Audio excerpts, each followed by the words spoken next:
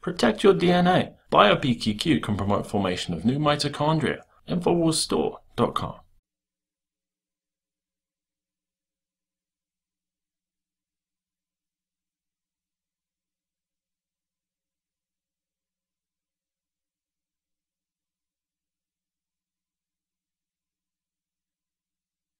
.com. 50% stronger than our...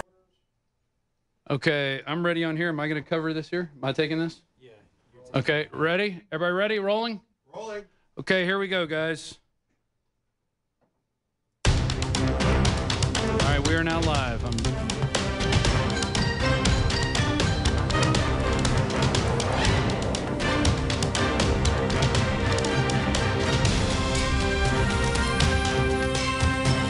going to go to 5 first, right? Do it over again. And because early voting runs through this Friday, you don't have to wait till Election Day. You can vote all week. The Rio Arriba County Clerk's Office reported this afternoon that a voter trying to cast an early ballot in Espanola today was told he had already voted 3 days prior. Activist on the tape goes on to suggest that discarded ballots could be collected from what she called Ghetto Aurora, saying that African Americans and Mexicans tend to throw out their ballots. And as for those programs we do need, I'll make them work better and I'll make them cost less. Thousands of federal workers are issued taxpayer-funded credit cards so long as they buy items that cost less than $3,000 or micro purchases. Our review found about $20 billion in just about the course of a year. We'll save billions by cutting waste and improving management and strengthening oversight. We asked all of these other major federal agencies based here in D.C. for their micro purchase shopping lists, and all refused. I'm pledging to cut the deficit we inherited by half by the end of my first term in office. The Independent Congressional Budget Office warning a new fiscal crisis is coming if Washington doesn't get its spending in check. Raising the debt ceiling, which has been done over 100 times, does not increase our debt. If you got a business, you didn't build that. Somebody else made that happen.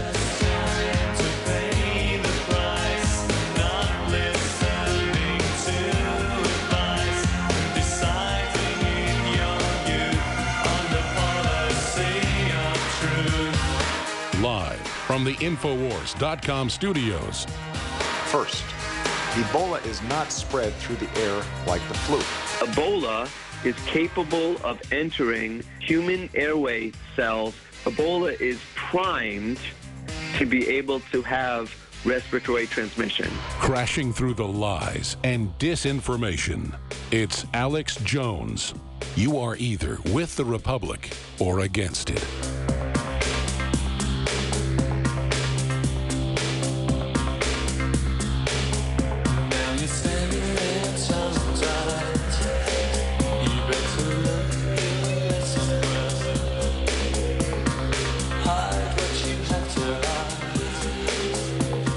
Welcome. What you're seeing here tonight is true, independent, liberty-based media, the people's media, striking back against the corporatist establishment, state-run media. I'm your host for the next 6 hours, off and on, until midnight tonight, with the rest of our great crew and all the great people and researchers behind the scenes, Leanne McAdoo, David Knight, we've got Jakari Jackson, Darren McBreen, out in the field, Joe Biggs, and so many others here tonight. We've also got a whole bunch of interviews coming up with everybody from Greg Palast to the folks at Project Veritas, James O'Keefe, and Gerald Celente, so many others coming up tonight. We've also are going to premiere our latest installment of our Second Amendment shooting show. We haven't done one of those in about 6 months. We've been so busy. We're going to have one of those for you tonight and just so much more. Before I get Leanne and David's take on what they think is front and center with this major political realignment that's happening right now, we're going to analyze the news behind the news, the rest of the story, as Paul Harvey would say.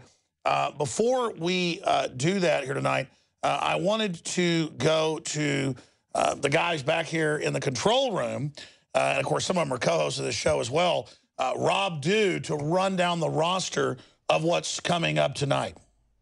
Hey, Alex. Yeah, we're going to have all kind of things going on. We've got we're going to be having updates from Jakari, doing all the election updates. He's going to be also checking out Twitter. You can write to us at RealAlexJones with your Twitter questions, hashtag election 2014. We're going to have a James O'Keefe interview. We showed part of that today on the show. We're going to have a long, about a 25-minute Greg Palast interview covering GMO labeling and voter fraud. And then we also shot one today earlier with Bev Harris of Black Box Voting, who's going to just we've seen a raft of all this voter fraud going on today, so she's going to explain how that happens. And then also David Knight interviewed some guys from the Free Keene Project, people who are transcending the system, kind of creating their own system out of all the chaos out there. So we got quite a show. Celente is going to be joining us live. He'll be our one live guest. And so I'm really excited. This is going to be 6 hours. We'll be here till midnight. And we're going to have some other special reports. We're going to play our guns report at least twice, and that one is awesome. We blow up actually one of my old TVs. We sent it out to pasture, and that was a lot of fun.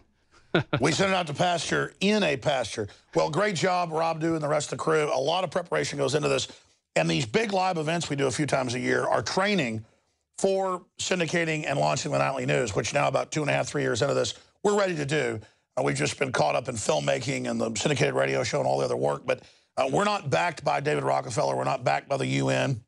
We're not backed by stimulus money like MSNBC or 400+ million a year of taxpayer money like NPR. We are backed by viewers and listeners like you. And we have cable stations and TV stations across the country that are picking this up tonight without us even reaching out to them. Great folks. Want to thank them for all they're doing to promote freedom. And we have a huge list of stations and affiliates ready as soon as we officially launch the Infowars Nightly News, not just at prisonplanet.tv and YouTube, where we're also live streaming right now, but on so many other platforms because liberty is popular. Think about the fact that when things like CNN launched back in the early 1980s, they had as many as 20 million viewers a night. Now their biggest shows have 500,000 viewers a night. MSNBC is the same. This transmission tonight, if it's like the last time we did a 6-hour show, I'll probably have about 300,000 viewers. The big daily radio show has about 3 million listeners and viewers. But the reason this is important is we can just launch something out of the blue and already get to the level of CNN. And that shows how dinosaur they're really getting. We could send 3 years ago reporters like Paul Watson and Aaron Dykes to Switzerland to cover the Bilderberg Group. We had 5.5 million views just on Justin TV and Ustream in 2 days. We can make documentary films like Obama Deception, seen more than 40 million times on Google and YouTube. So I'm not here tonight talking about the election, bragging about the Infowars platform, but it's something you help build with your support, but it also shows the power of the people. Now, there's so much to talk about tonight. We're not going to just sit here this evening, and we are going to do it. I'm going to do it. David's going to do it. Jakari's going to do it. We're going to have Joe Biggs out there with the big governor's race in Texas. I mean, we've got people on the ground. We're going to be covering the horse races. But this is bigger than just some NFL game or some National Baseball League game or basketball. It's not just about watching the game tonight and seeing the scores. It's about seeing how big this political realignment is going to be, and can the establishment Republicans that are, again, in the news today, demonizing the Libertarian Tea Party, can they stop a revolution, a peaceful revolution, through the political process? And when we talk about the Free Keene Project or the Porcupine Movement in New Hampshire, there's hundreds of ways to vote, not just the ballot box, the grand jury box, the jury box, the cartridge box, but voting with your dollars, voting with your actions, voting by speaking up yourself in the court of public opinion. This tyranny can't grow and can't continue if we withdraw even a few percentage points of our support. This is a 21st century war. We're fighting these suited globalists that use fascism, socialism, marketing, you name it, to control populations. They use deception, we use truth. And so when we stand up against them, they fail. It was Thomas Jefferson said that all that evil men and tyrants need to flourish is that good men and women do nothing. The establishment has their teleprompters written by PR firms. We have research. We have passion. We have the fact that we wear on our sleeve our bias of loving liberty, of telling the truth, of supporting freedom, of supporting the underdog, of standing up against oppression. Not because we're heroes, but because we want to be treated like that as well. We understand that what happens to the little guy ends up happening to us. We understand that we're all in this great journey of being alive and conscious together, and it's an amazing time. So I'm so honored to be here with all the viewers tonight that have tuned in. I want to just say great job to the crew. So many of them here are already at here at 8:30 this morning running my syndicated daytime radio show, and they're up here tonight. And we're almost there of hiring a next wave of crew and reporters so that we really have some depth in our lineup, to use a football analogy. So we're going to look at what will Obama do once he's a lame duck with all the executive orders. We're going to look at the huge amounts of election fraud going on. We're going to look at solutions, a way to fight this. We're going to look at how so many candidates in the Republican Democratic Party really don't disagree with each other when it comes to NSA surveillance, police state, open borders, though there are some candidates and some politicians on both sides of the left-right paradigm who actually do the right thing. And they're being targeted by special interest groups, people like Warren Buffett, Ted Turner, Bill and Melinda Gates Foundation, and, of course, Bloomberg. So it's all going to be broken down here tonight. And listen, you can participate. You're the real power of the InfoWar. Go to Infowars.com. Go to Real Alex Jones on Twitter. Get those live links to Infowars.com/show or to our election coverage. Flood Twitter. Flood Facebook. The establishment made sure that they could have Facebook and Twitter, that Zuckerberg says is for dumb effers that trust him, Facebook, so that they can push establishment garbage, so they can propagandize the population. But they can't defeat human intelligence. They want the rise of the machines because they follow orders. They want an automated society. But if we don't act like machines, it's game over for them, ladies and gentlemen. So that's what it comes down to. I know there's the talent, whether it's in business or industry or the church or in families, in little movements and big movements, in small things we do, medium-sized things, large things we do, to change the world. It really comes down to good versus evil. So David Knight, before we launch into bipartisan treason, Boehner and others working to destroy any peaceful resolution, Kennedy said those that make peaceful action, to paraphrase him, impossible, make violent revolution an absolute guaranteed certainty, to butcher his statement. We probably pull that quote up and put it on screen later. But here we are at this crossroads. Before we really drill into this, not with idiot teleprompter news, but real analysis, out of this cornucopia of notes and documents and articles and video pieces, what do you think is most important about this realignment that we're clearly seeing happen right now? Alex, earlier today I talked to Mark Warden. He's a New Hampshire representative, state representative. He's part of the Free State Project. I think that's a good example when people say, the elections are so rigged that it's not even worth participating in it. Do you feel that way when the Republicans won't impeach Obama when he does blatantly illegal actions, when they won't prosecute people at the NSA who are blatantly violating the law? Sometimes we have to do the right thing, even if we don't have a chance of winning.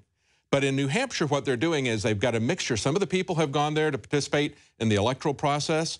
Some of the people have gone there to take direct action. Well, a good example of that is the fully informed jury movement that's there.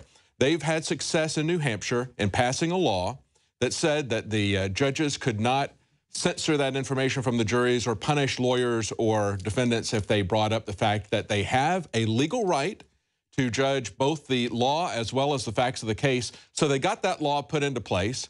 They also, on the activism side, are holding regular information handouts at the juries when they're selecting, at the courthouses when they're selecting the juries. So they're fighting them on both fronts.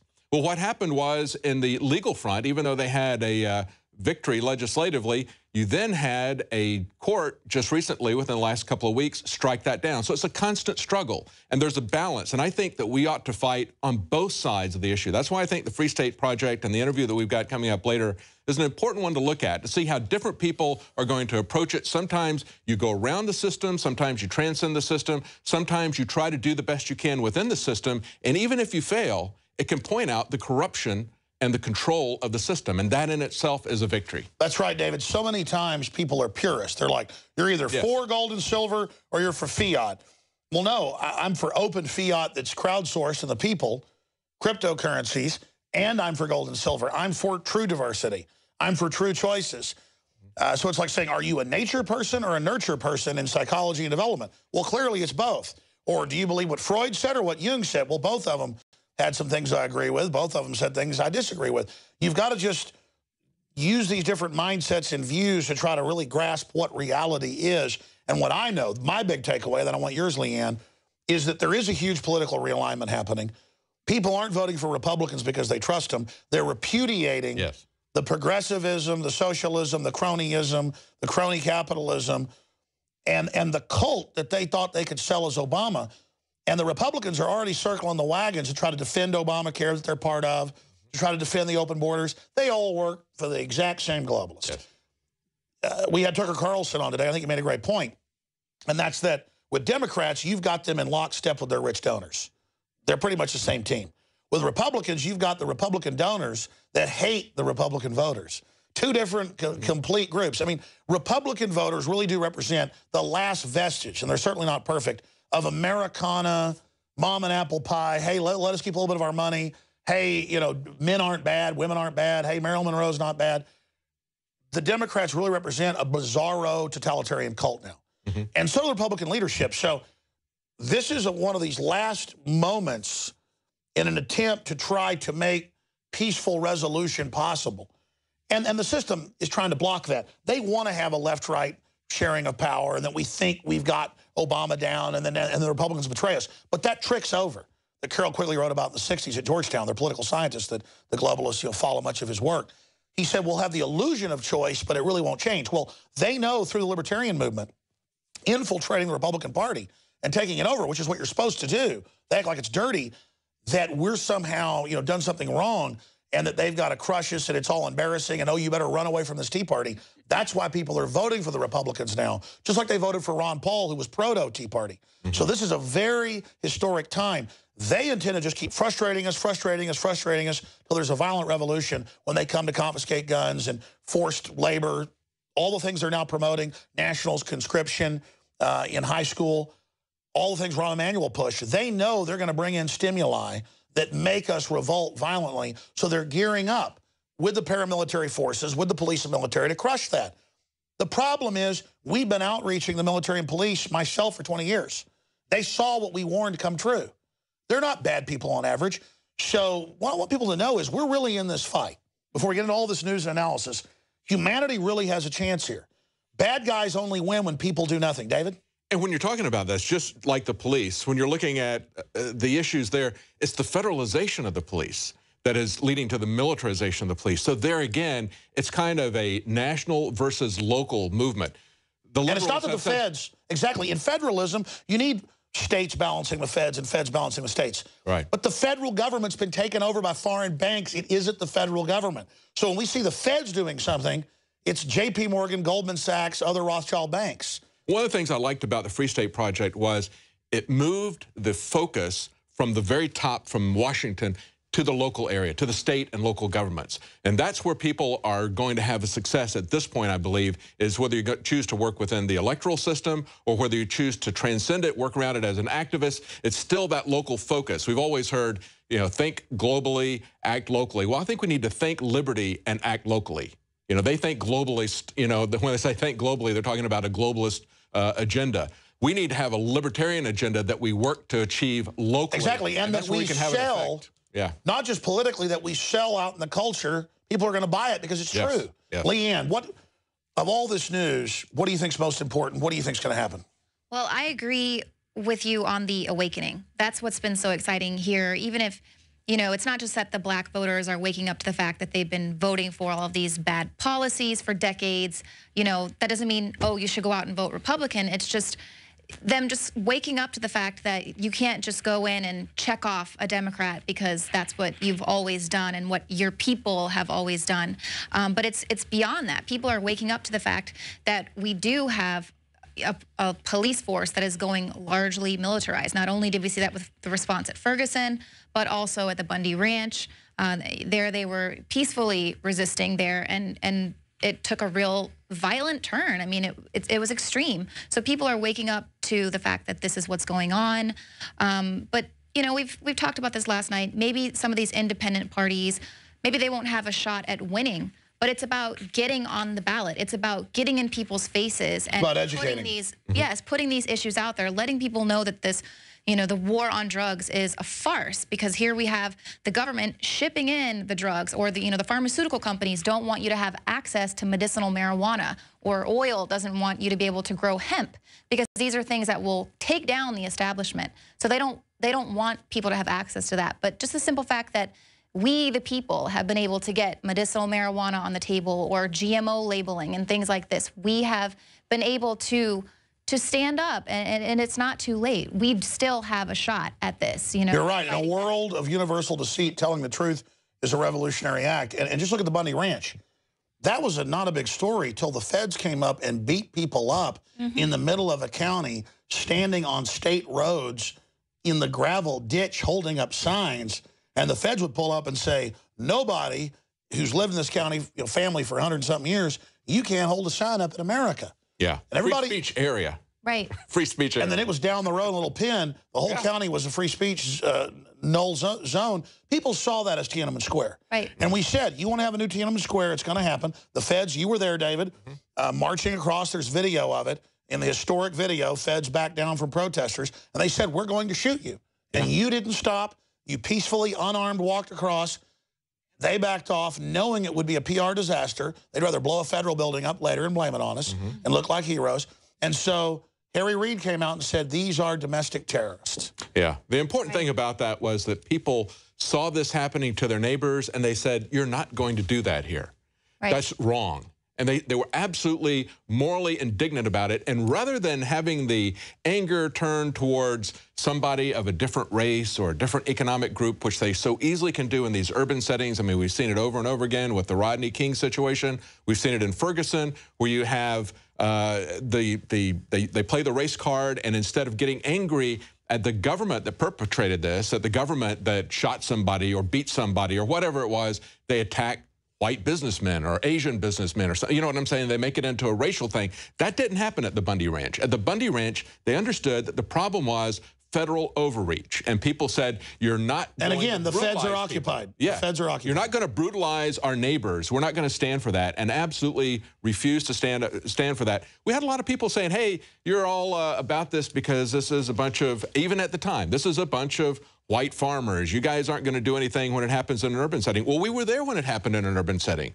We were outraged that it was happening in Ferguson. We were outraged that it happened in New Mexico, where that shows the racial programming. Homeless people. Every time we go out to a shooting, whether it's black or white or whatever it is, we just look for the facts. Yeah, yeah. Our job's easy because we're not following some agenda other than trying to find the truth and be reasonable about what's going on. And yeah, I remember they're like, Alex, you know, you wouldn't be upset if the cops had shot a black woman when they shot that lady at the White House. And then all these folks said, we love you now. She was black. You care about us. Yeah. And it just shows how the media has dumbed it down, where you only get upset if you're black and a black person gets shot, or only upset if you're white if a white person gets shot. No, we need to care about everybody who's losing their liberties and their freedoms. Now, drilling in here, first off, anything else you want to add, Leanne, to that? That's good. Liberty is rising. Liberty is rising. There's so much to go over here tonight. The Democrats are running from Obama, but he's meant, like I've always said, to be a shield that the establishment has. When it gets dented and damaged, they drop that shield, pick up a new shield. So this is very predictable, getting ready to maneuver the Republican savior, a Chris Christie, a Jeb Bush, somebody like that. And so we have the Boehner Republicans with the Democrats openly saying we've got to destroy the Tea Party. It's taken over the Republicans. This is a real crisis in the establishment because it's not a fake realignment. Within the realignment this time, people voting for Obama was a big realignment, a big repudiation of Bush, torture, NSA, all expanded under Obama. So now there's another repudiation and a bigger realignment, but this time there's real change within there. And that's what scares the system. Leanne, what do you see coming out of this? Well, you know, just coming up, I know we're going to get to sort of the way that both of the parties are very much the same, and it's kind of meet the new boss, same as the old boss. And I'm really hoping that we can kind of affect some change in that area, because we'll get to it later with Rand Paul and, you know, some turns he's kind of taken here in the last week. But it's just kind of, I feel like that's what we have to do here is keep these people in check and keep them true to their oath, to the Constitution, to freedom. If that's what you say you're about, then be about it. And if you're not, then we're going to call you on it. And that's what, you know, that's what our election coverage is. Look at Ron Paul. Look at Senator Sessions. Not very eloquent speakers, but they do what they say they're going to do. Super high approval ratings in their states and nationwide.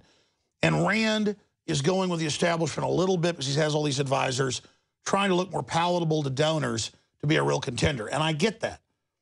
There's two ways to look at this. Play the old game of moderating a bit, or be who you really are, and the people will respect you. Long term, that's what's going to save this country. And speaking of that, David, Leanne, let's start getting into the latest on that front. The bipartisan Boehner Republicans, what will happen when the GOP takes over? Rand Paul reviving Reagan's law, more police state, endless war, ISIS funding. So much. Let's get into that. Well, you know, Alex, the Senate Democrats are trying to distance themselves, and of course the House representatives as well, but especially in these tight Senate races, they're trying to put as much distance between them and Obama as possible. And so you have these tremendously expensive races. In North Carolina now, they've had the first Senate race where it's been over $100 million spent. It's now $111 million, almost $17 per voter that's been spent there. Why did they do that? Well, it was mainly to try to let Kay Hagan distance herself from Obama. And all through the campaign, she wouldn't say whether she voted for him when he was running even. But it was clear on record that pretty much everything that Obama had put out there, the entire Democrat agenda, she had supported it, had voted for it, but she kept trying to distance herself from Obama. Today, they had, actually starting last night, they ran a radio ad from Obama. So right here at the 11th hour, she comes out of the closet and declares what everybody knew from the very beginning, that she is an Obama follower. And so this is an amazing thing, but it's the money. Part of this is the money. There was an article that came out today on Fox News, said, what campaign spending? Americans are spending more on Halloween than on the midterms. This is very similar to what CNN put out yesterday. CNN said, what could we have bought for the $4 billion that was spent on election coverage this year? And of course, it's CNN and Fox and networks like that that are getting that $4 billion. So they have an incentive to encourage that. And that's why they want to keep the same two political parties. And let me just throw in here that when we talk about these political parties and what they're doing, Hillary Clinton has come out and said, I'm pro-gun. She's come out and said, I want to control the borders. Right. They run Obama with the Bushes who shared power. They're all in the same charity. You know, Bush 41 calls Clinton his son. We knew that back at the time. He was CIA. They met. They wanted to get Bush out of there, have a Democrat front for the agenda. It's so staged, and it's wearing thin. Can we have somebody other than a Clinton or a Bush? I mean, should they have a rotating kingship or queenship where there's Hillary the first or Hillary the second or Bush the 10th? I mean, this is, we are not North Korea, a hereditary dictatorship. Somebody out of the CIA mafia family, I guess it's because it's this extended mafia family that they've got going. Yeah, it's absolutely amazing. Right, and they actually think that curbing the campaign spending is going to stop that. Yeah, no, it's not. I think it's interesting that Fox News would take the approach and say, well, look at how much we spend on cosmetics, or look at how much we spend on candy for Halloween. That's something everybody in the country basically, 90% bought. Yeah, and you're getting something for yourself. So the question is, what are the people that are giving this money, that are giving millions of dollars to these candidates, what are they getting? And what do we do about it? I don't think campaign finance reform is really going to work. I get it. You get diabetes on Halloween for your money. They get the country for their money. Exactly. That's right. So they're buying it cheap. Yeah, they bought America for less than the cost of Halloween. It's interesting. CNN looks at it and says, what could the government have bought for this money? Fox says, what could consumers have bought for the money? I think we need to look at this and say, what's the return on investment for the crony capitalists that are buying these guys? You know, they've done some university studies on that. In some cases, $1 brings back 1,000. Oh, yeah. In some cases, $1 million brings back over $1 billion. It is astronomical. Leanne, you were bringing up some points about Rand Paul. What's your view on him versus Ted Cruz? I mean, look, he's not perfect, but I've known him since 1996. He's a real deal. But at the same time, compared to all Chris Christie, Jeb Bush, I mean, Ted Cruz and Rand Paul are angels. Well, I agree with you on that part, and I have been, just really holding out hope. I knew Rand was going to have to play the game a little bit. Like you said, he has to make himself palatable to the establishment. You got to kind of pander to them a little bit. But, a year ago, he came out and said that we really need to be concerned about Obama fast-tracking the TPP, and we really need to be concerned about that. Well, now... The Trans-Pacific Partnership. The Trans-Pacific Partnership. Well, now he's come out just in the last week or so saying that Obama really needs to prioritize passing the TPP and get it done by the end of the year. What happened in a year? It's just like Nigel Farage, who's the Ron Paul of Europe, who we used to interview all the time. We can still get him on, but he's gone from we must fight for liberty, no surveillance, no police state, to, oh my gosh, ISIS, we should give our freedoms up. That shows how powerful the libertarian Tea Party movement is globally, that the Nigel Farages and the Rand Pauls could be president, could be prime minister, and now they've been given the hey. They've been given David Knight, what do you think the message is that's getting them to do this? Because once I'm very concerned about that, because we heard that same comment from Romney yesterday, that, we need to address the economy first, and one of the things we need to do is address trade. And I said that last night. I said, I think that's code for the Trans-Pacific Partnership. Let's understand that the Trans-Pacific Partnership is not really free trade.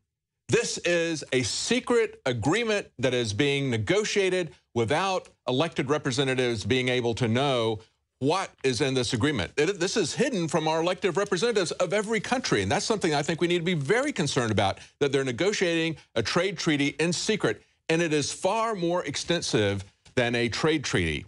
These trans-Pacific, transatlantic partnerships. It's internet regulations, free speech, it's 30 points. That's it. And let's think about this, Leanne. I want your take on it. We're here going, perhaps we might want to know what's in a secret treaty. They've leaked a few parts of it, and it's beyond 1984, beyond Chinese censorship. I mean, it is so hardcore. It's like Samsung came out this week and said, yeah, we listen to everything you do in your house with the smart TVs. Watch what you say in the owner's manual. I mean, that's even crazier than I thought. It's like everything's accelerating. Leanne, what's your take on that? Well, I mean, it just seems like selling out American sovereignty to now saying, oh, we need to make the government smaller here, but then making the global government bigger. I mean, that's what the TPP is going to do. That's what they're doing. They're transferring local power to the feds, who then transfer it to globalists, and then we don't have any say on it.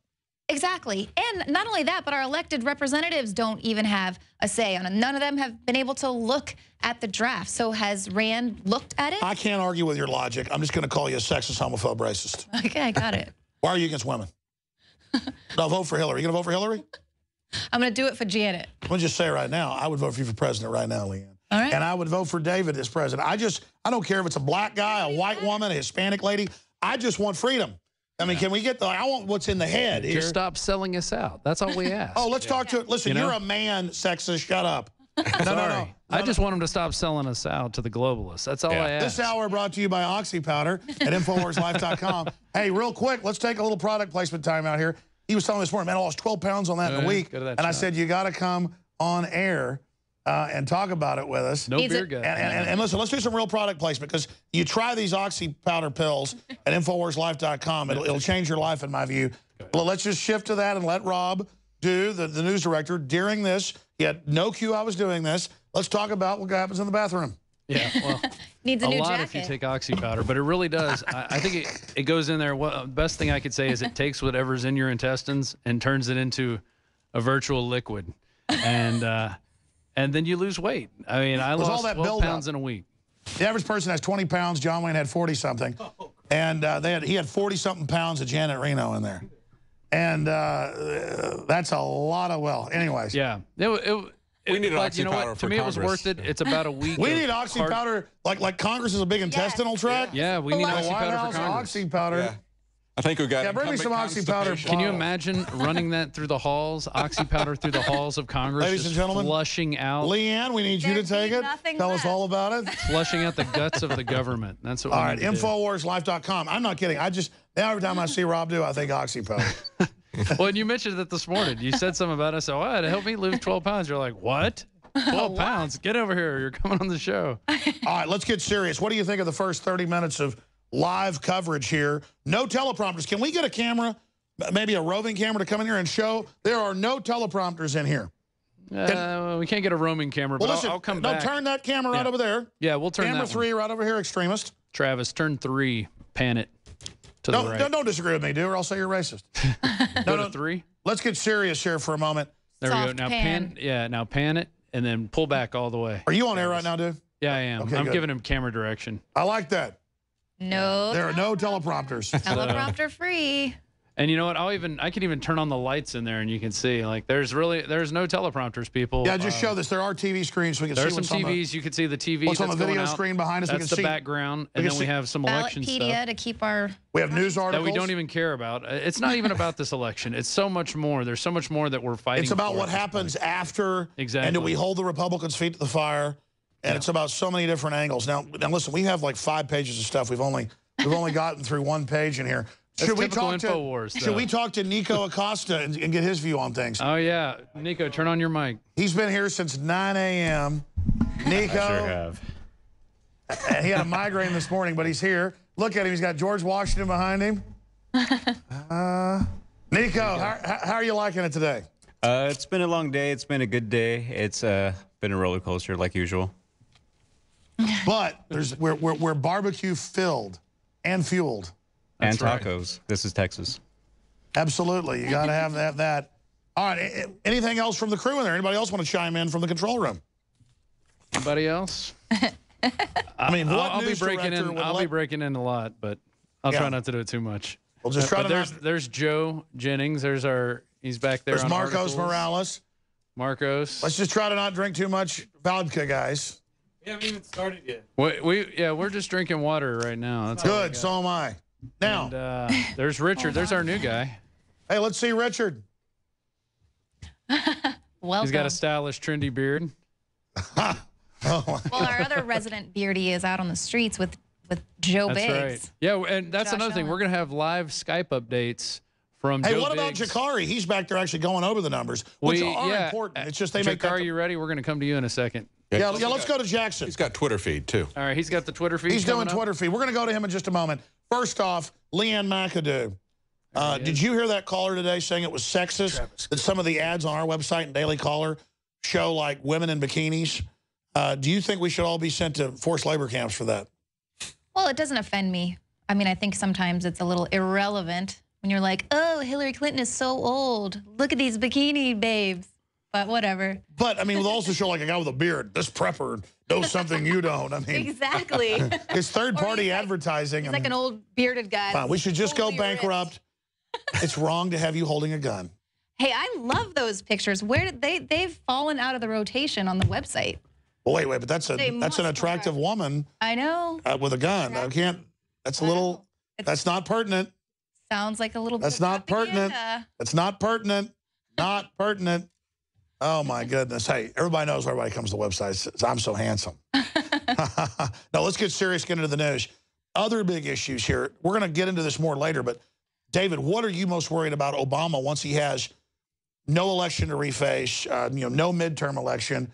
He can do whatever he wants. Get that off the screen. That is not politically correct. That is not politically correct. Well, we know he's hiding the Obamacare increases. We know that knows until after the election. So that's a big surprise for everybody. They keep telling everyone, no, it's a fable that your insurance rates are going up. And everybody knows that they've already gone up. They don't know how much more they're going to go up until after the election. There's going to be blanket amnesty. Mm-hmm. And, when we're talking about the Free State Project, when people got together and said, let's take a small state and we can have an impact there with like 20,000 people who are committed to liberty. What do you think Obama's strategy is? Well, Obama is going to remake our country into something that is along the lines of the socialist utopia that he imagines, or just completely remake it. The way to do that is to bring in a reliable voting bloc that's going to vote for socialism and a welfare state. That is so genius. And that's what he's doing with the open borders. He's essentially doing the same thing in reverse that the Free State David, I haven't, but exactly, because those are U.S. citizens within the country that pay taxes, that have a right to travel and vote wherever they want. I've never heard that analogy anywhere else. You've got to do a special report on that. Did you coin that parallel? Because that's true. Free states got 100,000 people moving to New Hampshire through the system to try to promote liberty. The globalists are bringing in 50 million illegals to vote to take our guns. That's admitted, but it is like the reverse of a free state would be a slave state. Yeah. Oh, yeah, the slave state project. That's what we should call this, open borders, the slave state project. Oh, gosh. Because that's really what it's about. And I think they're losing their support amongst women. One of the things that the Washington Post was talking about was how Mary Landrieu is falling back to saying, you're sexist because you don't like me. It's not her policies. It's not Obama's policies. You know, we're racist if we don't like him, even though the American public elected him twice, elected her 3 times. Hey. Now because they're being rejected, it's because you don't like me as a person. Oh, hey, the people are sick of that. I would literally, to use that term, have the entire 500 people in Congress be women of every color. It's going to be purple, blue, green, white, brown. I don't care. If they were promoting low taxes and freedom and not trying to force inoculate me. I mean, I could care less what color you are. I could care less what, you know, I just want you to keep your hands out of my life. Right. Man, I mean, whoa. And to hear Landrieu and Rangel saying people are racist, bull crap. Right. Well, I mean, I am sick of the BS, man. That is a cop-out. That is a load of you-know-what. Mark Udall is on the ropes in Colorado. It looks like he's going to lose his seat. That's because they don't like men. He's been talking so much about abortion and contraception that they've given him the nickname Mark Uterus. It's not Mark Udall, okay? But he still seeing his support amongst women plummet. Why? I think it's because women understand that open borders, and they see that intimately tied with Obama, is a threat to the health of their family with this Ebola outbreak. They see it as a threat to the security of their family with the fact that criminals or terrorists or what are free to come through the borders, and we try to exercise no control whatsoever over that. I think that women are looking at that and saying, wait a minute, this isn't working. In spite of all of the kind of, you know, breaking people down. That's right. I mean, on average, women are like men, but statistically in marketing, they want to work together. They want a good future. They want to be communal. And then they've tried this communal thing, and it's a giant screw job. So now they're not buying into it. It's not that women are stupid. It's not that men are stupid. It's that we want to work together. But once you get the women turning against you politically, it's all over. Right. Well, you have a lot of these women, and obviously men as well, are, you know, single dads. But racist. Exactly. But you have, you know, schools and things like that that are getting shut down, and families, parents, they're seeing that their kids are getting a really subpar education, and then all of a sudden there's all these illegal children being flooded into the country, and we're having to spend all of this taxpayer money to send these kids to school, to get them housing, clothing, this and that, and everyone's like, well, where was that money when we needed it a year ago for the schools and for our kids? And so parents are starting to recognize that, and I know, you know, that is with this whole immigration thing. It's really, they've tamped it down. That's one of the things they're, you know, separating themselves from Obama. I agree. Separated the whole immigration issue.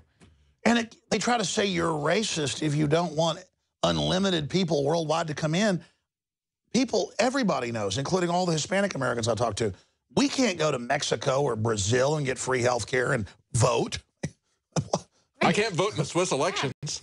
You know, That's because you're racist. Exactly. I can't vote in the Mexican elections. Can you imagine if you went down there and tried to vote? They'd probably lock you away in a jail without a hearing or trial like they did that Marine. But, you know, for months or years at a time. And, of course, you wouldn't get any help from the U.S. State Department either. But, you know, no other country does that. And yet we have ballot initiatives in Illinois to accept people and say, we don't want any voter ID. We want to let everybody be able to vote here regardless of their national origin. What does that mean? I mean, that's not saying that, you know, we've never withheld voting rights from anybody that legally immigrated here. So what they're saying, and they made this very clear when they voted on this in the state House and the state Senate in Illinois, they made it very clear this is a repudiation of having any identification to be allowed to vote. It really is mind-blowing. We've only gotten through a third of the coverage we're going to be getting to. Is Jakari ready? I know I called on him prematurely. Is he back there in the studio? All right, let's go to Jakari Jackson. He's got a bunch of news. We've got Joe Biggs coming up. I also want to talk about holding new candidates of the new blood accountable. Black Americans in the polls, but also in media, are deserting the Democratic Party. Well, I mean, it's not even deserting Democrats. Don't worship the Republicans either. Slap them around. And if they don't do what you want, go to somebody else. Get results here. It's like you're at a restaurant not getting service. You call the manager over. It doesn't work. Get another one over. Doesn't work. Leave. Stop supporting it. Just don't mindlessly sit there and back something. Let's get Jakari Jackson's breakdown on some of the numbers coming in, some of the Twitter information. Jakari Jackson back there in Studio B. How you doing, guys? Jakari Jackson, Infowars.com. Let's talk about some of the Senate race outcomes we have here. We'll look first at the state of Kentucky. We see Mitch McConnell has won, according to Politico, with 54%. Moving on now to West Virginia, we have Capito, Republican. They don't have the percentage on that one. We'll come back to that. Moving up to New Hampshire, we see Democrat Shaheen, the incumbent, is in the lead with 56%. Moving down to Virginia, we see Gillespie with 56%. The Republican. Going down to North Carolina, we see Tillis in the lead with 55%. Oh, that's a surprise. In the state of South Carolina, I'm sure this will make you very happy, David Knight, your good buddy Lindsey Graham, the incumbent, with 53%. David, what do you think about I'm so happy about that, Alex. Tell him, shut up, you don't get a recall. Yeah, you don't, shut up. You're an enemy combatant, so there is no recall in that. And then finally, the final one they have on Politico. Shut up, you don't get a lawyer. Is Purdue. When you ask for your rights, you say, shut up, you don't get no rights. And there's missing nukes, do what I say or they're going to blow up. One might go off. Yeah, that's Lindsey Graham, and Georgia has Purdue at 61%. Now, a lot of the ballot measures that are people concerned about guns, I'll talk about that here in a second. Also, something near and dear to Rob Dew's heart, marijuana. A lot of those outcomes are not yet public, but we'll keep you up to date on that. Rob's never smoked marijuana. I didn't say he smoked it. I said it's very near. I want him arrested if he has. I'm just concerned about the hippies out there who do like to smoke. We're drug testing you tomorrow. You're concerned about Obama's right to smoke pot still as he used to do it. I'm joking. Rob Dew is a great American. I'm sure he is a great American. And something else. Oh, how did this get on the screen? The 50 cal Molon Labe T-shirt available at the Infowars shop. I just so happen to be wearing it right now. And you guys can pick that up at the Infowars shop. And we'll look at some other things. Let's take a look over here on the Twitter page, see if we can find something. This is a little bit off topic, but I thought this was very interesting, Alex. Lori K asked, why are there so many bioweapons labs in the area of Africa? I know you've been talking a lot about that in the recent weeks. That's because on record, it's all a lot of it's declassified in South Africa, but it turned out it was happening all over Africa. Gaddafi was criticizing and trying to stop it. I'm not lionizing Gaddafi, but he was trying to help Africa. He was actually taking the money from his oil and trying to help everybody. That's why they set him up and overthrew him, and now they admit Libya is a failed state.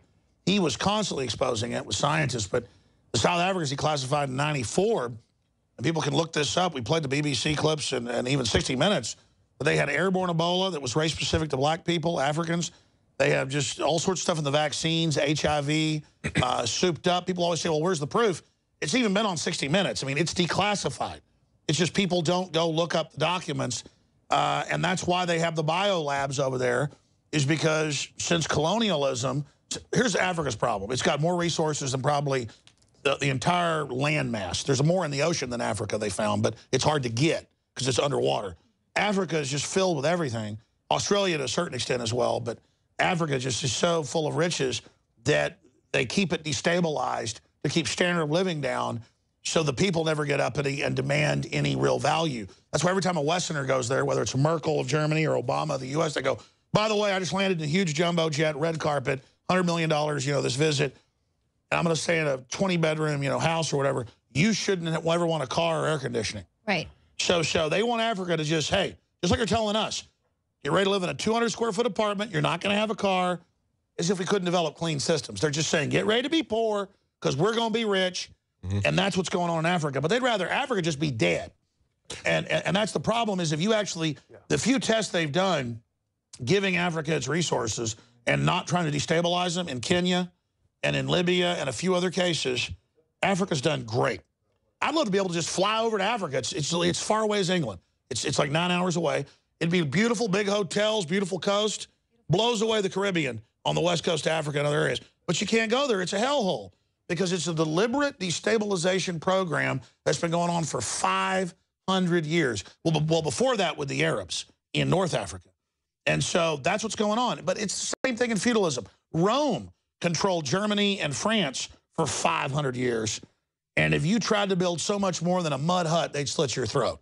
So everything we see is a continuation of Roman systems of control. Only Rome's allowed to have technology. Right. Only the globalists are allowed to have technology. Jakari, any other comments on that? Yeah, just talking about the Georgia race. That's one of the critical states for Republicans to take over the Senate. Now, I do want to ask a couple more Twitter, at least one more Twitter question before you guys get back to your other news coverage. Stefan Nielsen asks, or it makes a statement, there are no good politicians, all are crap, or almost all. So with that type of sentiment that a lot of people have, why should anybody get out and vote? Well, that's a great question. I don't think it's the end-all, be-all going to fix everything. Ballot box is important. Cartridge box, if things go to hell in a handbasket, you got to defend yourself from thugs or whatever.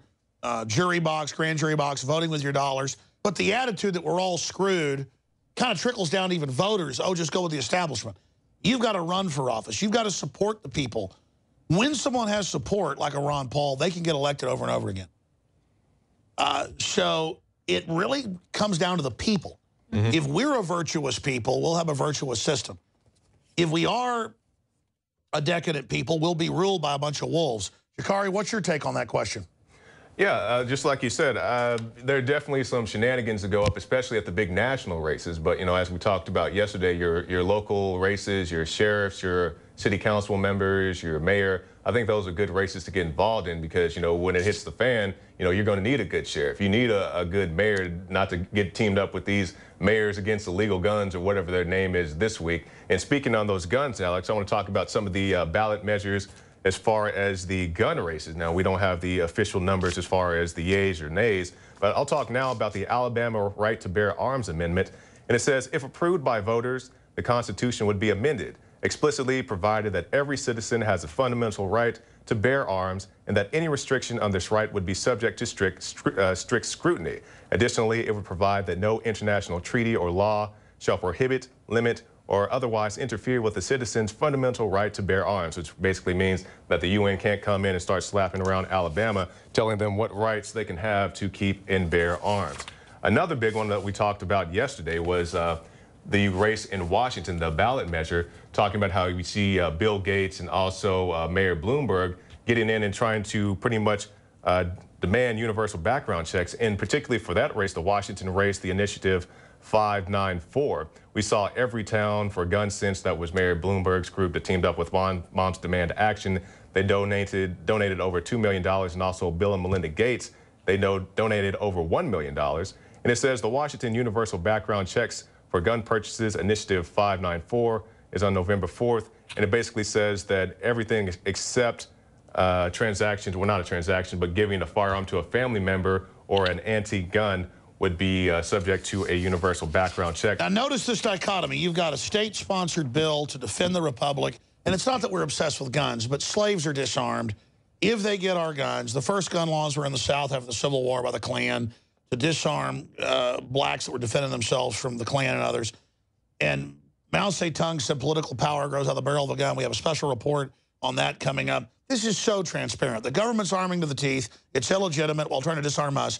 You've got these anti-human people that run these Ebola labs in Africa that say, let's kill old people, let's have death panels, let's get rid of veterans on secret death list. I mean, Bill Gates doesn't just want to get rid of the black people. He wants to get rid of everybody. He is a total slime bag. His dad was a top eugenicist on record. And they're funding all over the country. Jakari just got into one case of this. I know you've covered it in detail, David Knight.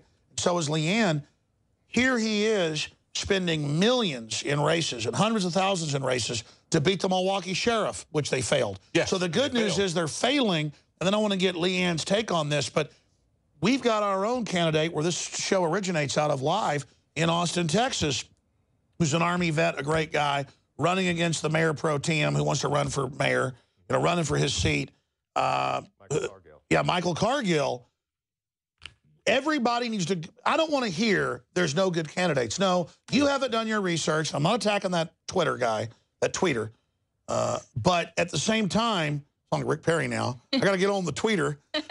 But, I mean, no, you need to run or find the good candidates and get them in there. Exactly. So the guy I talked to earlier from New Hampshire, he's a decent guy. He was amazed. He said, one thing I got to say before we finish, he goes, everybody talks about how corrupt politics are. He goes, you have no idea till you get close to it just how bad it is. He's amazed at it. Mm-hmm. But he's somebody who's going to stand up for your fundamental rights. Would you rather have a situation where that sheriff that was targeted in Milwaukee, would you rather step back and out of cynicism say, it doesn't matter, I'm not going to show up at the polls, I'm not going to support him in any way whatsoever, and wind up with a sheriff who's going to do everything he can to take your guns?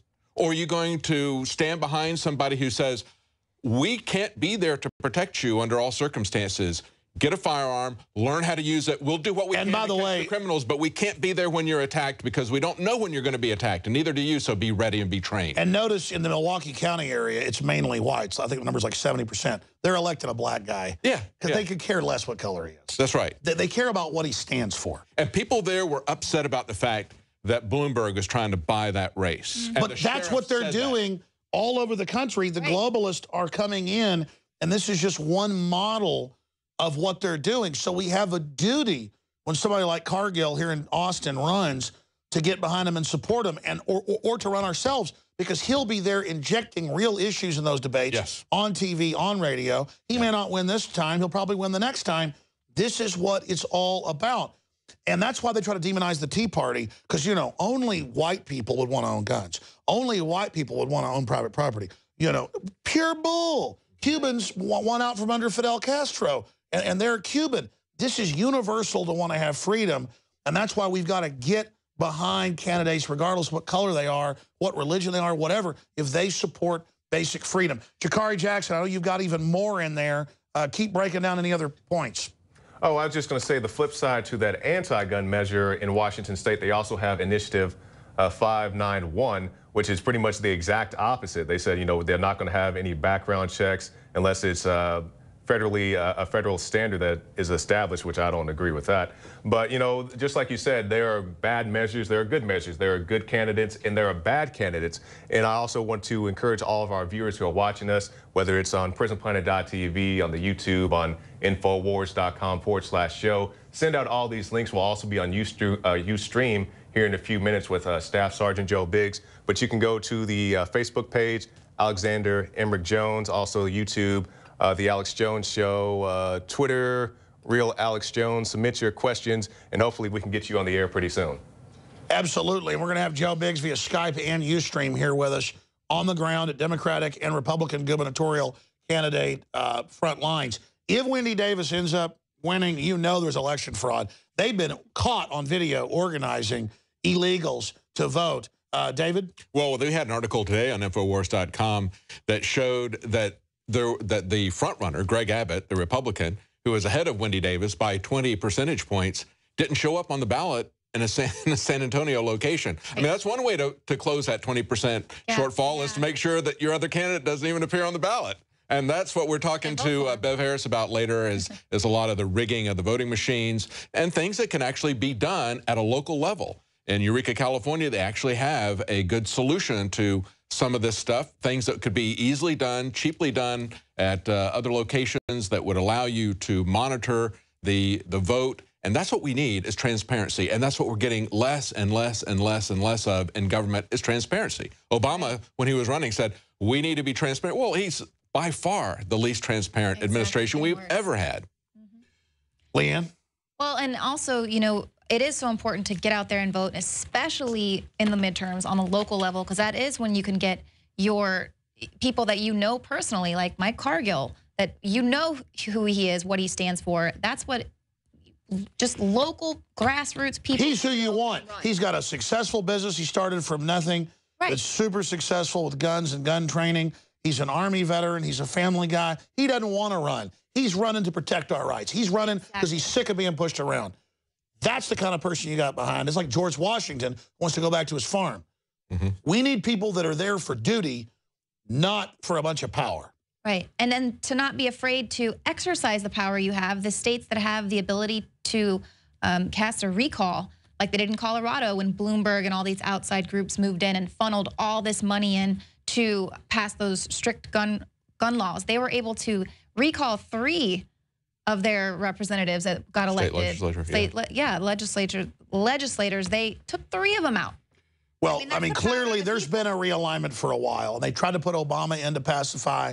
Now they're going to try to take over the Tea Party and stop this. But this isn't Obama, their fake pacifier. This is a real move. A lot of bad Republicans are getting elected, but still a lot of good people are being elected. That's why the system is so freaked out. Now, we're now 1 hour into transmission. It's now 8 o'clock Eastern. It's now 7 o'clock Central in about 50 seconds. I want to go to Rob Dew because there's so much they've gotten ready tonight. We've got a bunch of interviews we did earlier today. We've got live interviews coming up. We've got a gun piece that we shot a few months ago that we finally got ready, that Josh Owens did a great job putting together, and Rob Dew and others did a great job shooting. Leanne goes out and becomes an absolute gun addict. Tell folks about that. Yeah, and I'm just going to let you know we are having a little bit of a weird funkiness there. We're having the dancing ants that we're going to reset a couple cameras when we go to break here. So you can see how the weirdness happens. I like dancing ants. Yeah, so we've got them. We've had 3 cameras go down, and we fixed 1. And we're working on the other 2. So that's what happens in live TV. You have this stuff happen. It's one of the fun parts of live TV. And I've done live TV for many years now. And let me tell you. I like dancing ants. Just leave it. Who cares? There's nothing like it. Yeah. It's like Michael Savage was on one time when we were having technical difficulties. Happens like once a year on radio. He goes, hey, I grew up in New York where they'd have like Mexican TV on one of the channels, like puppets hitting each other and lights falling. And, you know, it was like live. That was his favorite channel, even though he couldn't speak Spanish.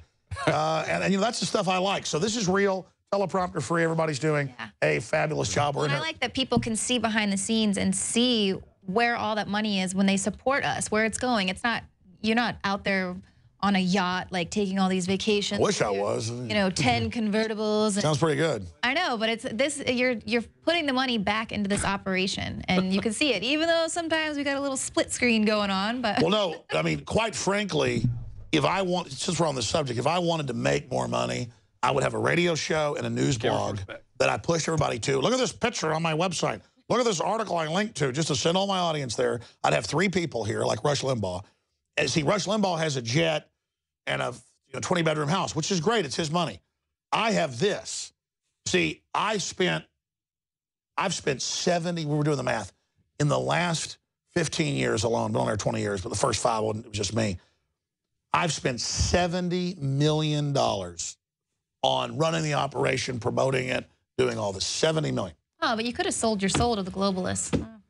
Well, but it's a testament to free market, what's left of it. Hey, Alex, that's still not as much as our public servants have spent on their micro purchases to the tune of $20 billion. In the last year, the feds, 1 year, on their micro purchases that don't count, $20 billion. They can go buy like $3,000 televisions on taxpayer money. Well, I mean, to be clear, that's each. They're structuring their purchases, you know, that's exactly what they're accusing these small businesses of doing, is structuring their deposits and then going in and confiscating their bank accounts. And yet these guys are structuring their purchases. That's exactly what they're doing. Right. Or even it's just like the IRS scandals, you know, where the IRS says, we lost all of our records. We don't have that anymore. Whereas they will rake you over the coals and not take an excuse if you have a hard disk crash. If you really did lose your data, they're not going to take that as an excuse. But they wind up doing exactly the same thing. It's organized crime, and they all kind of stick together to keep the thing rolling. Okay, I don't care about the dancing ants, Rob Dew. Well, we've actually defeated them. But okay, great. I do have an update. We've got the guys calling in from Skype, Biggs and Company, with Josh and Roderick, and they were just searched by the cops, of course, because probably they're terrorists. They got camera bags. Anyway, they're going to give us a quick update here. That they're Infowars.com reporters. I love how when we're at Ferguson, there's looters throwing Molotovs. The cops don't care. Look, it's a reporter. Shoot Jakari. Shoot Biggs. Shoot Al Jazeera. And we're just like, okay, we were reporting that the cops are probably in the right here. These are looters, but you're attacking us, so now you're in the wrong. We just go with the truth. We just go with the truth. And so if you're ready with Joe Biggs and others, are you ready for us to go to them? Yeah, you know what? We're ready. It's going to have a technical, more dancing ants have appeared, but we like them. You know, I want to do this, Rob. I want to go to the Second Amendment piece first that we're titling here, Freedom Grows Out of the Barrel of a Gun. Yeah. And so we're going to air this little 10-minute piece of just us having some fun out at my buddy's ranch. You know, there's the Steiner Ranch. That's the big housing development on the lake. Then there's the real Steiner Ranch, 12,000 acres in Bastrop. So this is the real family ranch out there. And we go out there shooting. And we've done this show 6-7 times. They're very popular. One of them's got like 1 million views. But this is just us out having fun. And this was a real test, though, of taking Leanne out, who's only shot with Cargill, a shotgun once over at Central Texas Gun Works, and it kind of blew you away because that's Joe Biden's advice, to shoot a 12 gauge. Than the assault rifle. We'll see what happens with a 12 gauge versus a .223. I'm shooting a .308 Reaper. We didn't get the 50 cals out this day, but I had this idea to put bowling pins. Weldon had just got them at a thrift shop or something. I think we should shoot some bowling pins. I saw these in my neighborhood for sale. I said, yeah, let's put it on top the tannerite. but we also shoot with tracers. You can't see them during the day.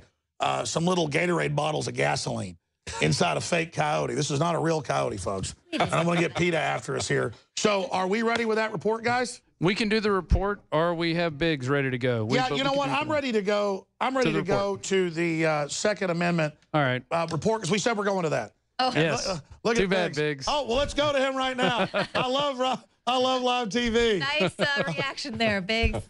He's like, it's raining. No, I was looking up. It's raining right now. Oh, that's why it looks like he's turned into a vampire. That's why they want to go.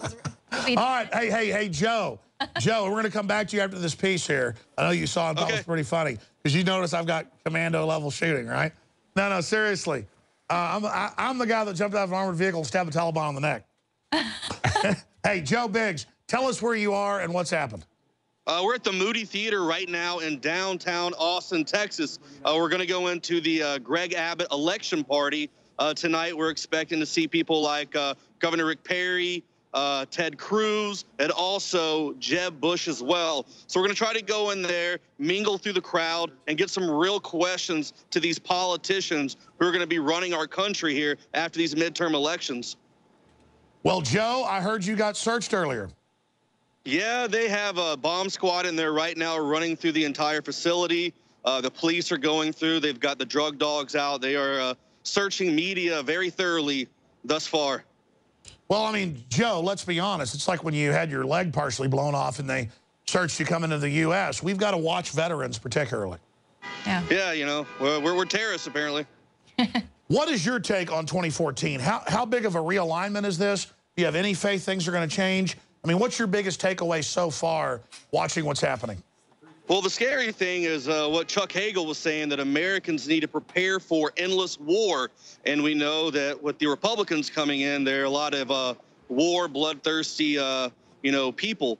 And we know after these midterm elections, there's not a good chance that President Obama is going to get impeached or anything like that whatsoever. So he has this free reign to just sign all these executive orders and really change the course of our way of life here in America. Leanne, is he not a handsome devil? Just a handsome devil. All right, and listen, this is teleprompter-free news, and we are 1 hour 6 minutes in. Joe, I want to come back to you in a moment. Okay, in fact, let's do it now. What time do we expect to see the lordships show up? After it's pretty clear who's won, 9, 10, 11 o'clock tonight?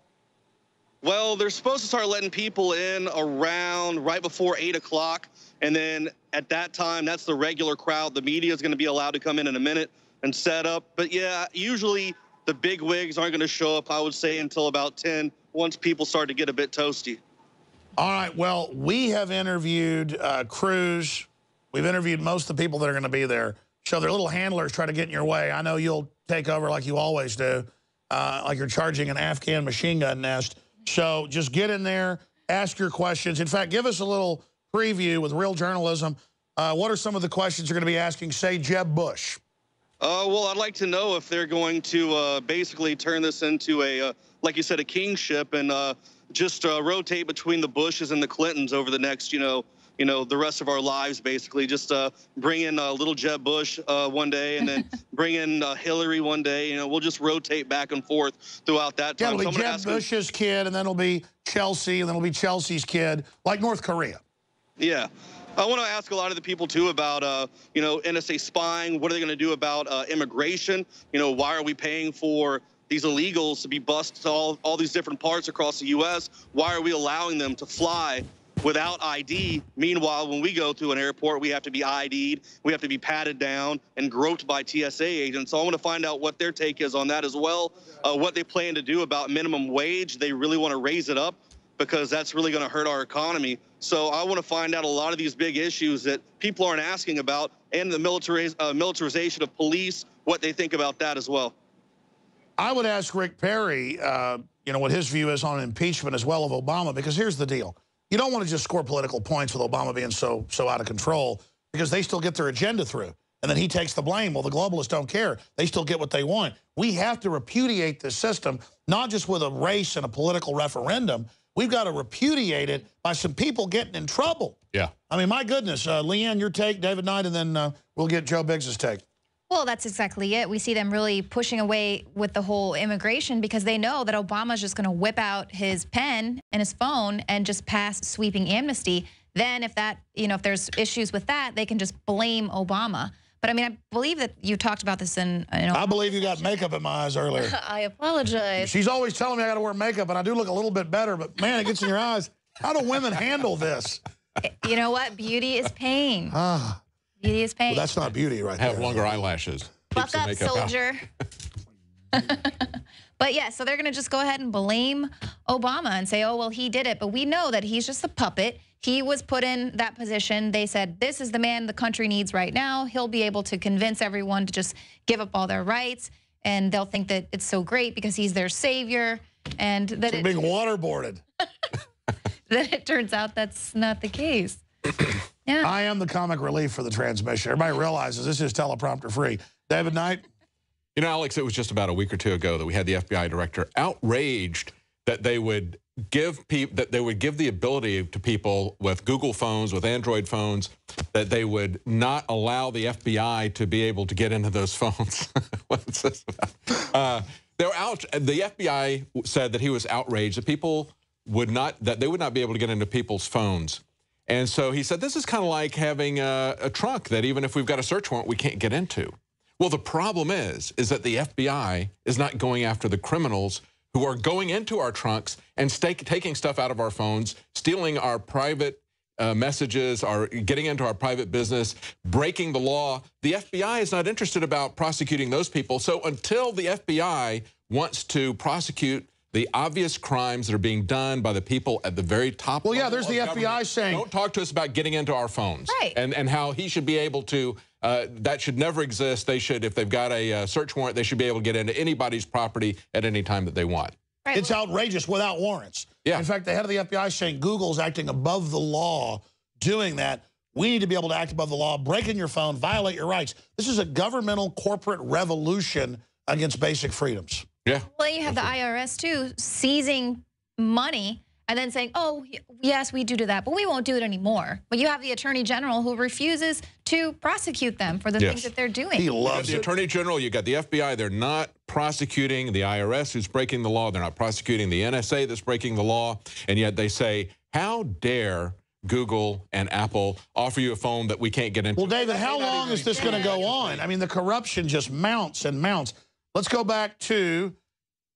Actually, we just let them go. We're ready to go that gun break. Okay, we just told lost them our to wait feed? 10 minutes. Okay, good. Are you on air, dude, when you're talking? Yes, I was on air. Okay, good. I don't want to sound like I'm talking to myself. Because we're up here working out the bugs and doing these live transmissions. Hello. Hello, Dave. Open the pod bay doors, Dave. I'm sorry. I'm afraid I can't do that. All right. Coming up after this piece, we've got GMO labeling. And we're going to get Anthony Gucciardi and other folks in here. But first, we've got the O'Keefe interview. Yep. James O'Keefe that was done by Jakari Jackson and a lot more. So we're going to air this gun piece that's entertaining but also fun, makes a lot of great points. You get to see Leanne McAdoo becoming absolutely gun crazed. It's beautiful to see the conversion.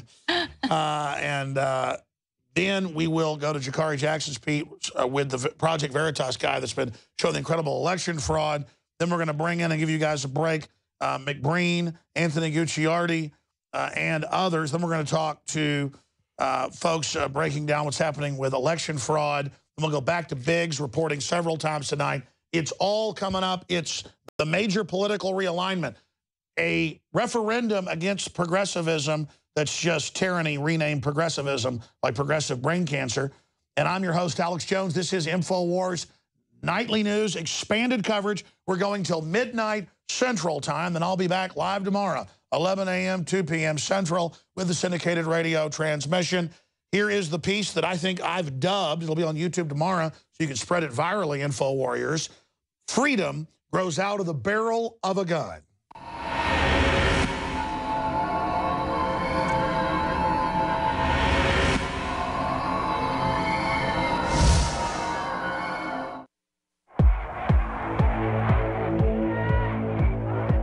If I could have gotten 51 votes in the Senate of the United States for an outright ban, Mr. and Mrs. America, turn them all in. I would have done it. Part of every day, some kind of anti-violence, anti-gun message. But I also believe that a lot of gun owners would agree that AK-47s belong in the hands of soldiers, not in the hands of criminals.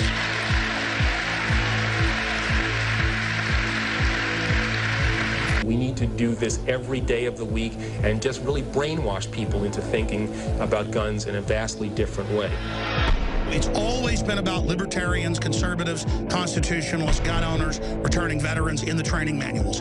You're the target of the mafia because you are a real American. You know about the Bill of Rights and Constitution. Low taxes, states' rights. You are diametrically opposed. So you either roll over to the mafia and let them rob you, or you're going to be listed as a terrorist. I got a better idea. We're going to expose you as the mafia. We're going to expose you as a bunch of crooks trying to steal our liberties. All right, on your mark, get set.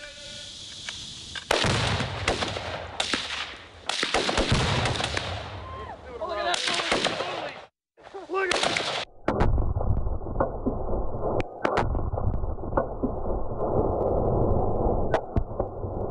Oh my God!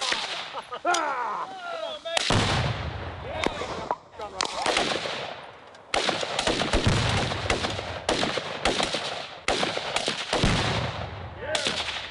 I got 3, baby.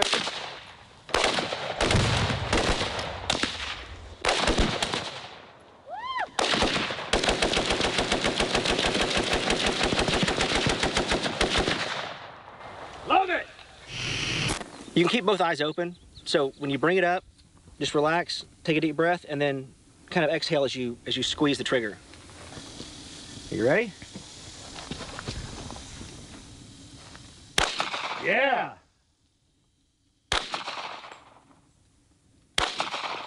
Nice. You never missed, McAdoo. McAdoo, you've shot, I guess, a shotgun one time when you were checking out Central Texas Gun Works, but this is your first time shooting a rifle, second time shooting, period. Is it that big a deal?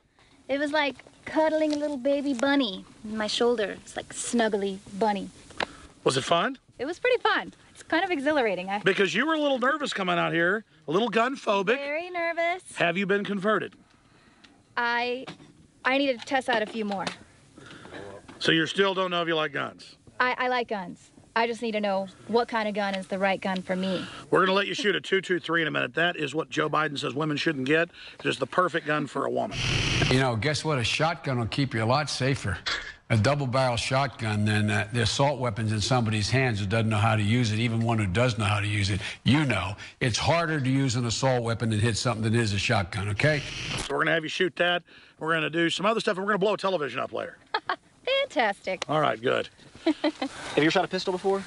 Yes. Okay, so you know you put this dot in between these dots and put all 3 of them on the target. Now, if you look down this sight, you can see how you can see right down the sights. This one, the suppressor covers it up, but it still serves its purpose because you can still overlap them over the target. It just takes a little getting used to. I'm going to load it up for you, and then chamber around.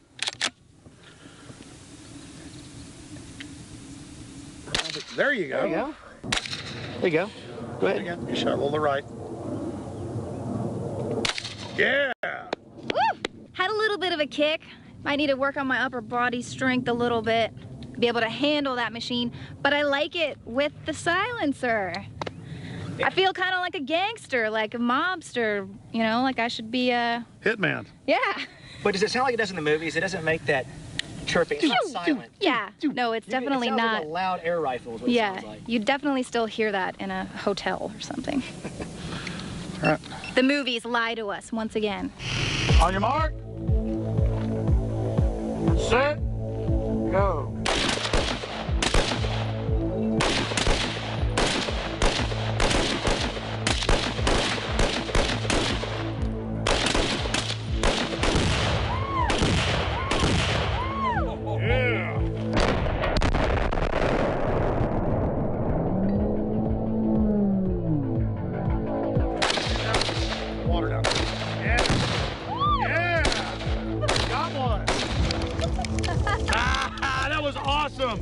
Weldon and I literally tried to hit that half-pound charge for an hour. We've been trying to shoot that half-pound charge all day, Leanne, and you come out here and shoot from the hip. Boom! Like a Mac do. That's America. Mark.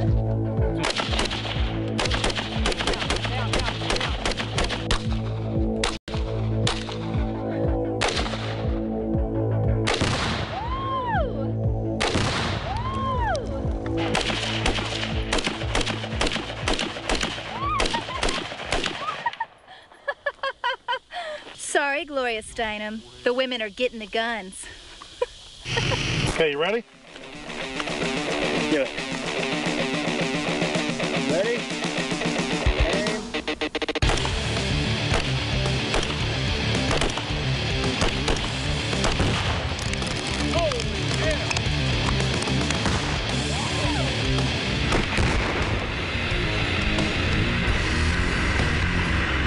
Donner got it. Holy hell.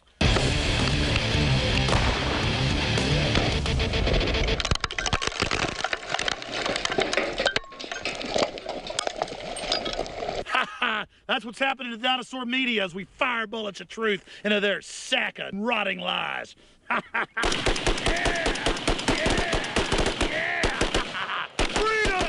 The Republic! Human liberty!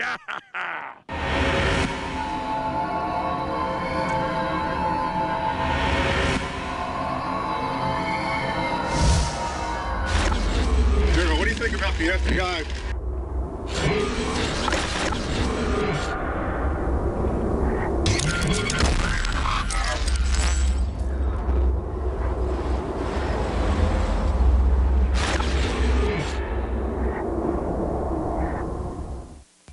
A new vaccine meant to counter HIV may actually increase the chances of contracting the disease.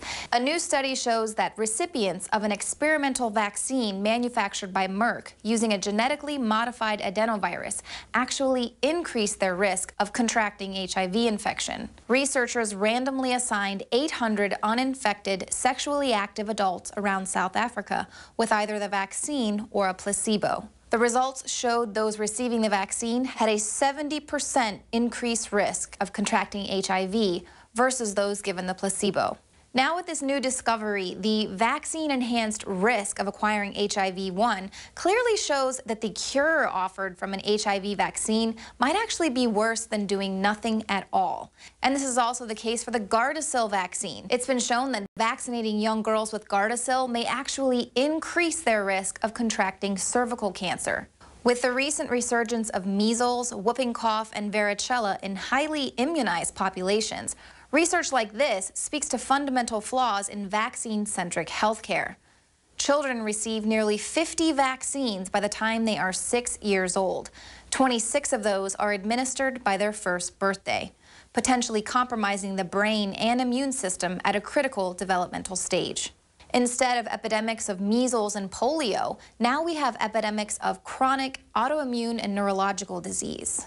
Co-founder and president of the National Vaccine Information Center, Barbara Lowe Fisher, says that in the last 20 years, rates of asthma and attention deficit disorder have doubled. Diabetes and learning disabilities have tripled. Chronic arthritis now affects nearly 1 in 5 Americans, and in many states, autism has increased by 300% or more. And the assumption that these mass vaccination policies are playing no role is not only unscientific, it's dangerous. With so many unanswered questions about the safety and necessity of giving so many vaccines to children, the right to informed consent to vaccination takes on even greater legal and ethical significance. The issue of informed consent transcends medicine. What about the constitutional concept of individual freedom? If they can now tag, track you down, and force you to be injected with a biological agent of unknown toxicity today, what sort of other individual freedoms can they take away from you in the name of the greater good tomorrow? Introducing the first proprietary oxygen-based intestinal cleanser, OxyPowder. Backed by real FDA-approved phase 1, 2, and 3 clinical trials. People are suffering from all kinds of digestive issues these days. All the toxins from the air, the food, the water, ultimately ends up in the gut or affects the gut. My main focus was to come up with a remedy for this, something that's safe and effective that anyone can take on a regular basis to keep their intestinal lining clean. My recommendation is to clean your intestines at least 2 to 3 times a week to prevent the toxic buildup from going into your bloodstream. Take your health into your own hands and start cleansing your body today with Oxy Powder. Secure your Oxy Powder today at InfoWarsLife.com. That's InfoWarsLife.com.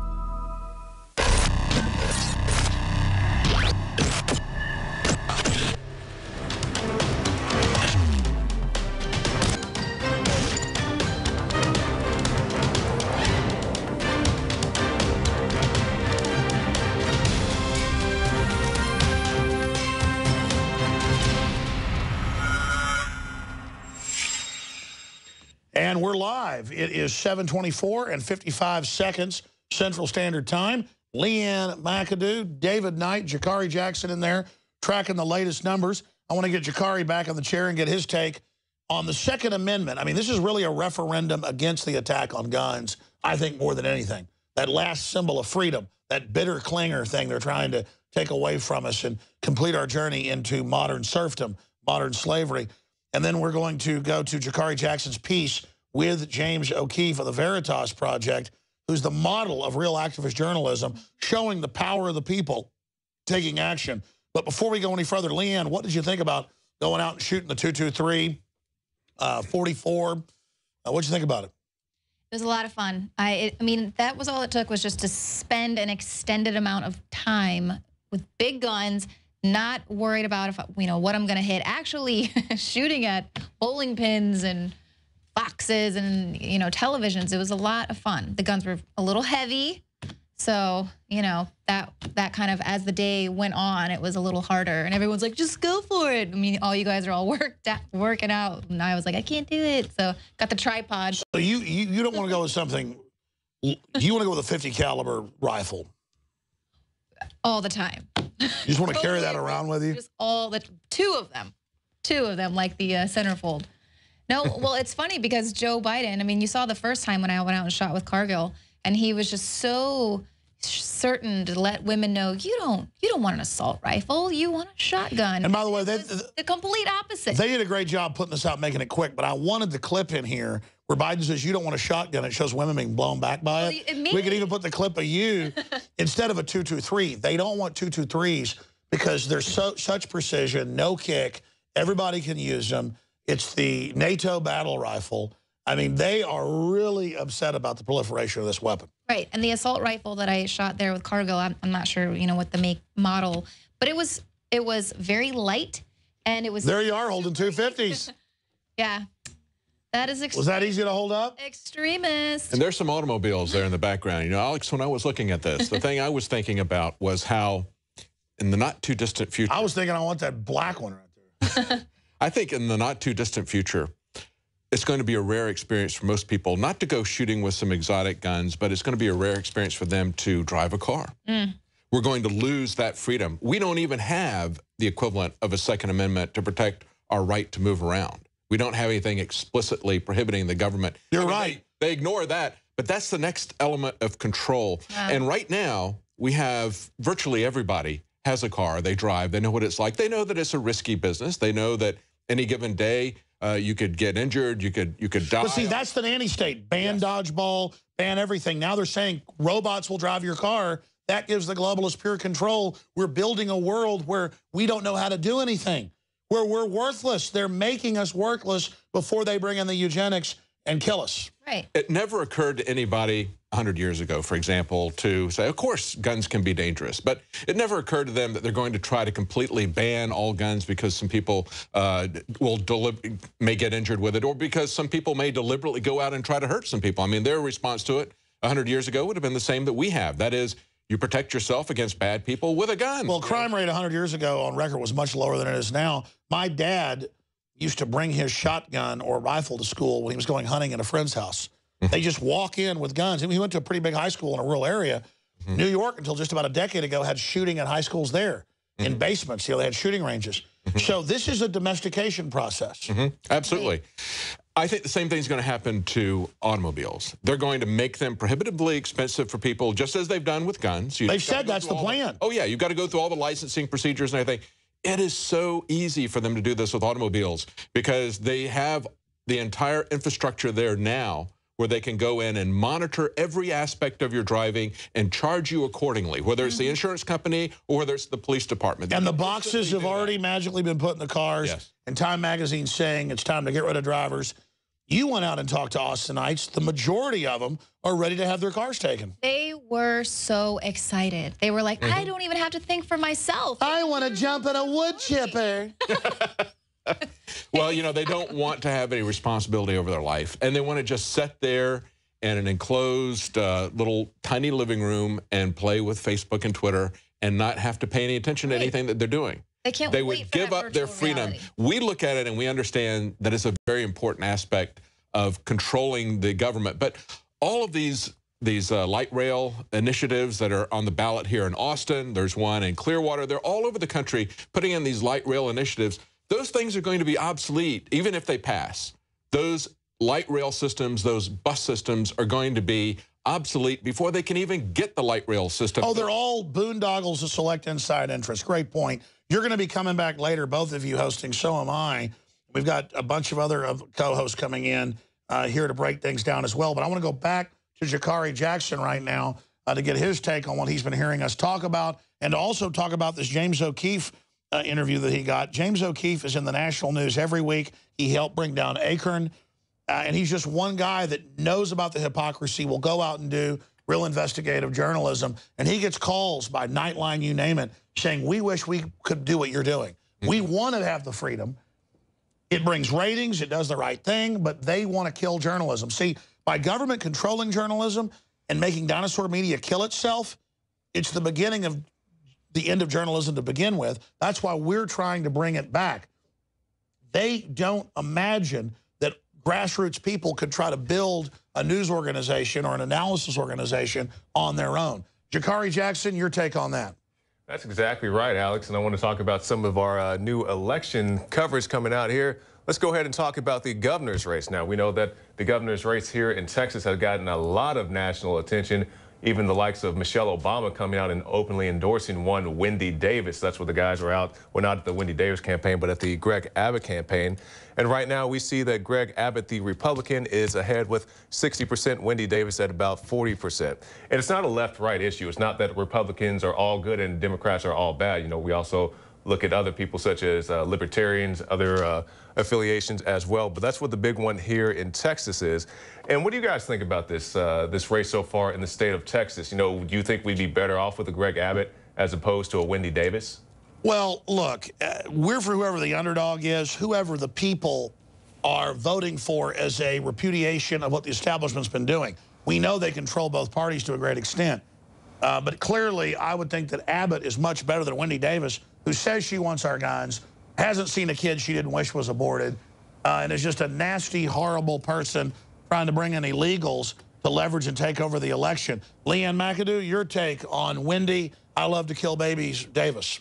Well, I just, for myself personally, I think it's just really insulting that they only tell women to just vote with their vaginas, as if that's the only thing that matters to this country. That's the name of this piece on YouTube. Don't vote with your... Hoo-ha.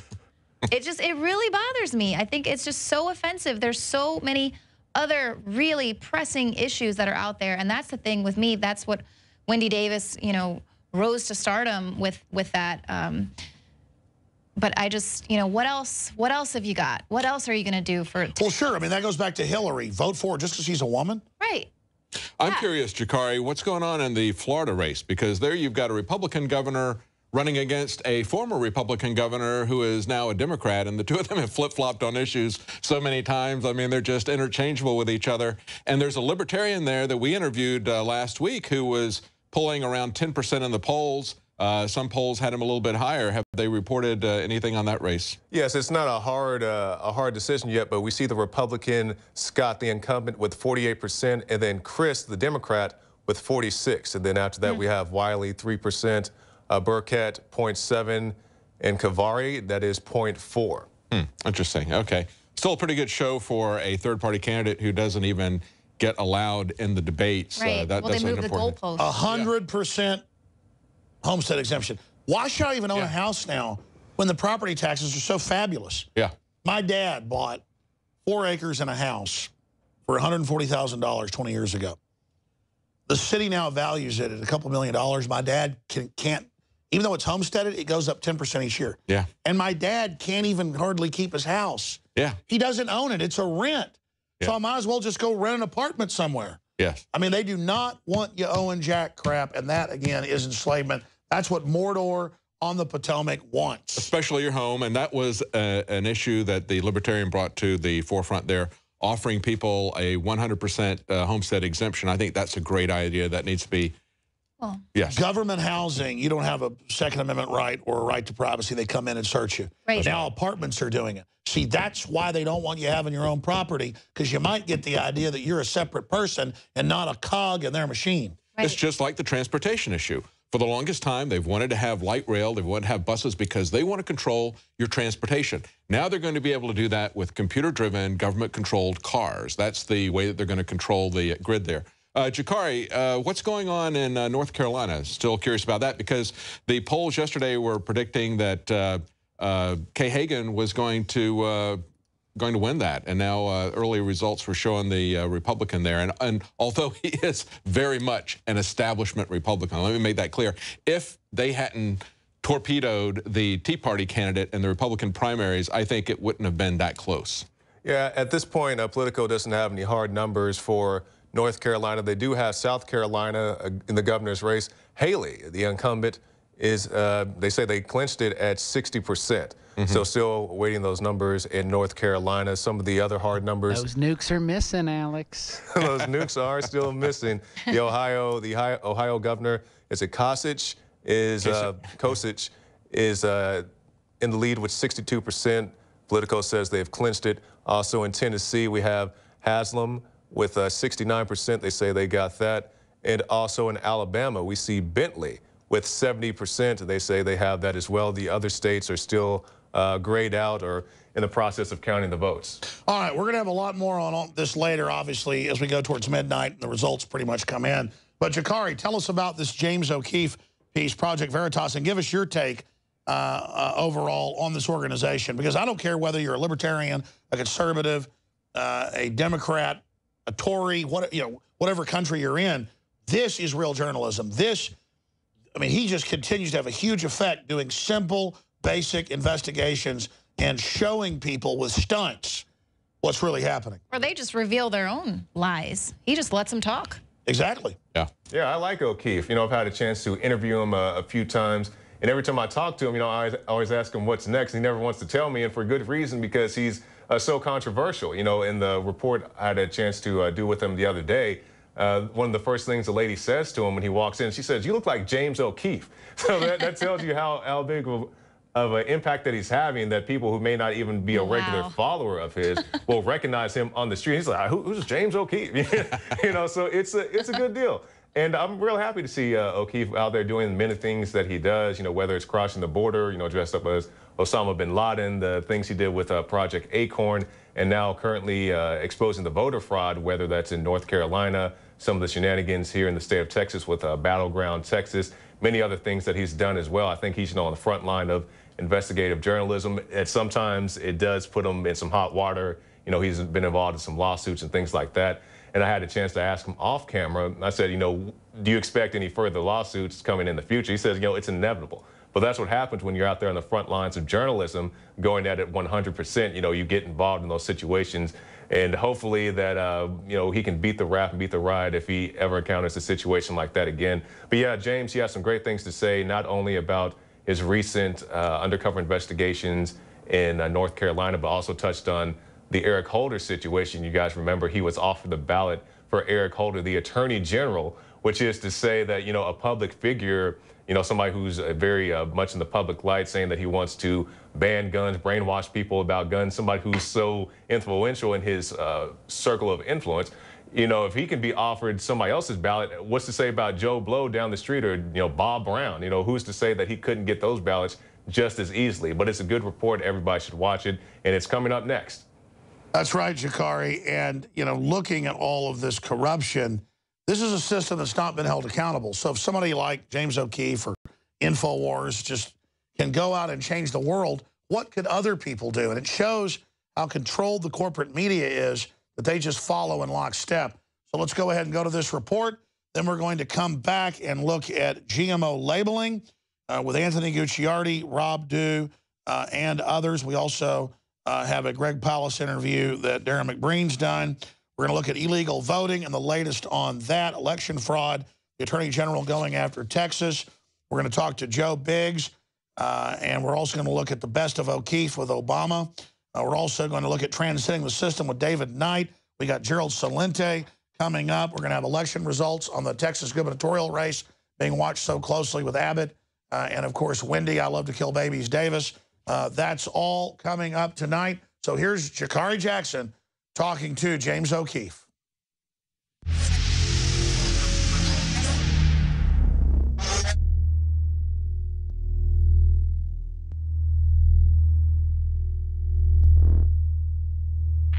And welcome to Infowars continuing coverage. Our topic of the hour, voter fraud. How easy is it to do? It is, in fact, quite easy, as our next guest will demonstrate, James O'Keefe. All right, it's good to see you again, James. The last time we talked to you, we were doing some reporting about the shenanigans going on in the state of Texas. Now it's my understanding that you've been out to some other areas as well. And I will say that the recent reporting you did is some of my favorite, because we've seen you play a pimp. It's probably the first time I was introduced to you. Then you played Osama bin Laden. Now, my favorite role is you playing a guy who looks like James O'Keefe. The lady in the video, she says, hey, you look like that guy James O'Keefe. And you say, I've never heard of this guy. Let's go to this clip, and then we'll get your comment about it. Thank you. Who'd you say I look like? You look like James O'Keefe. Oh, that. I don't know who that is. You need to find out. I will. I would take you. Thank you. My twin? Okay, James, so tell us where you are, what was going on, and what led you to this particular report. We're in the area surrounding Raleigh-Durham, North Carolina, and we walked into these poll precinct locations and simply said the names of inactive voters, and they told us, they offered us ballots. We did this a total of about 20 times, and everyone offered us a ballot except one, and that person asked to see my driver's license, which is against the rules. You're not allowed to ask for ID, but when they did ask for ID, I was unable to get a ballot. I was unable to get someone else's ballot. So we demonstrated that in-person voter fraud is possible. This comes on the heels of a report we did last week where a worker was fired, a campaign worker was fired for telling us to vote for non-citizens. And this comes 2 weeks after in Colorado, a worker was fired for telling us to go dumpster diving for ballots of African Americans to vote in their names. So we really have done a big series on voter fraud, and it's having an impact on these races. Yeah, because they keep saying that, voter fraud, it can't happen. It's a foolproof system, or nigh foolproof, should I say. But, you demonstrate it perfectly. You can go vote as people who are even deceased. Is that correct? Yeah, I mean, anyone whose name is on the rolls, you could walk right up to the poll location, state their name, state their address, and you can get offered their ballot. You just have to sign the form. We didn't actually sign any forms because that would be a felony, but it is possible. There's 700,000 inactive voters. There's over 1,000 people in North Carolina who are registered to vote, who are non-citizens. So this stuff is entirely possible, and the elections are so close, it could make a difference. And when we talk about this voter fraud, it doesn't even have to be somebody who's necessarily not going to vote. Could it just be a circumstance where you get to the polls before they do? Very, very well could be, and many people don't vote. In Colorado, in the mail-in ballots, almost half or 1/3 of those ballots are thrown away or discarded. And one of the officials in the video says, yeah, you should go fill those ballots out, fill in those mail-in ballots. All you got to do is check mark someone's name and forge their signature, and you can, and congratulations, you're voting on somebody else's name. So it's possible. The Board of Elections is now investigating. It's really a simple ruse. We've done it before. We got offered Eric Holder's ballot 2 years ago. We went into Eric Holder's precinct and walked right up to the Attorney General where he votes. And the poll worker said, here you go, Mr. Holder.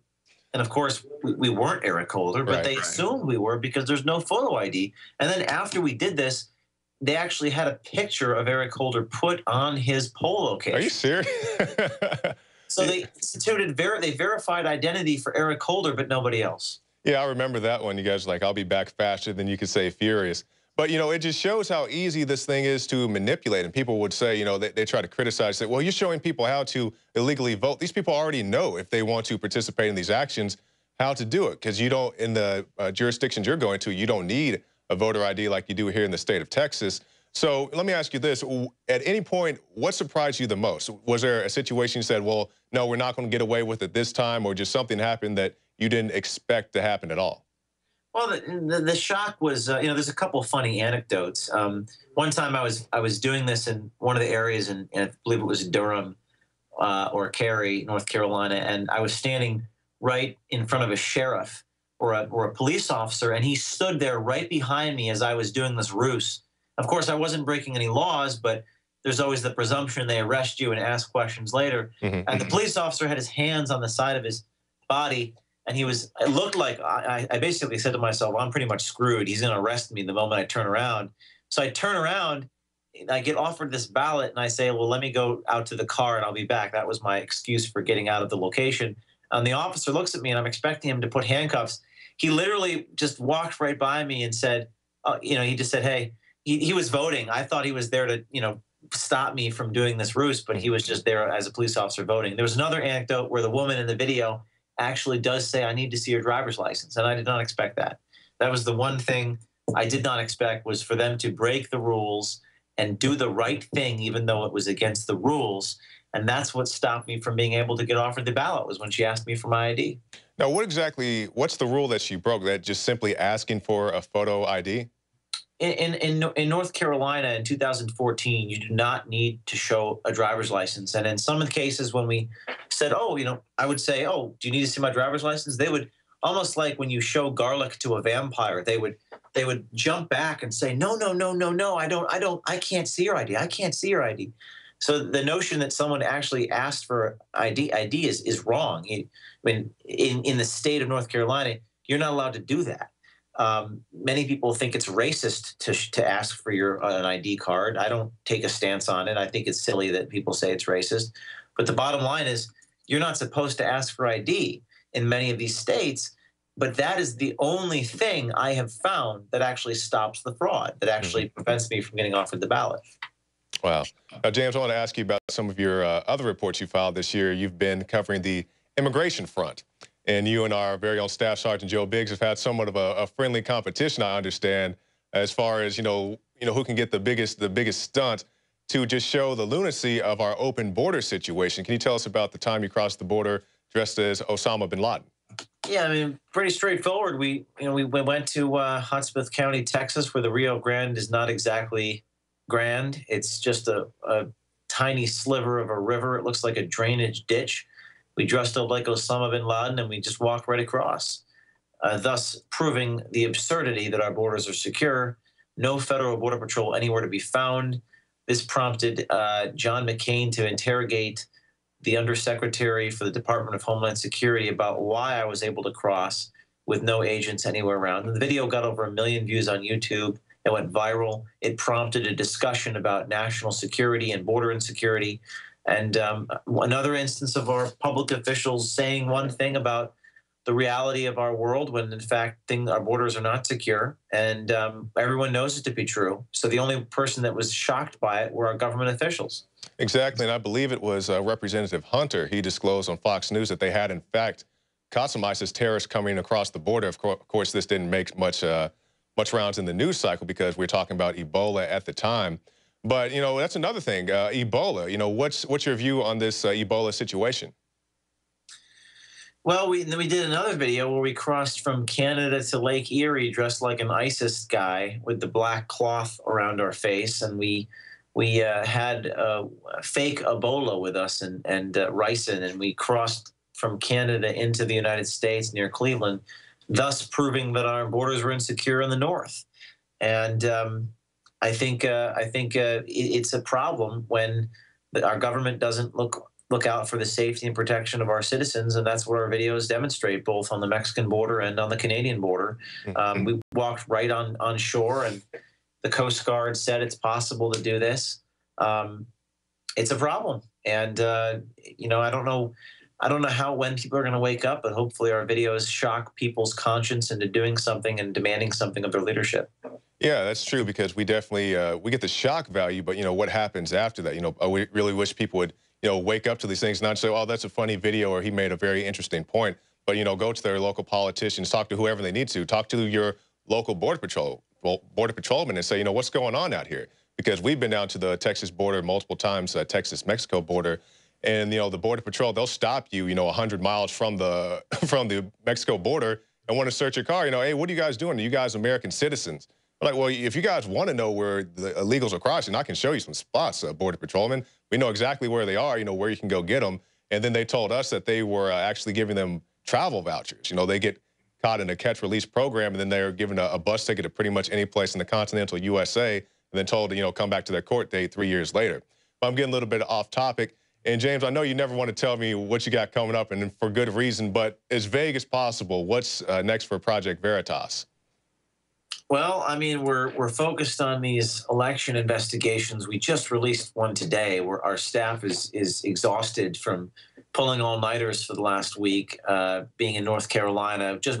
A campaign staffer was actually fired on Friday. This is from the Charlotte Observer in North Carolina, reports that the campaign manager actually resigned after our video showed him consulting us to vote for non-citizens. The Attorney General of North Carolina may investigate. The Board of Elections is investigating. Colorado worker was fired. So we've had enormous impact in these races. I mean, some of these states the polls have actually swung considerably after our investigations have come out. So, you know, this is a new type of reporting. It's an old type of reporting that has come to a new media world, and we're going to be doing a lot more of it. It sickens me to see all these statewide, you know, and national press doesn't even want to talk about it, but the local media does talk about it, which is great, but they're always attacking me and trying to defend the subject we investigate. So it's amazing. Not only do we have, you know, the sort of, it's half tragic, half comic, the absurdity of trying to break through their firewall, get the message out, circumvent the media, avoid the slander and defamation. But we held a press conference in Raleigh last week, and every single TV station showed up. So it's proof that our work is having an impact. I think we're going to be continuing to focus on these elections. There's going to be some runoff races, maybe in Louisiana and elsewhere. And you know how much I love Louisiana, having gotten in trouble down there. So we'll see what we do there, and stay tuned. Right, and that's another thing I wanted to touch on with you. You know, you're an investigative journalist. You're going out and covering these very controversial topics, and you just said it there. You know, the mainstream media, they'll often come down on you. You know, what's your experience? I'll tell you that, you know, here at Infowars, a lot of times we try to go to a press conference, even when we get the credentials. You know, myself and Joe Biggs went down to the border to talk to Nancy Pelosi, and we call the PIO or whoever the person was, and he said, yeah, I'll send you the information. He never did, so we drive down there, and then they don't want to let us into the press conference. You know, do you encounter anything like that? If you, you know, you do a lot of hidden camera stuff, but if you go with your cameras out in full view, do you ever encounter those type of situations? I was in the press conference last week, and the Associated Press guy, he says, now you're not even a news organization. He's sitting in the audience. He's asking me a question. I mean, I held a press conference, and everyone showed up. NPR showed up. AP showed up. Local ABC, NBC, Eyewitness News. And and he was saying, well, you're not a journalist. I said, well, I am a journalist. And he said, well, when are you going to release your full raw videotape? And I said, I'll do that when the Associated Press releases their full raw reporter notebooks. And he couldn't respond. So what they do is they hold me to a higher standard than they hold themselves. They don't release their notebooks because it's absurd to release your reporter notebooks. You'd compromise your sources. You'd compromise your methods. But they want me to rise to a higher, almost godlike journalistic standard that they don't hold themselves to, and then they chastise us when we don't hold ourselves to that standard. They're hypocrites, and they're funded by corporations. They're funded by advertising. They selectively edit everything they do, but yet I'm the worst person in the world for rising to that higher standard. It's a total abomination, and they get away with it because they buy ink by the barrel. But the good news is we were trending on Twitter today. We were trending on Facebook last week. We've been covered by every TV station in the state. And the reason why it's working is because people are saying to themselves, Am I going to go watch CNN and listen to some guy read off a teleprompter? Or am I going to go to Project Veritas and watch people actually do adversarial journalism that Mike Wallace, Diane Sawyer, and Upton Sinclair used to do? It's more exciting, it's more interesting to follow where the story goes. So people are taking their eyeballs away from the TV sets, and they're starting to get their news from independent people who actually have the courage to do the things that the corporate media can't do anymore. So in other words, I'm hopeful, I'm optimistic about all this. It's just a matter of producing as many stories as we can do, and then they will come to our press conference like they did last week and cover us. That's right. James O'Keefe, give us your final thoughts and then tell our viewers how they can keep up with your work. My final thoughts are to stay tuned. If you want to help us, we're a nonprofit, so we get funded by thousands of generous contributions. ProjectVeritasAction.com, and send us a tip if you either want to become a videographer or if you have an idea locally to root out corruption. And it's ProjectVeritasAction.com. All right, James O'Keefe, Project Veritas, thank you for your time. Thank you. Stay tuned. We'll be back right after this break with more election coverage.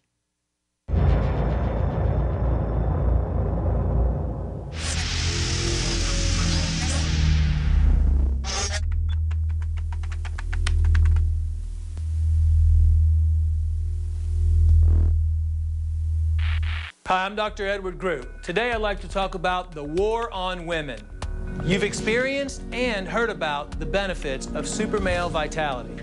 Now, the new formula has arrived. Introducing the new Super Female Vitality. I have specifically designed this formula to help the body naturally regulate itself without the use of artificial hormones. Key ingredients chosen from the highest quality sources. Each of these ingredients works synergistically with the female body in order to maximize overall vitality. You've heard the reviews and the feedback on how the original Super Male Vitality has revitalized relationships.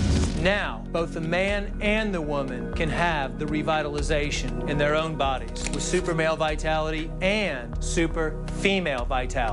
Secure your Super Female Vitality today from our limited stock at InfoWarsLife.com.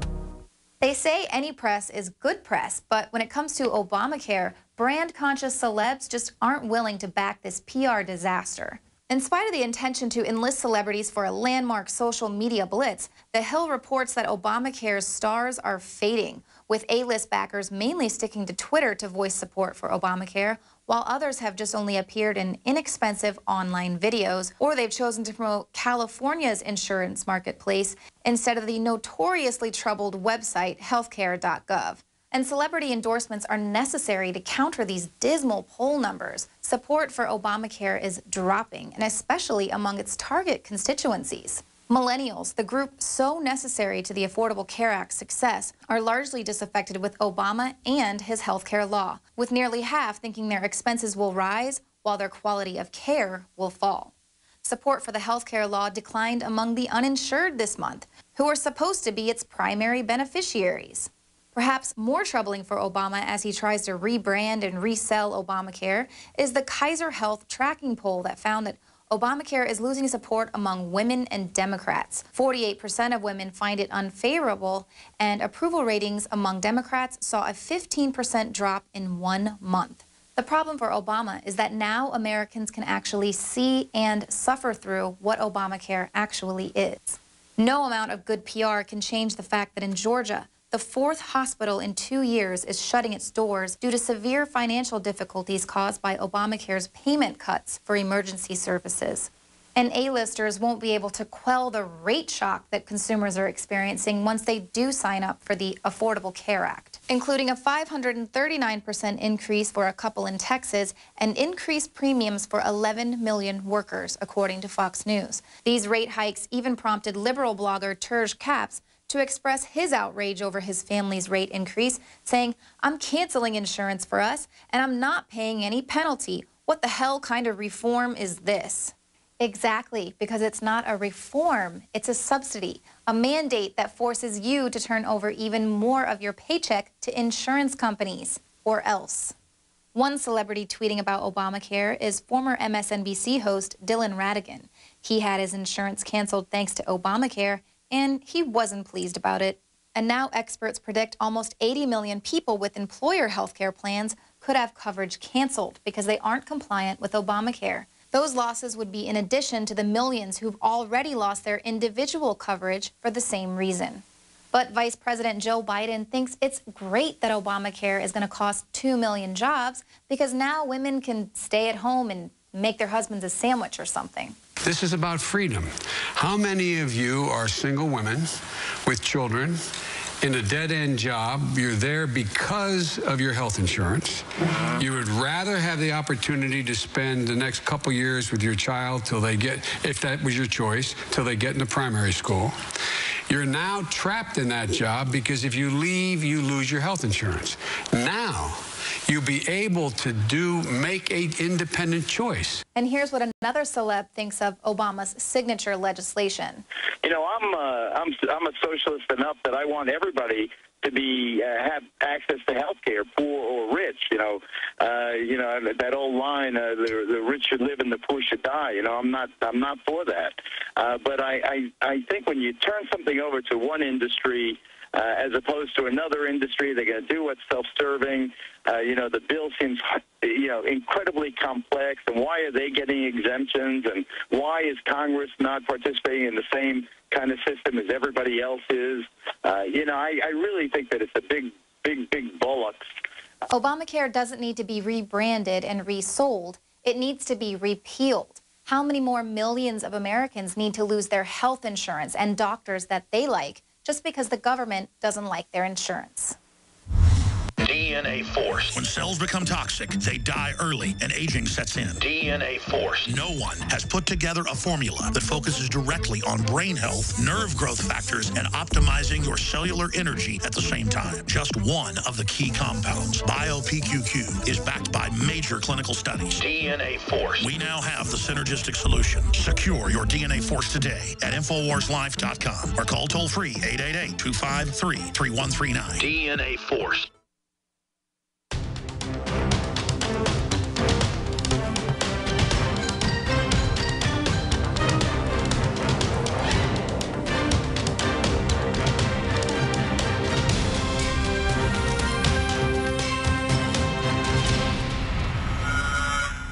And it's 8:01 Central Standard Time in 2 hours into our continual coverage of this major midterm election that appears to be a major political realignment. The Republicans have gained 2 more seats in the Senate in preliminary numbers right now. Mitch McConnell has also secured his win in Kentucky. We're going to be breaking those numbers down. Jakari Jackson is over there in his studio looking at those numbers. We'll go to him here in about 10 minutes. But I wanted to look at some of the other facets of what this election means and how there's bipartisan pushing to not allow GMO labeling, but there's bipartisan support by the people to do that. We're going to be discussing that as well. But I was just thinking about Obamacare. Even Democrats I know and other talk show hosts I know have all seen at least 50% increases, most of them 100% increases. I've seen a 70% increase with Blue Cross Blue Shield, even though we've never had a claim. My mother and my dad have not had a claim since my sister had meningitis when she was 3. We're talking 25 years ago or so. My sister's a lot younger than me. And they just got calls from their healthcare provider saying, you're so low that Obamacare is going to fine you at the price we're charging you. We've got to raise it $200 a month on you. And that's after they already increased it on them. So you can see the insurance companies wrote this. And I saw a report today in the Associated Press and others that Obama has put pressure on insurance companies last week to not do the new increases until after the election. So just like we're going to find out what's going on with Ebola after the election, we're going to find out really how bad Obamacare is after. What a monumental screw job this is. So 60 million is a Senator Sessions, and they've confirmed it. Green card's already printed. Just fiat, do whatever I want. Open us up to the world, free welfare. Executive orders to shut down more power plants. Executive orders on more regulations to shut down mining. We almost have nothing left. I was reading the U.S. used to be the world leader in mining. It's like 1% compared to Africa, or 2% compared to Australia. I mean, we're a joke, folks. We are. There's not even one lead mine in the U.S. Or lead smelter. We've shut the last one down as well. There's only one uranium mine in the U.S. I'm not even a big fan of all that, but I mean, we are shut down. We are a joke. Yeah, if you don't get minerals, you're not in the game. Yeah, I mean, we are just, I mean, these people are screwing us over because they all own the big factories in China and stuff. That's their investment. They shut us down. That makes their investment go up. At our expense, we are under such a tyranny. And then Obamacare is coming into the whole equation here. This just makes me sick. So we've got that. We've got, obviously, news director for Nightly News, Rob Dew here. Anthony Gucciardi, writer for Infowars.com, StoryLeak.com, and also one of the developers of the InfoWarsLife.com line of products. I want to get into GMO labeling. Then I want to talk about election fraud and voter ID with Leanne McAdoo, who's going to come back in, and with Jakari Jackson, the Texas Attorney General, suing over all that. Just letting you know what's coming up as we give you the latest numbers throughout the evening. And then we'll also get Joe Biggs' report breaking down investigative journalism.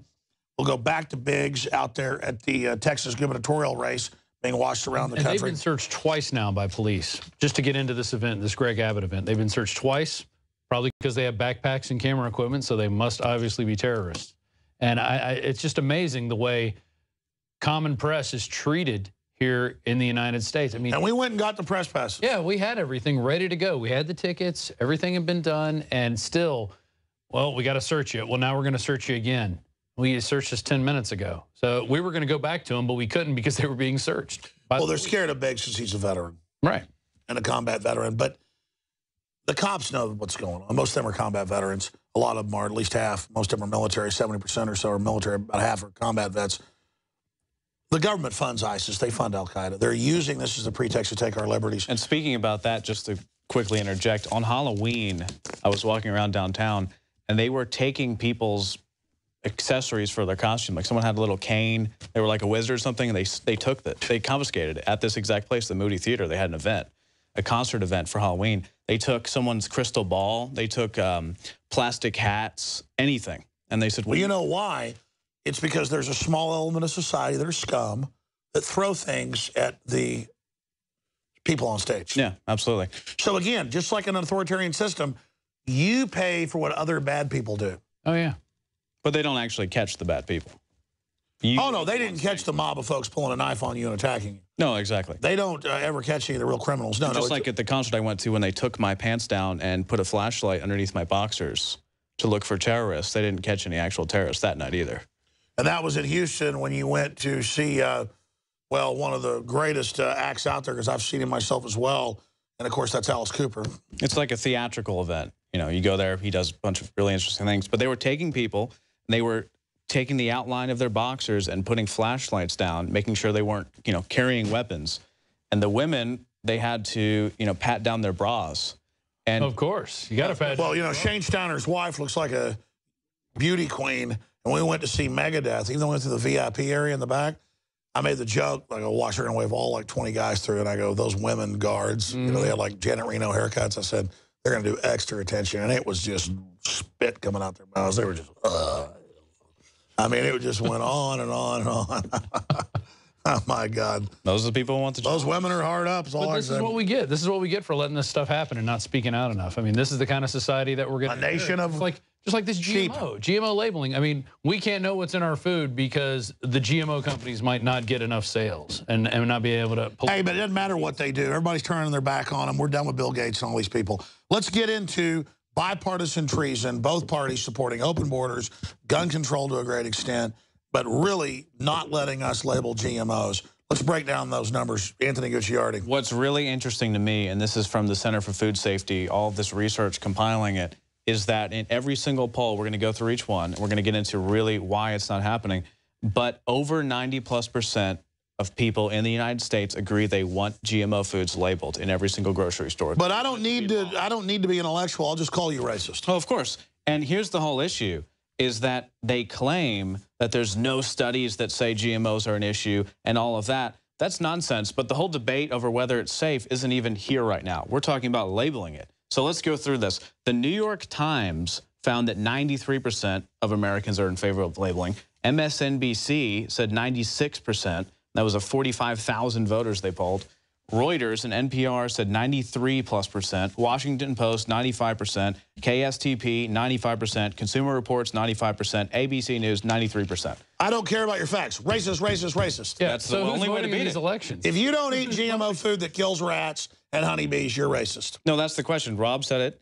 And basically, what's funny is we're being sarcastic, but it's actually true. Yeah, well, no, we're not. I mean, that's the new thing. No, that's really it. Because how do you possibly argue with 96+% of the population saying they don't want GMOs in their food, and then all the studies and the research that we're going to get into, you don't. That's the answer. You don't. And then we look at Prop 37, which was in California. It was the initiative for GMO labeling that every single person thought was going to pass. I mean, there was no question. That was clear fraud. Oh, absolutely. And we'll get into what they did about that. But let's talk about the money behind all of it. So some actual good organizations donated money towards labeling, but most of the organizations that you're buying from right now donated millions and millions of dollars to fight GMO labeling because they knew they would lose money. Yeah, let's do a document cam shot. Let's do Actually, they have the graphic as well on screen, perhaps, but here's the actual image. Of course, Monsanto. Monsanto, Naked Juice, which is supposed to be health food. Naked, which is owned by Coca-Cola. Yeah. Sorry, PepsiCo. And they donated $1.7 million. Honest Tea, which is organic and supposed to be very healthy, owned by Coca-Cola. I confused the two. It was $1.1 million. Alexia, Cashy, which has been found to contain tons of GMOs. Silk, Horizon Organic, even donated over $200,000 to crush GMO labeling. But that's not even why we can't have GMO labeling. The real reason, and this is in Huffington Post, total mainstream news, did Monsanto trick California voters? Well, absolutely they did, and they're tricking voters around the United States right now, and that's the only reason why we might not see real labeling. But that's not the issue. 97% that want this are homophobes. No, obviously they're racist. No, I have the moral high ground. You do. You do. And in fact, you could just say that I'm unscientific. You're just unscientific. I like. Where's the studies? Where's the research? You don't use a gene gun to prove this. Well, I don't care if all the studies for 20 years show that BT corn kills the animals that eat it. I think we should eat it. So what if all the gut disorders are off the chart? Clearly, this path we're going down is good. Oh, yeah. If you were a professor at a university and you were just going to say that's unscientific, hogwash, woo science, then you're on the moral high ground and I'm bad. Doesn't matter. All the real science shows that. No, it doesn't matter. Like the Harvard study on fluoride. Oh, of course. Or the German studies on the BT corn. Even a little bit created tumor growth by 25% and led to infant retardation. Why are you being discriminatory against tumors? Yeah, exactly. Harvard's being discriminatory Tumors too. have rights.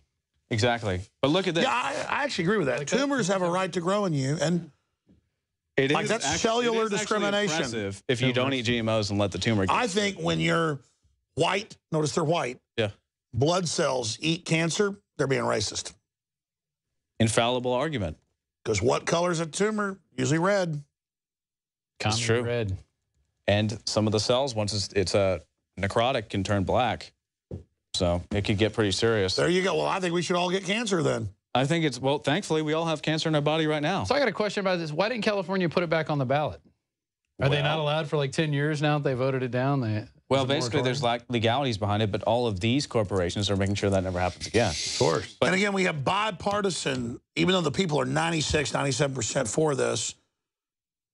I mean, you just label it. Just let us know. Yeah. Well, they're not even saying ban it. Decide. They're not even saying ban it, which we should do, but they're not even saying ban it. They're saying just label it, which is the most insane thing. It's like saying, please let us know how many calories we're consuming on the products that we eat. No, you don't need to know that. Everything's fine. But they're going to ban soda and tax soda, but we want to know the carbohydrates. GMO in it. But the good news is people are waking up to this. That's why they're trying to block it.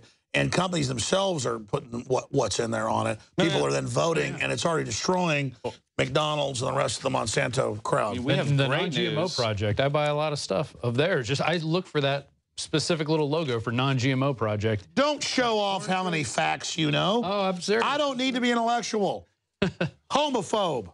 Well, I have some homophobic news in here somewhere about how Whole Foods is planning to label all of their products for GMOs by 2017. Here it is. GMO labeling coming to Whole Foods Market. By 2018, we will require our supplier partners to label products containing GMO ingredients, and will work in collaboration with them as they transition to sourcing non-GMO ingredients. So obviously, we want it before 2018, but the key here is that everyone's waking up, and the whole fact is that because they tried to back off and start selling GMO a few years ago, and it blew up in their face. Freaked out. Now it'll be whole paycheck plus though. Racist. Well, look, one of the things we talked about this yesterday. So they claimed that if you label GMOs, right, it's going to cost more money.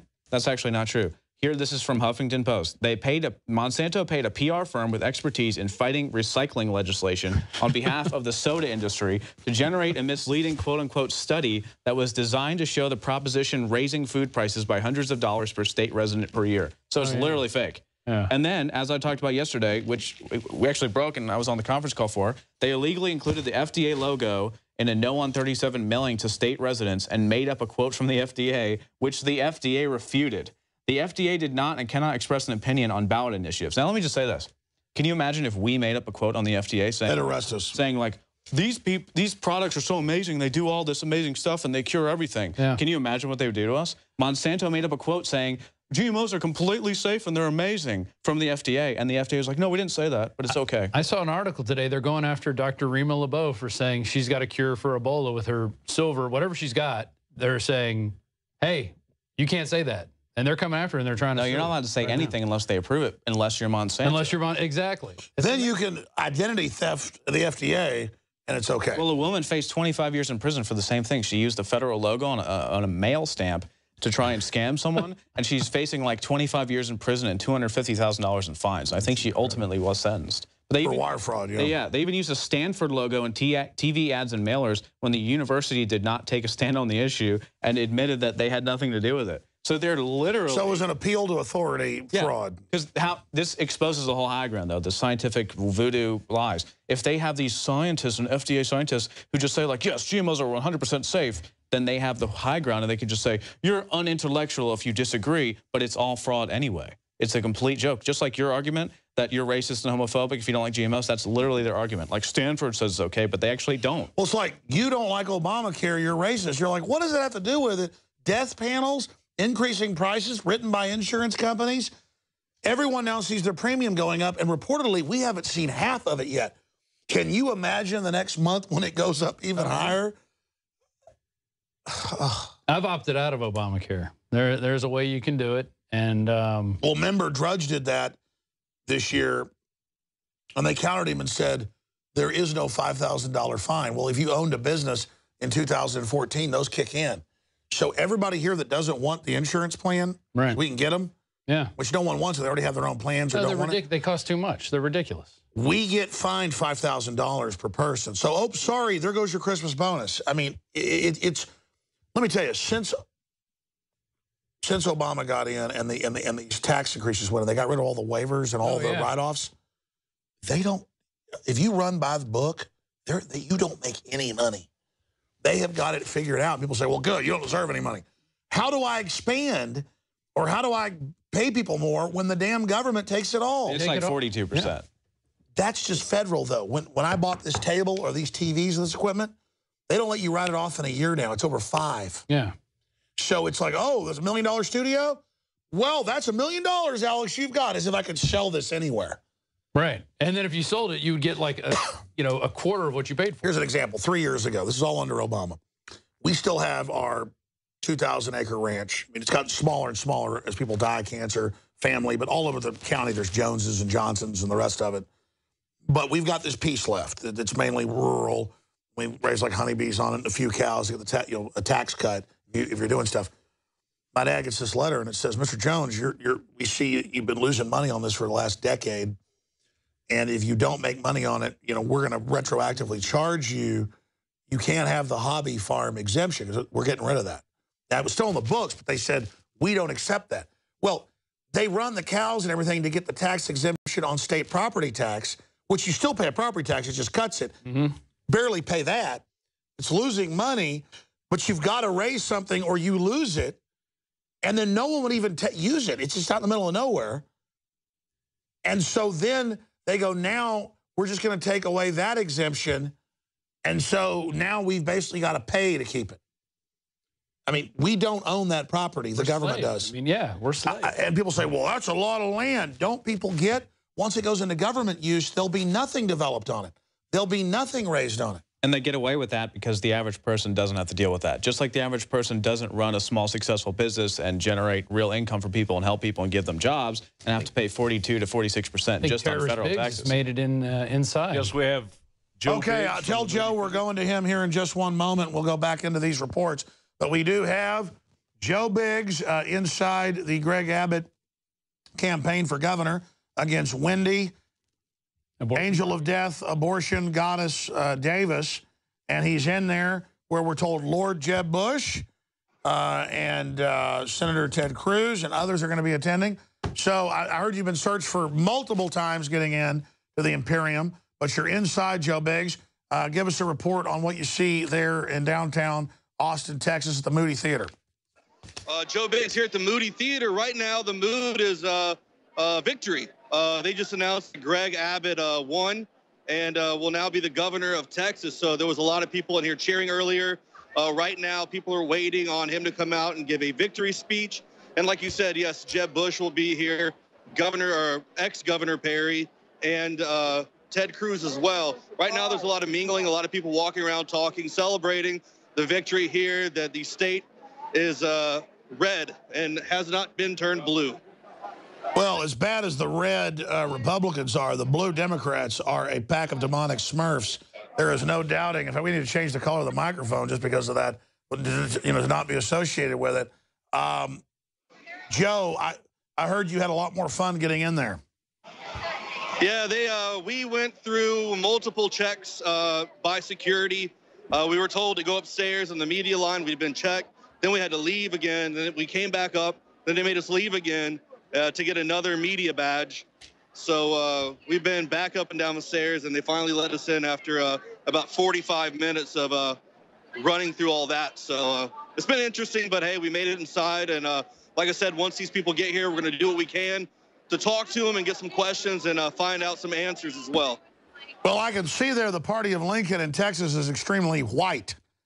Yes. And I think that's the point that Rand Paul's been making properly, is I don't care if you're black, Hispanic, or polka dotted. You want to promote free market and guns, we want you. But that's the Democratic media. They've been very effective, even though they're the party of the Ku Klux Klan, the party of slavery, the party of everything else, of demonizing the Republican Party and the Tea Party, where minorities will vote for them, but they won't go to the events.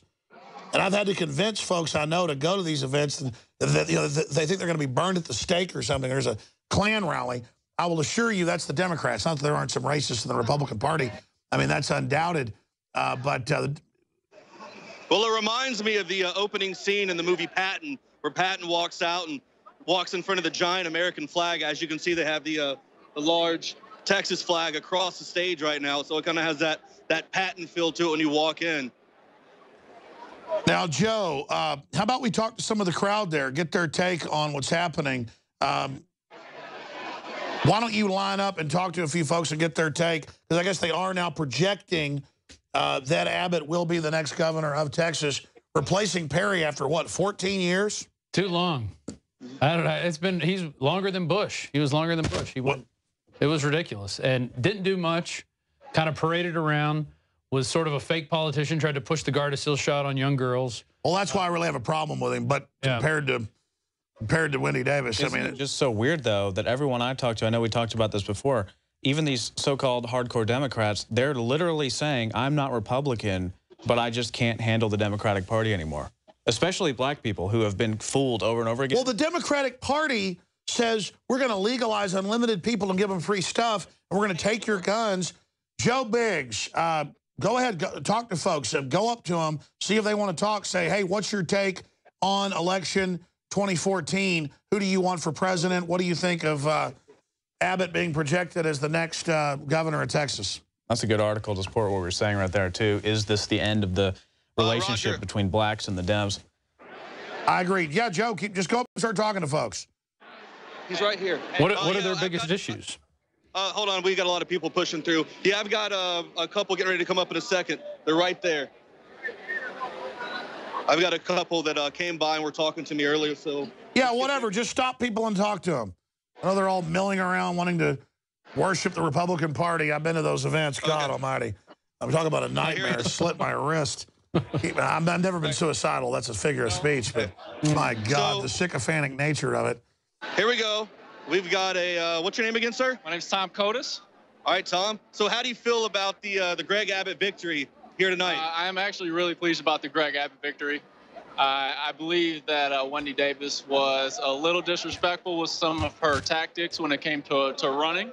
I think Greg Abbott's a great guy. I agree with some of his policies, and I look forward to the future in Texas. What are some important issues you'd like to see change or be worked on thus far here in Texas? One thing is Proposition 1. I don't believe that the plan that we have right now is sufficient. I think that the plan should be revised a little bit, and I obviously did not agree and did not vote for Proposition 1. Who's he supporting for president? Who are you supporting for president? This is Alex. For president right now, who am I supporting? Not Barack Obama. No, but in the Republican field. Well, in the Republican field, that when it comes up, who will you support based off who you know right now? To be honest, I don't know if I have a great answer for that. I would like to keep on doing my research on all of the candidates when it comes down to voting for president in the future. Yeah, but Ted Cruz, Rand Paul. Based on what's going on right now. What about a Rand Paul? What do you think about him? I don't know too much about Rand Paul. Ted Cruz? I like Ted Cruz as senator right now. If he were to run for president, he very well might get my vote. So, what do you think about the how we've dealt with the border situation here in Texas? Do you think it was necessary to bring the National Guard out there? Do you think that helped in any kind of way? What do you think? I would hope that it helped in some sort of way. You hear different stories from different news outlets, so it's kind of hard to believe everything that you hear based on where you're getting your information from. Where do you get your information from? What's the news source that you like the most? Well, that's a great question. I love Infowars. I also like Fox News, and I pretty much read everything that I can. It's what I do in my free time. I do a ton of research in my free time and love taking in everything and trying to read between the lines from the media and what we get. Well, thank you, bro. All right, thank you. Have a good night, man. We appreciate it. Hey, you can see up there on Fox News, 3 net gains for the GOP. They get 2 more. They take the Senate, just so everybody knows. And then the next big war is throttling the Republicans, getting rid of Boehner in the House. We get the House and the Senate with Obama as a lame duck. We could impeach him. We could rout the whole thing, abolish Obamacare. Joe Biggs, ask people what they want to see repealed first as the Republicans take the House and Senate. It hasn't happened yet, but it's probably going to happen. Ask them what they want to see repealed first, federally and at the state. Is it Obamacare? Is it gun control? Is it the open borders? I mean, I can't decide what's worse, open borders or Obamacare. They're both so incredibly evil because we're kind of winning the war or holding them on the Second Amendment. Well, they're intertwined, too. Yeah, they're intertwined. Yeah, so Joe, just randomly go up to some of these trendies. And I should not call everybody trendies. I'm sorry. I mean, come on, folks. That's what we encounter a lot. Yeah, no, I'm some joking. of them actually seem well-spoken. No, they're nice people. I shouldn't be mean. Okay, I'm just being obnoxious. But they're trendies. And the last guy said Infowars was his news source. I know. Let me be mean a little bit. Anyway. Up there. Can I ask you a question real quick?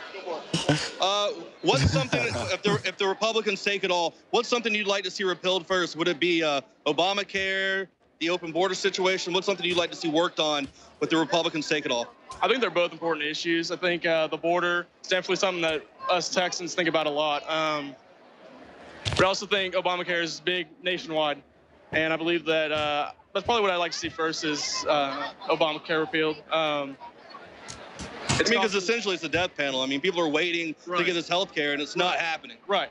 Yeah, it's a dragged-out system right now, and something needs to happen with it.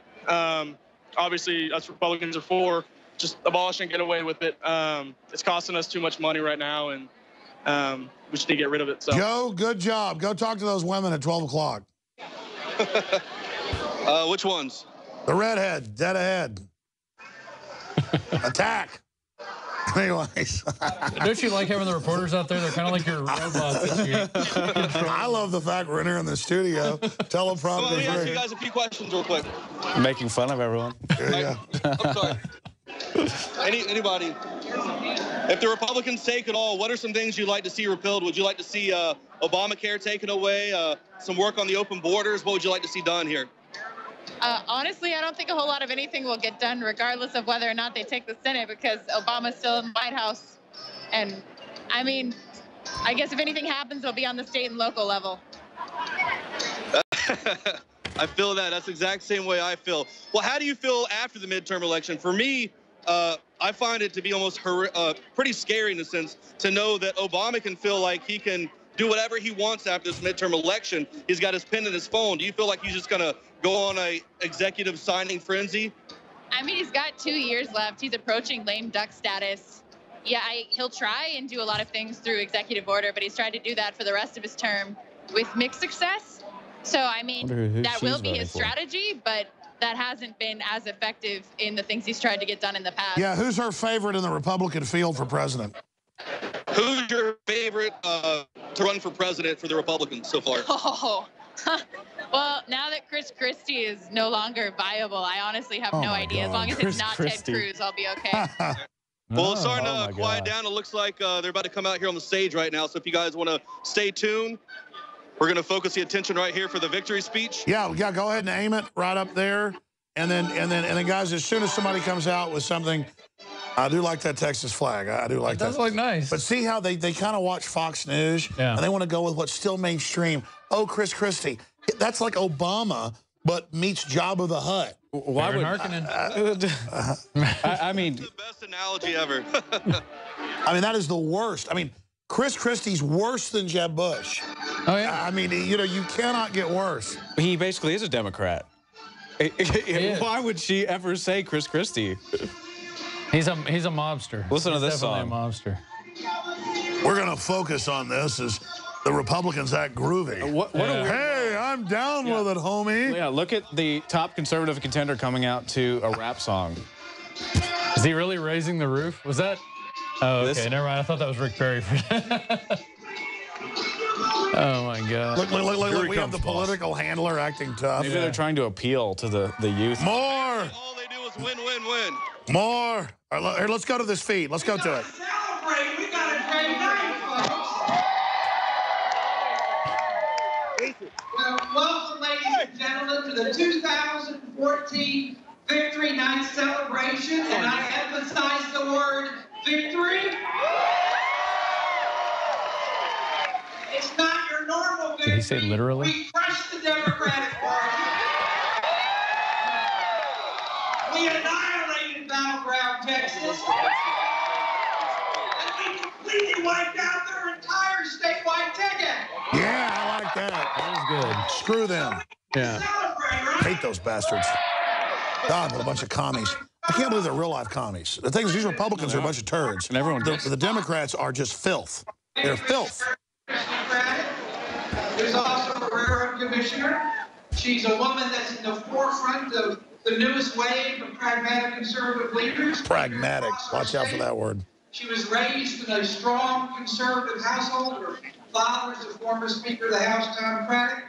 She was retained. They're going to trot out a whole list of people here. Yeah, it's going to be a long night. She is a trusted political advisor, and she did a great job advising the RPC. It'd be funny if he said Karl Rove after that.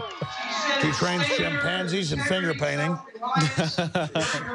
But she's conservative. And Christie has pushed the maximum effectiveness and efficiency. And she learned all that around the table in Midland with her family. She's a lifelong Republican. But I will tell you the thing that she should be most proud of. Is this not a narcissistic introduction? Yeah. She was the statewide chairman of our victory effort. Ladies and gentlemen, Wendy Davis. Well, hey, it's we the people, right? It's about us. No. It is. No, I'm being sarcastic. They're talking about themselves for 5 hours. I know. I just hate the political process. That's what I mean. You got to hold your nose with this stuff. $1 million of the other side spent. Do they not understand, though, even from a marketing perspective, if they were just real and came out and talked to, like, these people as real people, it would be Celente was right, though. Politics is like Hollywood for ugly people. Is that what he said? Show business. Show business for ugly people. I mean, that's a... Not that this guy's ugly, but... Tonight, our base turned out, their base did not. Who had the better ground game, right? No, America rejected feverish, bloodthirsty, evil communist. In pink sneakers. Literally dragging their knuckles, rubbing their hands together. They went against the bloodbath. Yeah, the Republicans need to get this. We ain't in love with them, and we freaking hate their guts, okay? Yeah. Now do something, scum. God almighty.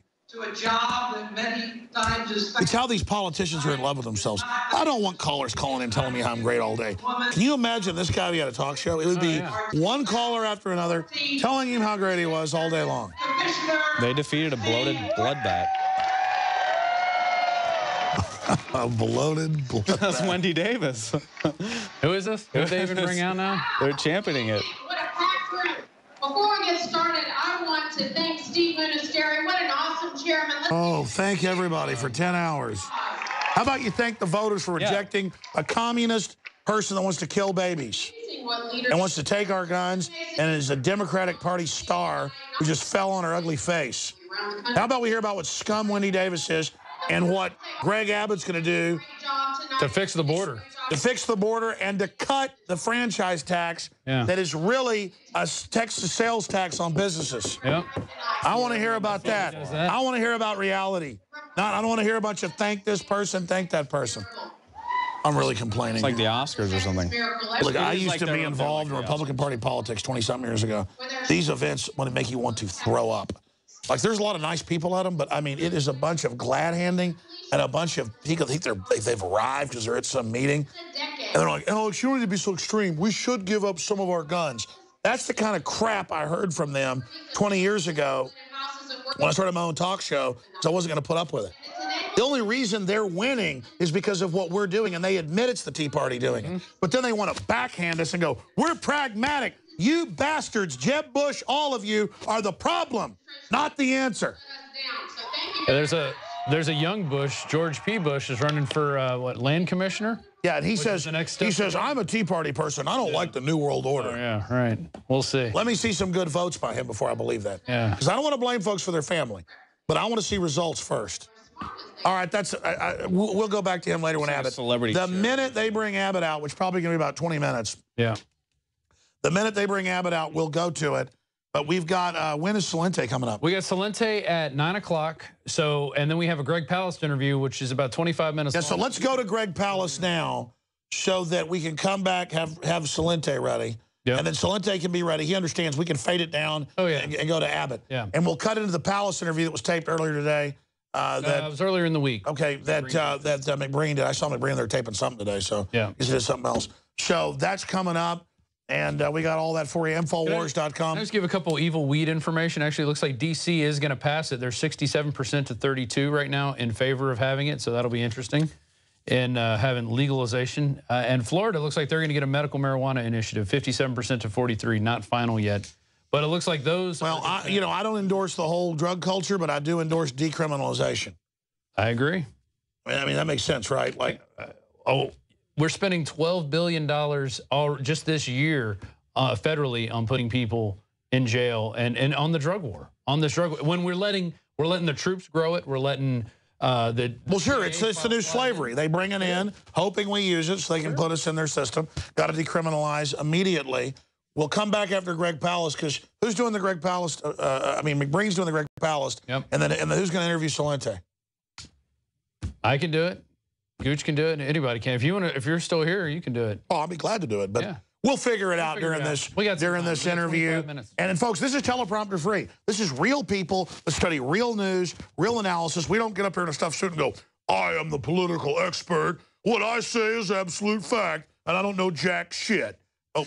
Sorry. And notice, though, we don't stay on one topic. We're going to talk about Monsanto, but we actually branched off into more interesting things and developments because happening. The sign that it's centralized, state-run media is talking points. Exactly. There's segments on Conan O'Brien and stuff where they say the same thing on like 150 channels. Yeah. The same person writes the teleprompters for pretty much all. Yeah. Well, guess who's writing the teleprompter here? Nobody.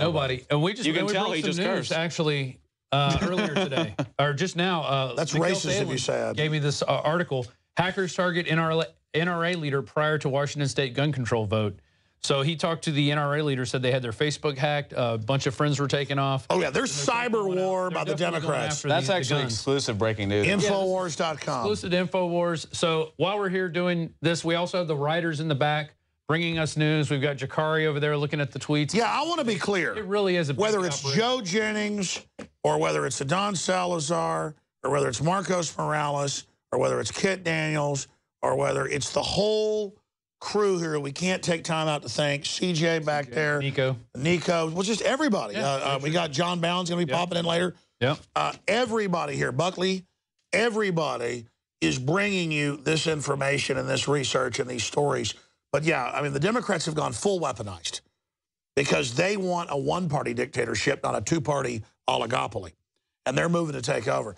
Investigative journalist, former BBC host, award-winning writer, former federal crime investigator. Here is Greg Palast on election 2014. And then we'll come back, get more on Greg Abbott if he's come out on the Texas win, which is he is a good guy overall, I think. I mean, compared to Winnie Davis, he's an angel. Yeah. But the whole political machine makes you want to vomit. And then we will... you got Celente live, too. We'll go to Celente live. And then we've got a lot more coming up tonight. We're here till midnight. And we'll give you all the numbers as they come out. But it's looking pretty clear. The Republicans only need 1 or 2 more seats to take the Senate. So this is a big deal. Stay with us. Tell your friends and family about the transmission. Send them the free link you're watching us on right now to Twitter and Facebook. Do it.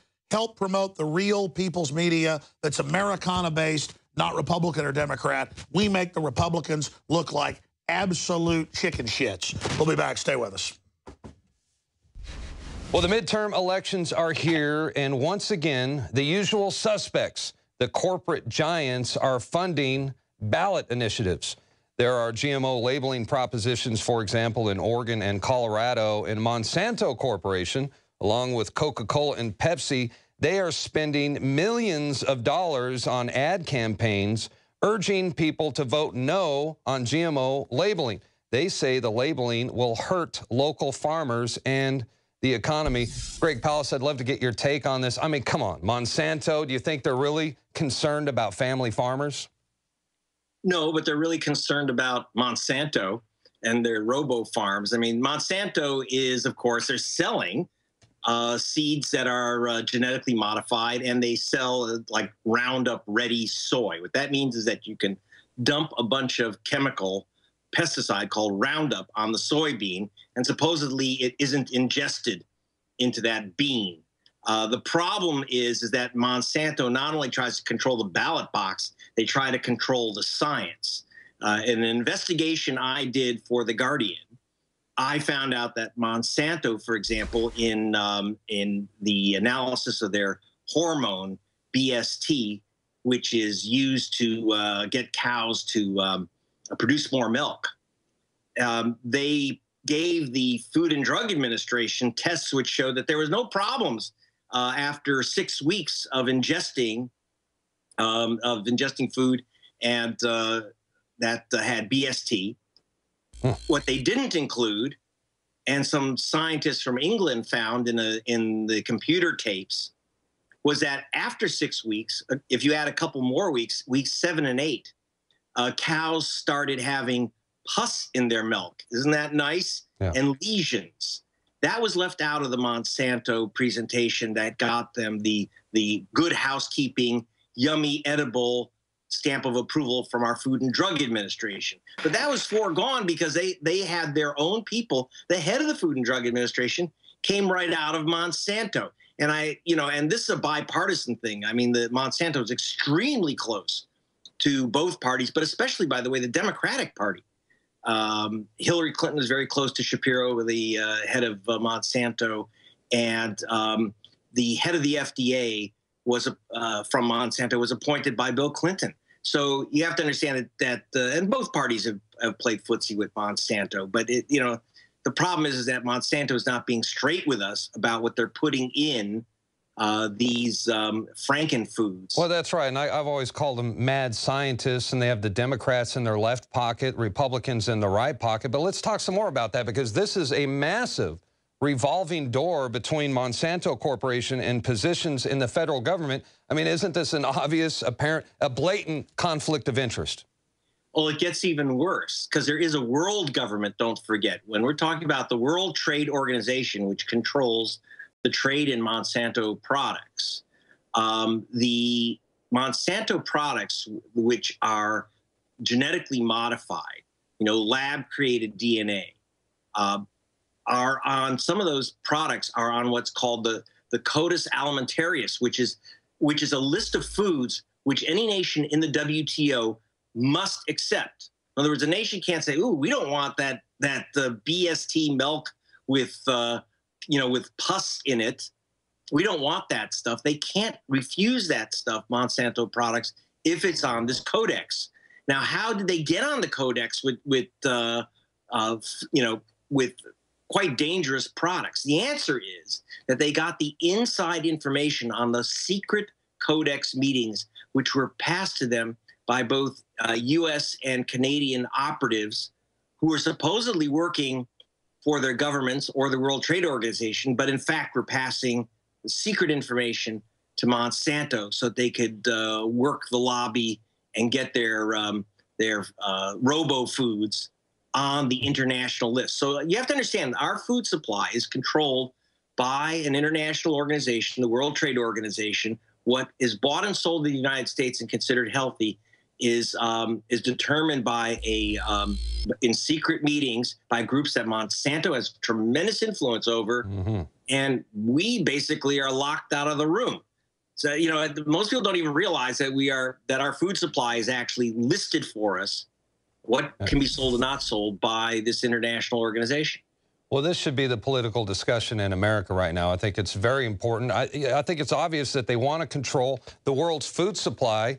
And I'm starting to worry about Hillary Clinton. She looks like she hasn't slept. I think she's getting frustrated. She looks like she's very concerned about feeding African children. The food aid campaign in Africa. Tell us a little bit more about that. Well, there you go. I mean, part of her plan is to require African nations to accept genetically modified foods designed and owned by Monsanto, which of course is really disastrous in a place like Africa, because those seeds cannot be reused. In other words, for thousands and thousands of years, for millions of years, humans, since we started agriculture, actually tens of thousands of years ago, have reused seed from a prior crop.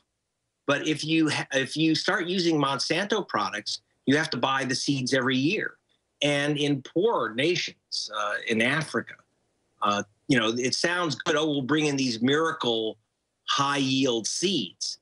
But it's disastrous for Africans because they can't use their naturally grown seeds. They can't reuse the seeds. So they become kind of slaves, a kind of seed colony of Monsanto. So we're back to a new form of colonialization, except this is genetically modified colonialization, not the old type with guys in pucka shorts and funny hats. I mean, genetically modified sounds Frankensteinish. Drought resistance sounds really something you want.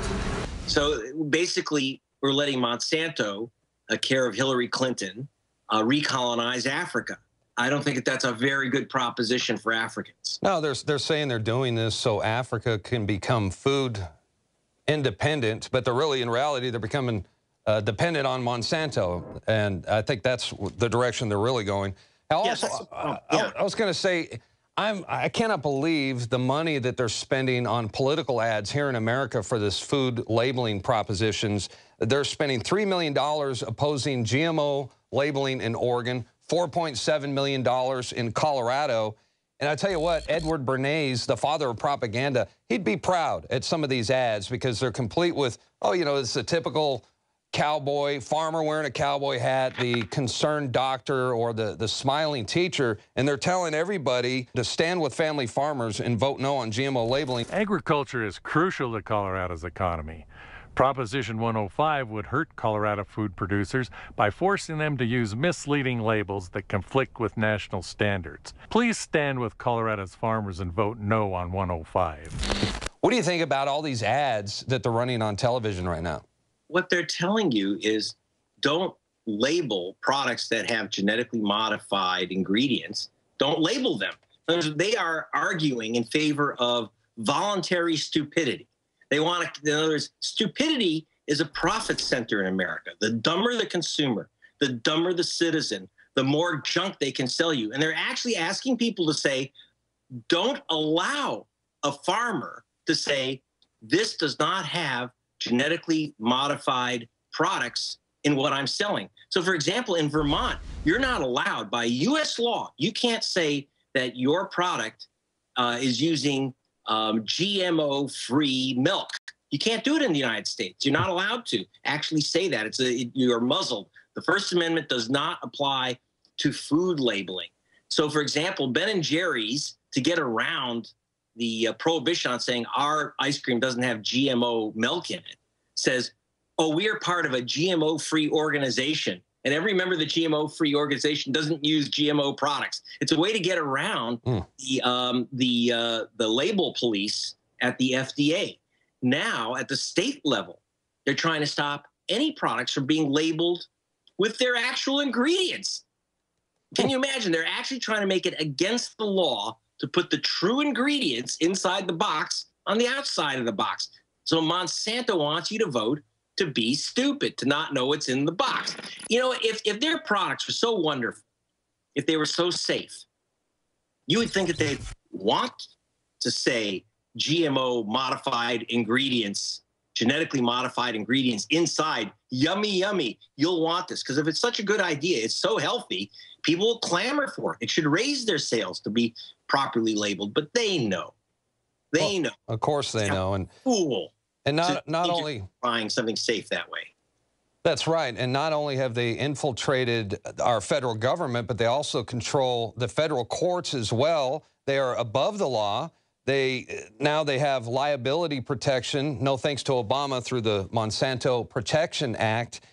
And you know, what's to stop these guys? And I'm surprised, where are the liberals right now? Because a lot of the liberals, they're not making a fuss about this. I'm just trying to imagine if George W. Bush, if he signed off on the Monsanto Protection Act, wouldn't they be screaming about that? Yeah, well, that's the other thing is that, I mean, Monsanto is very smart. A really smart corporation understands you don't favor one party over another. You don't put your bet on one horse. You buy the racetrack. You fix the house, okay? And Monsanto is very sharp in making sure that they just load up the Democratic Party with cash. And they've been huge supporters, especially of the Clintons. And the FDA has been genetically modified at Monsanto's request. Mostly, I mean, the Bush administration had their hand in these games with Monsanto, but nothing close to what the Clintons did. And I think that a lot of Democrats who are sitting there eating bean sprout sandwiches and making sure their kids have, you know, that they buy things that are organic, and they go to Whole Foods and they pay triple. I think that they would be shocked to find out that, in fact, a lot of those products that they think are wonderful and organic and free of any manipulation are, in fact, Frankenstein foods that are not properly labeled, care of the Clintons. That's right. It's a big problem. I mean, this is the problem of pretend partisanship. They own both parties, and that's what I guess a party is for. No American will ever be able to seriously say again, my vote doesn't count. 24 hours after the polls closed, we still don't know who won, Al Gore or George Bush. And we will not know until tomorrow at the earliest. You're the one, you know, you broke the story about the election fraud during the 2000 election, in which Choice Point, they had their hand in stealing the election for George W. Bush in Florida. And now Choice Point has a no-bid contract with the Department of Homeland Security. I was hoping you could tell us a little bit more about that. Yeah, just back in 2000, a company called Choice Point and its unit, the Database Technologies. These are the early beginnings of the cyber spying, which has now gone completely berserk in America. Choice Point was keeping files on every American, and they got a no-bid contract from Jeb Bush's Florida government and Catherine Harris to hunt for illegal voters on the voter rolls, people that had supposedly committed felonies and aren't allowed to vote. And they tagged about 58,000 people. Turns out most of them were African-American men who simply had common names like Joe Black and Joe White and John Johnson. By the way, there are 86,020 John Johnsons in America. Or I should say John Jacksons in America. 53% of them are African-American. One of them has probably committed a felony crime. That doesn't mean that the guy in Florida voting named John Jackson was also a felon. Turns out none of these people were guilty of anything but voting while black. They lost their vote. George Bush was elected president. Whether you like that outcome or not, it wasn't done by a vote of the people. It was done by a vote of this company, ChoicePoint, which provided the computer scrub lists for Katherine Harris. What was their payoff? They ended up with a fat, multi-billion, no-bid contract with the Department of Homeland Security. So they went from falsely tagging African-American voters as criminals to keeping track on you. And it was the beginning of the program. They used to call the program Total Information Awareness. Yep. And they had a pyramid with the all-seeing eye.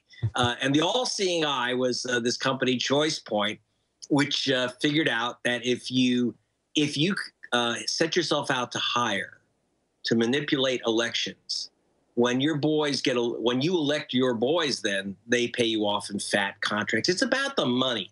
It's really not a partisan question. It's a question of cash. As I always say, we don't have a two-party system. We have a one-party system. The party is Hezbollah Shekel, which is the party of the cash. That's what's going on. and now it's continued into this election, too, in a new form. Well, didn't ChoicePoint, aren't they international now? Because I've heard they're stealing elections in Brazil, Venezuela. I guess once you help George W. Bush get in office, looks like they've been rewarded ever since.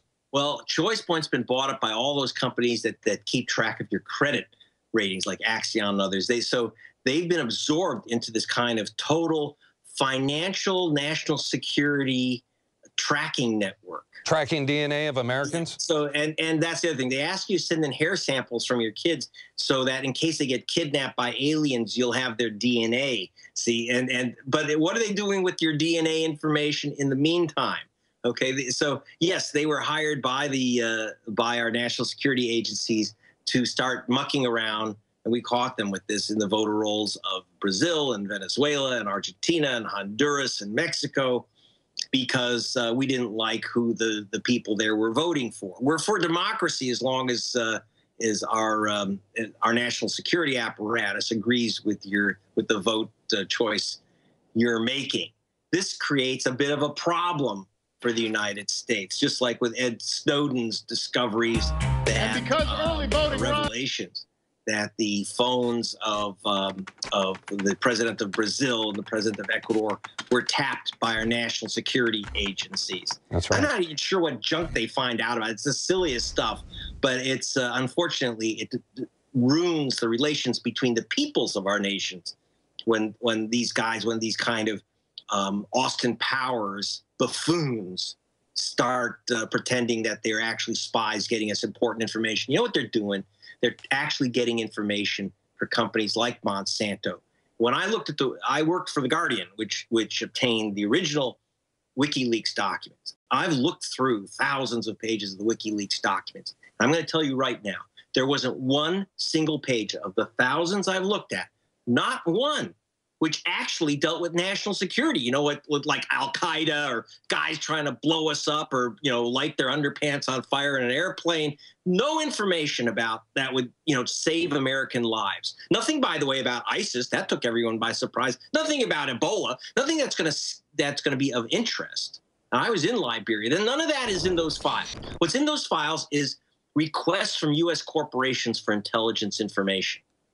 Big brother. That's what I was finding. That our military security apparatus is there at the behest of big companies, and that's what I found in the WikiLeaks files.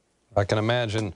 Well, let's talk about what else is on your radar. What do you expect to see as a result of the midterms here in the United States?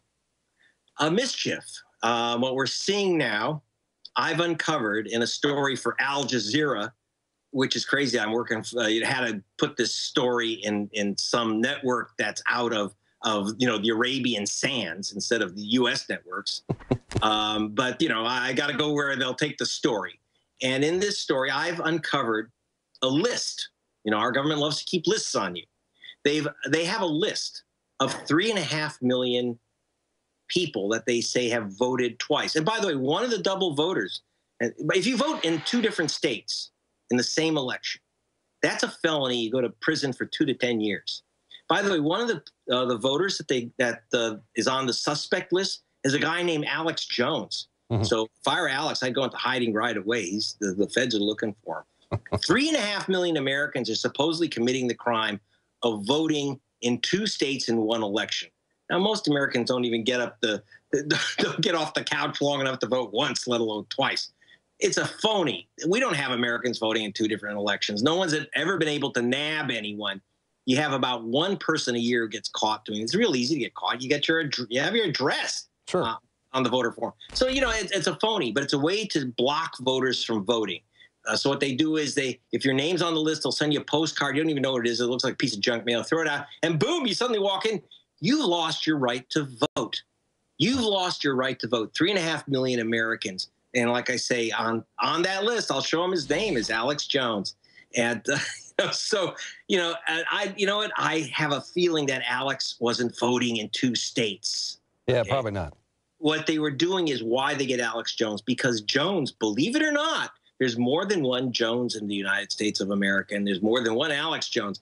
And their entire system of matching, this is the big hot shots with our massive national security apparatus. Their entire matching system is first name and last name. That's it. And even in their propaganda, their instructions that go with this matching system, hunting down double voters, they say that they have social security numbers, but if they don't match, they ignore it. Over 1 million, almost 1.5 million names on the list have mismatches of middle names. So like Alex Eric Jones would be matched with Alex Thomas Jones. And that's our hot shot national security apparatus.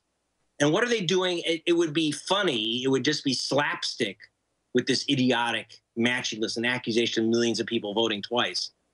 The problem is that they can use this to selectively knock out your vote. You don't have to wait till Election Day. You can vote all week. I mean, you can only vote once. This isn't Chicago now. You can. I'm teasing Chicago. I'm messing with you. That was a long time ago. By the way, the state of North Carolina, which is having a very hot race right now, has proposed, and get ready for this, they want cameras in the voting booth that would take your picture while you are voting.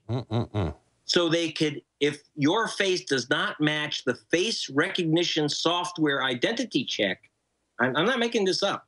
I'm not making this up. They can exclude your vote. But that requires them to tag your picture to your particular vote. So gone is the secret ballot. And they say, oh, this is so someone doesn't vote for you. Come on. We haven't had, it almost never happens in the United States that you have identity theft. Someone walks in and votes in your name. It almost never happens because it's easy to catch these guys. But what they want to do is take your picture while you are voting, tag it to your vote, and then make it subject to challenge.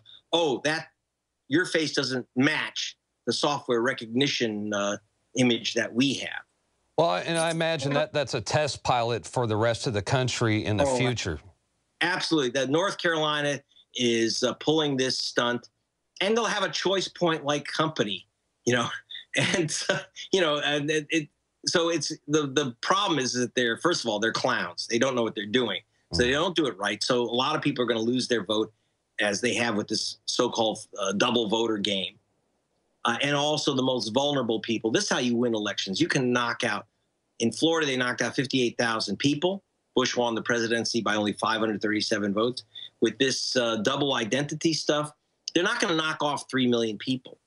They are going to knock off, I can tell you right now, Virginia's already removed 41,000 people suspected of voting twice. And I went, by the way, I was just in Carolina.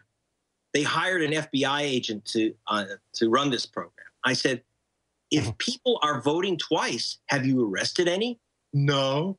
I said, isn't that a felony crime to vote twice? Yeah. So why don't you arrest them? Well, it's not easy. I said, you got their names, you got their addresses. You're FBI, you've got their phone numbers, you've got their social security numbers. I mean, you're telling me you can't get these guys?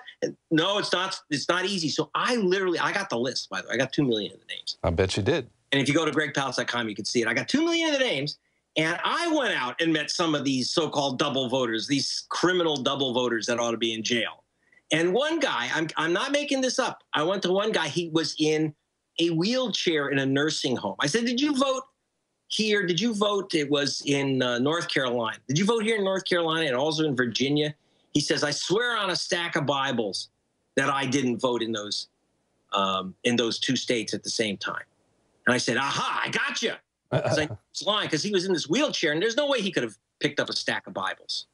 So, you know, but well, this is, you know, this is what they're doing. They have, so they can pick out anyone they want. Say, you voted in 2 states. Your name's Alex Jones. And there's another Alex Jones in North Carolina who also voted. And that means you voted twice. Your vote doesn't count. That's the game that's being played right now, right now. Oh, yeah, and I don't see them stopping anytime soon. You've been uncovering this sort of thing for a long time now. I'm anxious to see what you uncover as a result of the midterms. Thank you for joining us, Greg Palast. GregPalast.com is the website. And be sure to check out his latest bestseller. It's called Billionaires and Bailout Bandits, How to Steal an Election in 9 Easy Steps. The Huffington Post, it says that this book is the most terrifying book a Democrat can read. So, and all of his books and documentary films are not just earth-shattering bombshells of vital information, but they're also very humorous at times. Greg Palast has a great sense of humor and a great attitude in the face of corruption. And his books, let me tell you something, folks, they're bestsellers for a reason. So check it out, gregpalast.com. Mr. Palast, thanks for joining us today. You're the best. Thanks a lot. All right.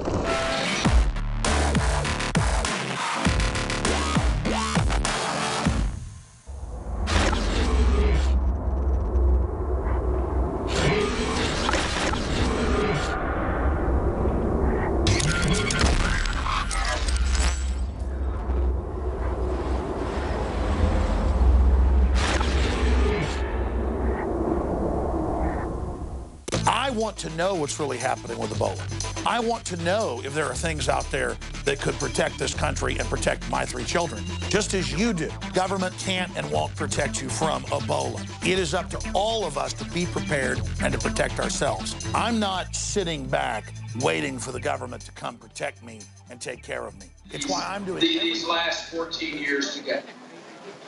It has been a powerful time. But you know, here's the best thing. The best thing is, when Greg Abbott is the next governor of the state of Texas, things are going to get even better.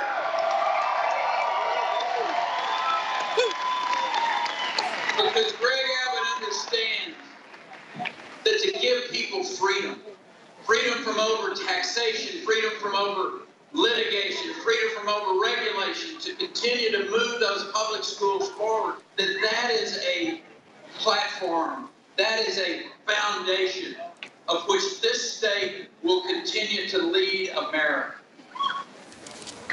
That's why. Got Greg Abbott on stage right now. This is live coming from the Moody Theater. I will suggest Rick Perry, sorry, Rick Perry. He's talking about Greg Abbott. He's probably going to introduce him here. And we got Gerald Celente coming up. Give you a little taste of this. To cut into our ads for the people out there. So be sure you go visit InfoWarsLife.com, InfoWarsStore.com to check out all the stuff we have available. Patrick, and to have served with Dan and had the opportunity to be the lieutenant governor for a short period of time. To have been a partner with Greg Abbott over the course of these last 14 years. Let me share something with you. There is just a really good feeling when you need your lawyer to sue the federal government, and you got Greg Abbott as your lawyer. That is a great feeling, and that's the reason that experience that he's bringing to the table is going to translate so well as the governor of this state.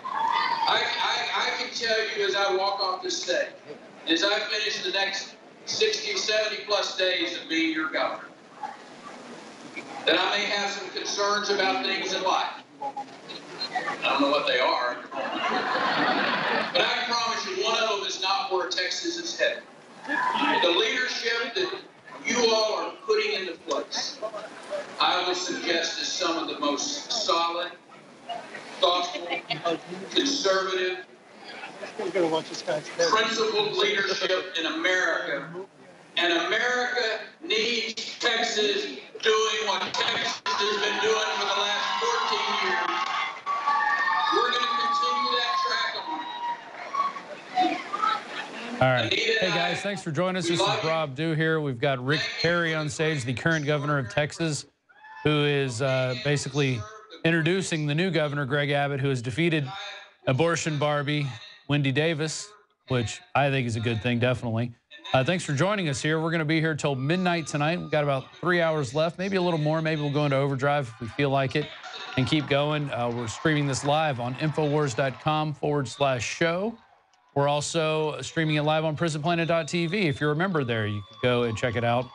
Also, we're streaming live on YouTube on the Alex Jones channel, youtube.com/the Alex Jones channel. Those are all the places you can get this stream live. We sure do appreciate you joining us. And we're about to go to Gerald Celente live, trends forecaster up in Kingston, New York. He's going to be joining us to talk about stuff. His new Trends Journal just came out. In fact, it was brought to my desk this morning, which gave me the idea, hey, maybe we should get Gerald on to talk about this stuff. And when Greg Abbott comes on, we'll go to him a little bit and let him talk. And but for now, I think we're ready. Let's bring on Gerald Celente. Is he out there? Gerald, can you hear me? I can hear you. All right. So Gerald Celente, trends forecaster up in Kingston. I just got the new Trends Journal, Occupy Peace, May 2nd, 2015. It looks like you got a lot of big things coming up. What's on your mind now with all these midterm elections? Are you going to see any change? What's your feeling on all this? Well, my feeling is that everyone should go back and watch Alex Jones' Obama deception.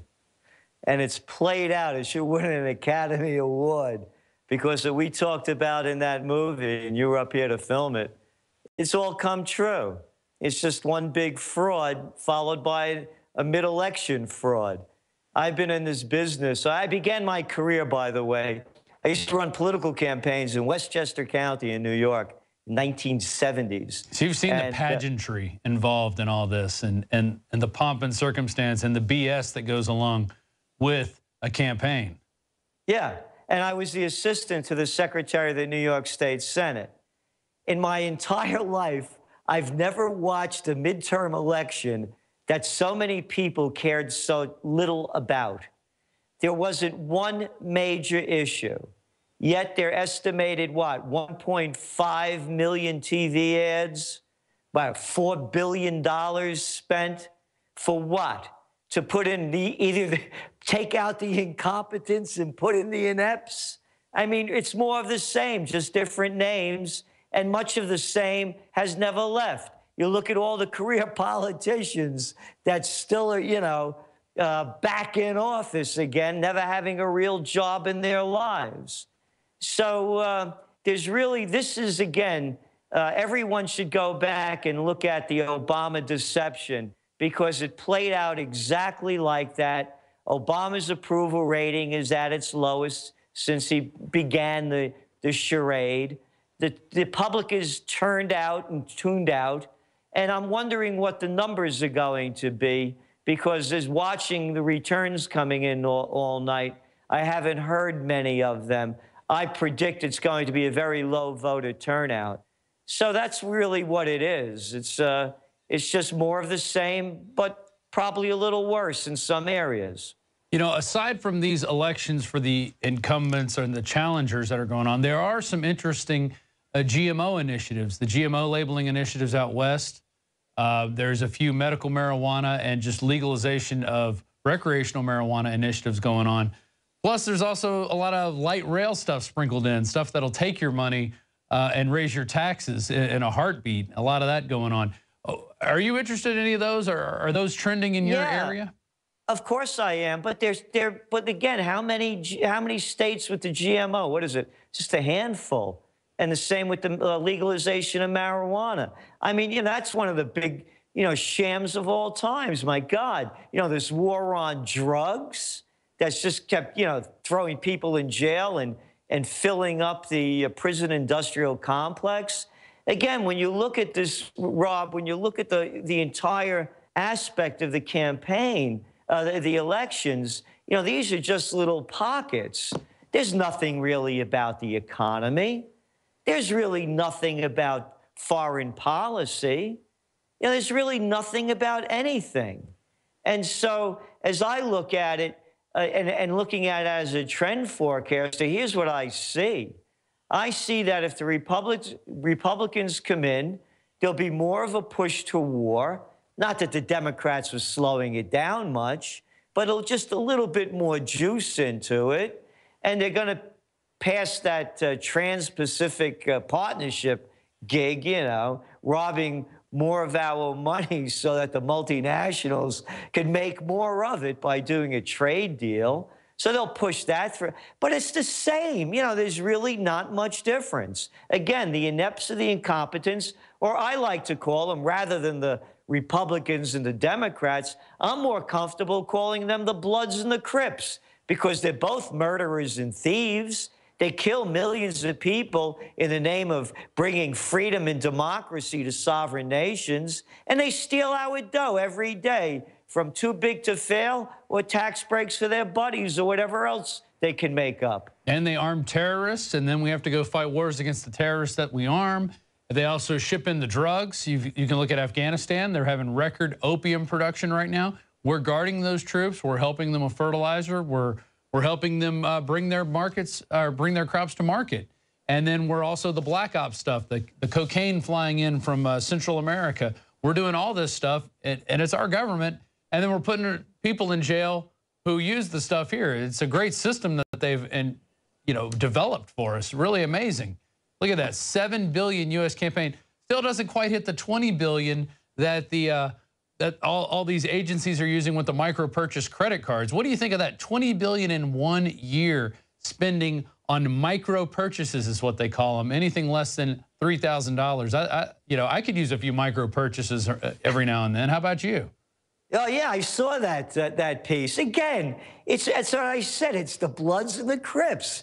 They're murderers and thieves. How much more proof do people need? And then they throw out these 2-bit lines. Don't forget to vote. Don't forget to vote. Yeah, throw out the bums and bring in the scums. That's all it is. Exactly. So they call it a democracy. It's a gang of 535. That's all it is. And they don't represent us. They represent the special interests that give them all that dough, like the $4 billion that went into this charade. Again, I've never watched a campaign, a midterm election, where so many people cared so little. The fraud is in front of all of us. I'm surprised they didn't come out with an ISIS scare, a couple of hours before the election, or the booths opened up, Right. I was surprised they haven't pulled a fast one to get the people to the polls or throw some fear and hysteria in them. Well, and the economy took a back seat in this election. Not a lot of people were talking about it, and that's something that's been on my mind. The economy really hasn't recovered from 2008. They keep saying the unemployment's going down, the economy's growing, they're stopping QE. What is the big deal now with stopping QE Infinity that they finally said they're going to put a hold on? Are they even really putting a hold on it, or is this just another sham? There's something very interesting happening with that, by the way. First of all, they're keeping interest rates to record lows. And then when you look at the recovery, and you look at the data, for example, about how many new home buyers there are, the numbers really dropped significantly, and how many new multifamily dwellings are being built is skyrocketing compared to what it used to be. Go back to the QE. Here's a little set. We're coming out. I'm going to give you a breaking trend. It's going to be one of our top trends for 2015. I shouldn't do this, but I am. That's all right. We're all friends here. It's not capitalism. It's bankism. You look what happened when the Federal Reserve announced last Wednesday they were cutting out, finally, the quantitative easing. Bingo, voila. 2 days later, the Bank of Japan announces that they're going to go into quantitative easing plus. When you compare their GDP to our GDP, it would be the equivalent of the Federal Reserve dumping in $3 trillion. Oh, what a coincidence. It happened right after they announced in the States that they were cutting back their quantitative easing. And then tomorrow, watch what's going to happen over there in Europe, because the ECB, the European Central Bank, is meeting. See if they're going to do anything. This is a central bank takeover. It's not capitalism, it's bankism. You saw it with the too big to fails when they bailed out the banks. Again, they're murderers and thieves, the Republicans and the Democrats. You remember that guy, the U.S. Treasury Secretary under Bush? Was it Henry Paulson? I think he played Frankenstein on the B movies before he got the job at Goldman Sachs. Yeah, that guy who gave us too big to fail. Yeah, you remember the Obama administration that pushed it through. You remember the Clinton guys. Yeah, the other Goldman Sachs guy, Rubin. Yeah, little Robbie Rubin. Yeah, the guy that killed the Glass-Steagall Act so you could give the bankers more freedom to rob from us. The whole game is a banking game. It's in front of everybody's eyes. The Japanese just shoved it to us one more time, and they really stiffed their people over there. But you know those Japanese, man, they don't rebel. You think we got it soft over here where the people don't fight back. Over there, you know, they just keep bowing, man, and taking it. How about another Fukushima for you? So what I'm saying is what the Japanese bank, the Bank of Japan, just did on Friday is a criminal act followed by the criminal act of the takeover of our country by our central bank. That's only propped up the very rich. The numbers are there. Our median household income is below 1999 levels, and that 1% got a lot fatter and richer. There you go. You said it. We're joined by trends forecaster Gerald Celente. You can read more about him at trendsjournal.com, and we're going to get into his Trends Journal, the latest issue that's come out, in just a second. We've also got playing over here on the sidewall. It looks like Ted Cruz is giving a speech right now, stumping for Greg Abbott. They're bringing out all the stops now in the Republican pageantry. And what did you say, Gerald? Politics is show business for what? Ugly people. There you go. You said it. That's all it is. You got it there. But we are going to, whenever Greg Abbott whenever they bring him out at some point, we are going to go to a little bit of his speech, see what he says, see if he's going to have any meaningful change for us, see if he'll hit hard on immigration, all the illegal immigration that's going on. Is he going to hit hard on the border, closing the border up? Is he going to hit hard on the taxes that they're charging people here? Alex is really up on this franchise tax that they've started laying onto him, and it's really cut into the money that he's made and tried to put in back into this business. He can't put as much in because it's being taxed. So giant corporations around Texas can be brought in and be given free water, free electricity, no property taxes. That's the way they work it here. It's everything is done for these giant corporations so they can bring more people in and start charging taxes on them. I mean, you've seen the way it works, Gerald. Let's go into your Trends Journal, Occupy Peace, except we've got a lot of war going on here. I've noticed some really interesting things. You're looking back at Iraq. You've got fears, history repeating itself on page 8. It looks like we've kind of failed in Iraq by going in there and destroying it and then not really rebuilding it. You've got your rally for peace coming up at the oldest intersection in America, which we've talked about before. I've actually seen this intersection, seen the buildings. It really does exist, and there you are, a picture of you standing there in it. And then at the very end of the Trends Journal, and people can subscribe to this by going to trendsjournal.com, you've got some history lessons.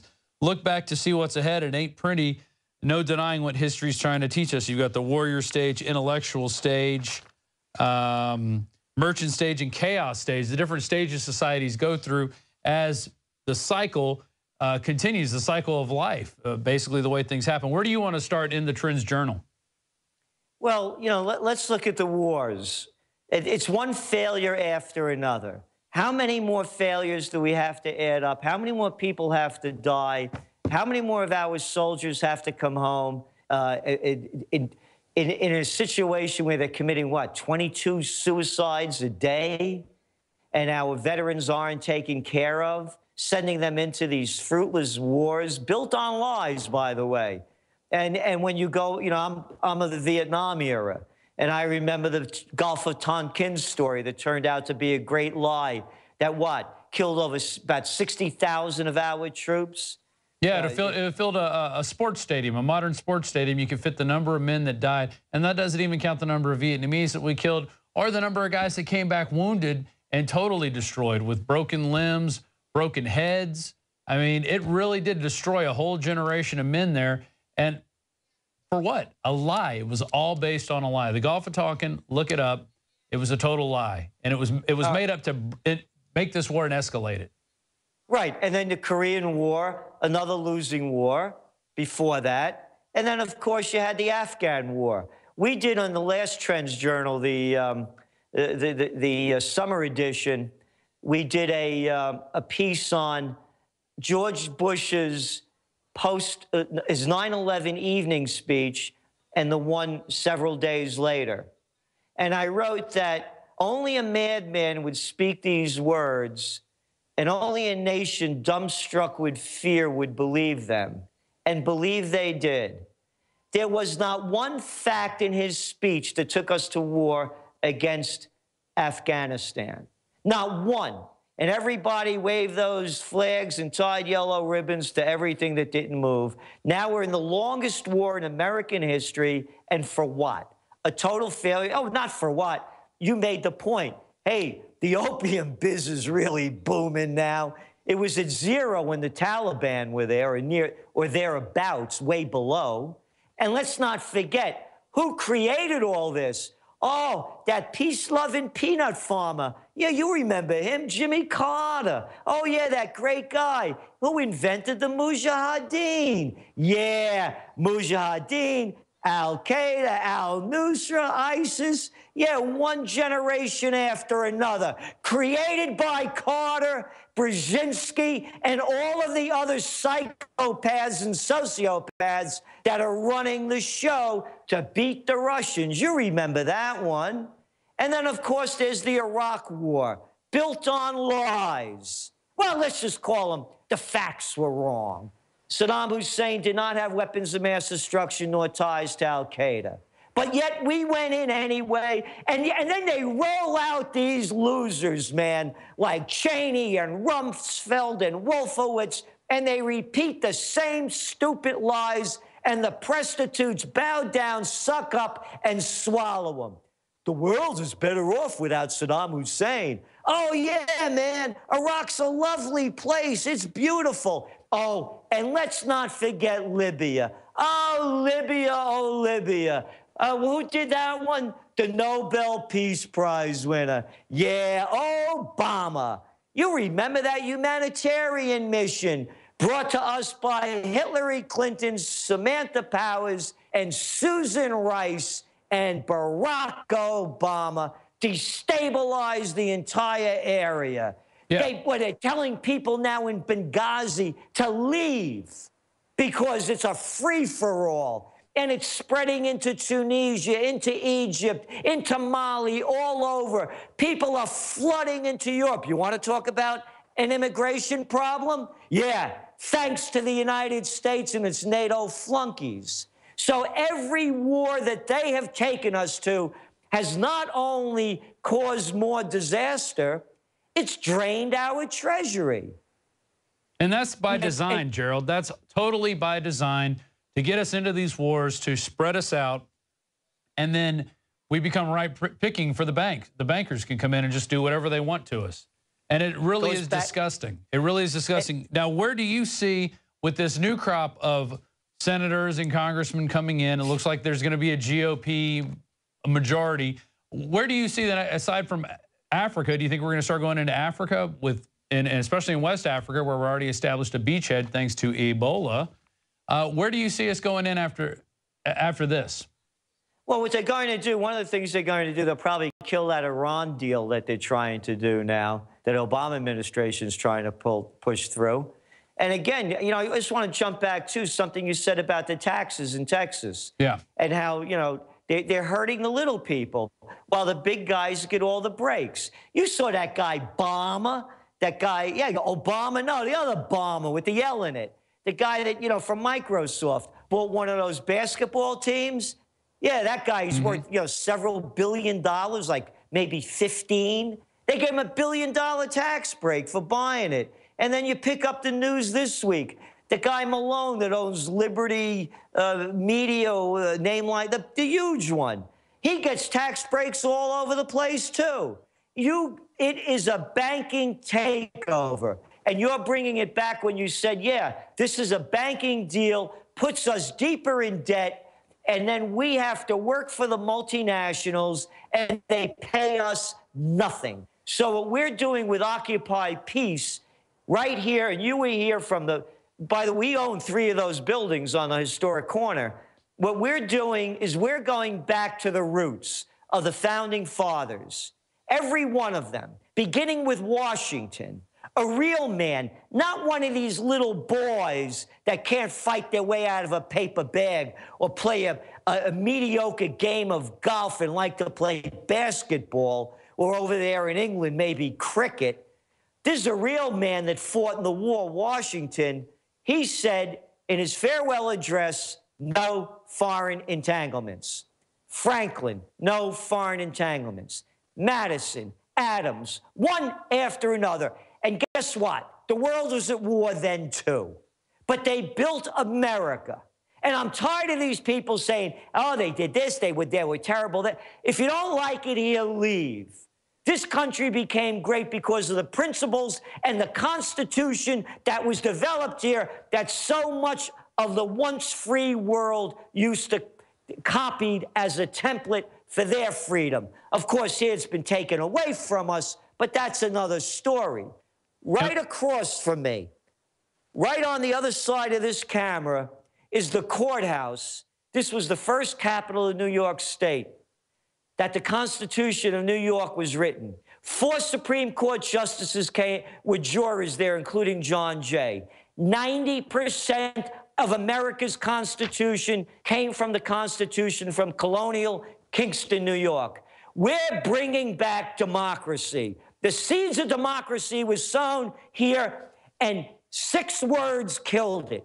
Harvard, Princeton, Yale, bullets, bombs, and banks.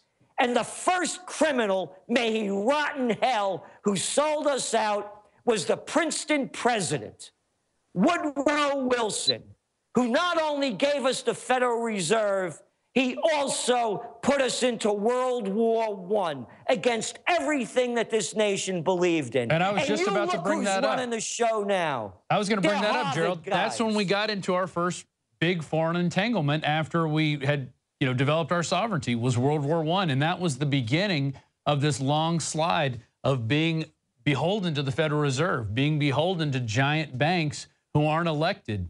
It's just and the giant military-industrial complex now, that they get paid either way, whether we win the war or lose the war, or whether we continue the war. They're making their money, and I guess the people working in that industry are getting paid, but it's not anything that's producing anything. It's not a space industry. We've pretty much given that up for, you know, a couple rockets now that can't even get off the ground. It's just a disgrace that we can build these amazing weapons that can be fired from 20, 30 miles away, can pinpoint a house, and yet we can't get rockets off the ground now. I mean, it's a total disgrace. Can't pay their water bills. Yeah. I mean, come on.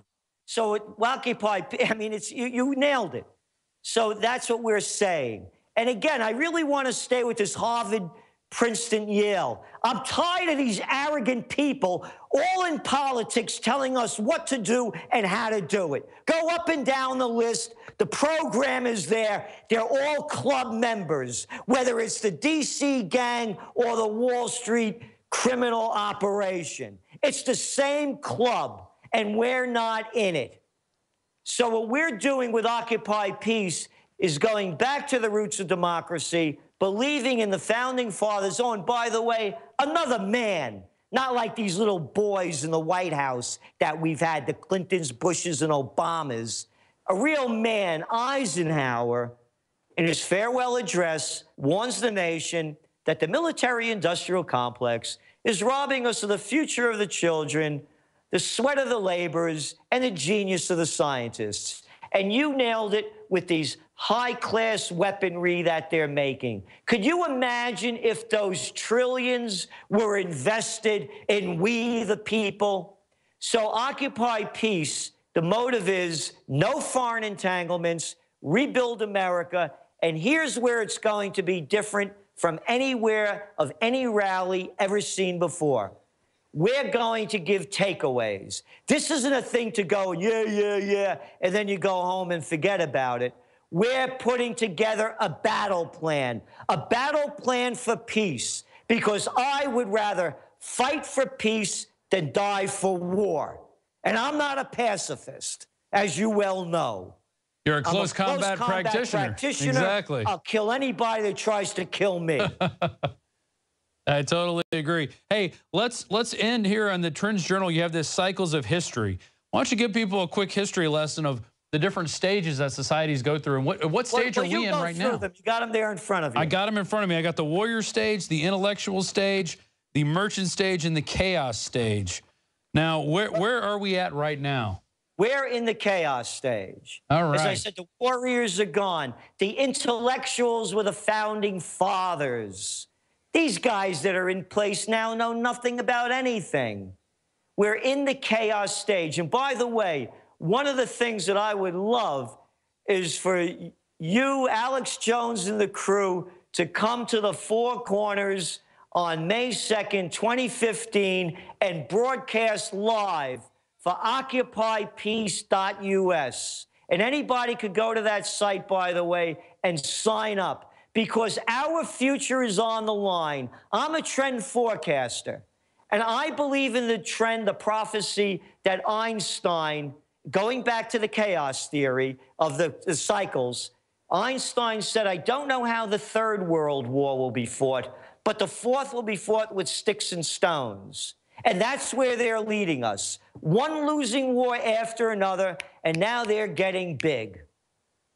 I totally agree. And it is a crazy world that we're becoming into, the chaos that we've created by taking down these evil dictators that were, essentially keeping the different tribes under control. Gaddafi, yeah, he was a socialist, but you know what? He was feeding his people. They had power. They were getting water. They were doing deals with the Chinese. He wanted to create an African Union. So what do? We take him out. Same thing with Saddam Hussein. Oh, yeah, we sold him weapons of mass destruction. He has weapons of mass destruction, so we got to go in and take him out. But, we don't talk about the weapons of mass destruction that we sold him. And then it came out that we found weapons of mass destruction there, but we didn't want to say anything about it because they had our stamp of approval on it. They were all made in the USA. So, of course, they're never going to mention that stuff. I mean, it's just ridiculous. And we keep buying into it. We keep buying into the next war. We buy into the next fake terrorist attack. It just continues on a cycle. And like you said, we are in the chaos stage right now in our history, and it's filled with drones and cameras. And guess what? We're all walking around with cameras. And it looks like they're about to bring out Greg Abbott. Gerald, do you want to stay with us while they bring him out and comment on what's going on, or do you want us to let you go for the evening? Why don't we let me go for the evening? All right. Well, tell us where we can find more of the Trends Journal. And did you see Anthony Frida got his piece of artwork accepted, his 9/11 truth piece, into the 9/11 museum? Did you see that bit of news that was out there? Isn't that great news? Yeah, Anthony Frida is great. Yeah, and of course he's an illustrator for us, and you guys use him as well. And I know he's been on with Alex. Trendsjournal.com, trendsjournal.com. It's the only place where you read history before it happens.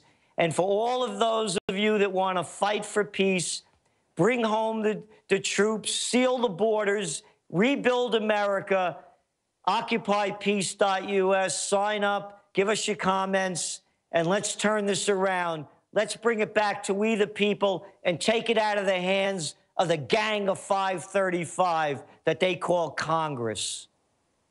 All right, and I'll leave you with that. Gerald, thanks for everything you do. And And, you know, anytime, we love having you on. You're a great breath of fresh air to just really just wake people up with some energy. You know, a guy your age still out there screaming about the system and the way things should be and where we've gone wrong and everything else included. And thanks for joining us here on our live midterm election coverage. It was a pleasure having you on. Thanks a lot for having me. All right, there goes Gerald Celente. And you can find out more about him at trendsjournal.com. And it's a great magazine. It's got everything you need in there to figure out what the heck is going on in your world and why it seems like we can't figure it out. Like, why do we keep going into these wars? Why do we keep messing up? Why do we keep doing the wrong things? Is it on purpose? Usually it is. Usually it is on purpose. All this stuff is done by design. I want to go to a quick article here that Mikhail Thalen just released about an hour ago, maybe an hour and a half ago. We're into, it looks like working on almost hour 4 of our live coverage of midterm elections. It looks like they're going to bring out Greg Abbott in a second. So I want to go over this article before he does. Hackers target NRA leader prior to Washington state gun control vote. So the head of the NRA's push of Initiative 594, Washington state restrictive gun control measure, says her phone and Facebook account were targeted by hackers only days before the election. Essentially, they came in and went after her Facebook, took away a lot of her members, then hacked her phone. Her phone started going crazy, and this was an exclusive that we got from Mikhail Thalen, one of our writers here at Infowars.com, putting this up. Just one of the many things you'll see on Infowars.com. And hey, while we're sitting here waiting for Greg Abbott coming out, I want to encourage people out there who are watching this live on YouTube or at Infowars.com/show. These streams, while they are free, at least the YouTube one we're not paying for, although they are putting their ads on it. And at Infowars.com/show, we do put a short ad in the beginning. A lot of this stuff is funded by the members of PrisonPlanet.tv. They're the people who pay a monthly subscription to have access to the live show video, the live nightly news, all of Alex's movies, special reports, books. I mean, just in the last 3 months, we've probably put 50 special reports up there that you're not going to see anywhere else. Stuff about Agenda 21, about fluoride in the water, a whole host of issues. And it's all there, and it's all thanks to your support at PrisonPlanet.tv. So while you're watching this, and next time we go to a break, I encourage you to become a member. You can also share your username and password with up to 11 people. So that's 11 Info Warriors for the price of one. You can get one membership, and then you can split it with your friends. And I think if you pay with a year, you even get more off, or you can pay for it by the month. But you do get 11 days free to try it out. Less than $5.95 a month, 15 days free. And there you go, $54.95 per year. And we do have specials that we run from time to time. But get in now. Become a member now of PrisonPlanet.tv and help us take this to the next level. Then we can hire more reporters. We can have more than just one reporter out at one location. We can have 10 reporters out at locations and just bring you up-to-the-minute news. This is how we're doing it. And I encourage you also, send us your tips to whistleblowers at Infowars.com. That comes directly to my desk. I get to read through a lot of your tips, and it is an amazing wealth of information that we have, almost too much for one person to go through.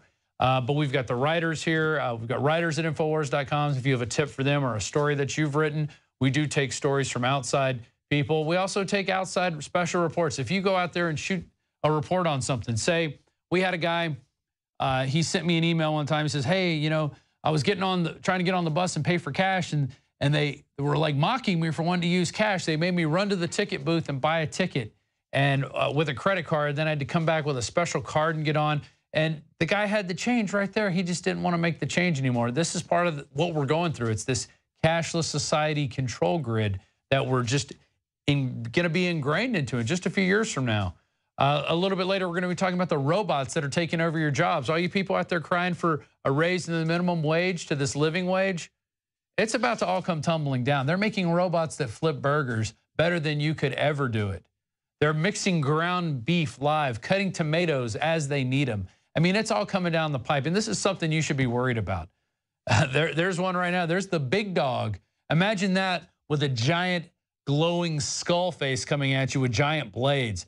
Watch this thing. It's going to take off in a second, and it's going to run you down. All right, this is what's coming down the pike, and it's scary. And these things are going to be autonomous. They're going to be able to think for themselves. They're going to be able to go, hey, you're not wearing the right color armband. We're going to come after you. It's coming down the pipe, people. So, you know, and the people wanting a higher minimum wage. Look, I had minimum wage jobs when I was in high school and out of high school, and even working through college, I worked minimum wage jobs. But I also gained skills, even the skills I gained outside of college. I was a theater major. I didn't know how to edit video. And then I moved down to Austin, Texas, and I wanted to be a director. And I went around trying to apply for these places. And they said, you know what? If you want to be a director, you better go out and do it for yourself. So I started shooting video on my own. I bought a camera, I bought a computer, taught myself Final Cut Pro. That is how you're going to get things done. You're not even going to really get things done going to college. I don't even use my degree, although it has probably opened some doors for me in some of the larger corporations I've worked for in the past. And it does look good on a resume. But it does drive you into debt. It took me till I was about 36 paying off the debt. Looks like we got Joe Biggs coming on right now. Is he ready to go? Is he ready to talk? Is he out there? Joe, how you doing? Oh, he's giving us the wink. And can you hear me, Joe? Do you have your earpiece in? Joe is live down at the Moody Theater right now. Can you hear me, buddy? Give me a thumbs up if you can read me loud and clear. All right. What's going on right now? What's the atmosphere like at the Moody Theater now that we bring in our new Lord Abbott, who's going to be coming on stage in a second? What's the scene like out in Austin, Texas? Right now, everybody's having a good time. Everyone's having a beer, drink right now, kind of celebrating their victory right now. Right now, we are awaiting Greg Abbott to come up on the stage. They're getting some stuff ready for that. So within the next, I would think, 5 to 10 minutes, we should be expecting him out here. I've spoken to a few people. You know, Ted Cruz was up here a minute ago. He gave a very passionate speech for a while. Got a lot of people animated, talking about how the Republicans are going to vow to follow the Constitution and the Bill of Rights. And you know, you could hear some echoes back in the crowd of people yelling out to Ted Cruz, you know, run for president, things of that nature. You know, during his speech, I was yelling out, secure our borders, you know, stop Obamacare, and many things like that. So some of the people looked at me like I was crazy, but then some turned around, smiled, and shook their head, and they agreed with that. So far, high spirits are here at the Moody Theater. All right. Have you been able to talk to more people since we left you? Right now, it looks like you might even be able to interview some people now before Greg Abbott comes out. Well, I mean, we just now got a break. I mean, everybody's been listening to like a long stretch of different speakers so far, so that hasn't been that much. A lot of people are walking off right now, getting drinks, going to the bathroom, things of that nature. So why don't you grab somebody behind you, see if they're interested in talking, finding out what their big issues are. What would they like to see change with this new governor coming in? I'd like to see him secure the border, for one. Do you mind talking? Tell them we're live on the air right now, beaming out across the world. Well, I'm trying to get some people. These stuffy Republicans. Do you mind talking? No one wants to talk right now. I don't have an opinion right now.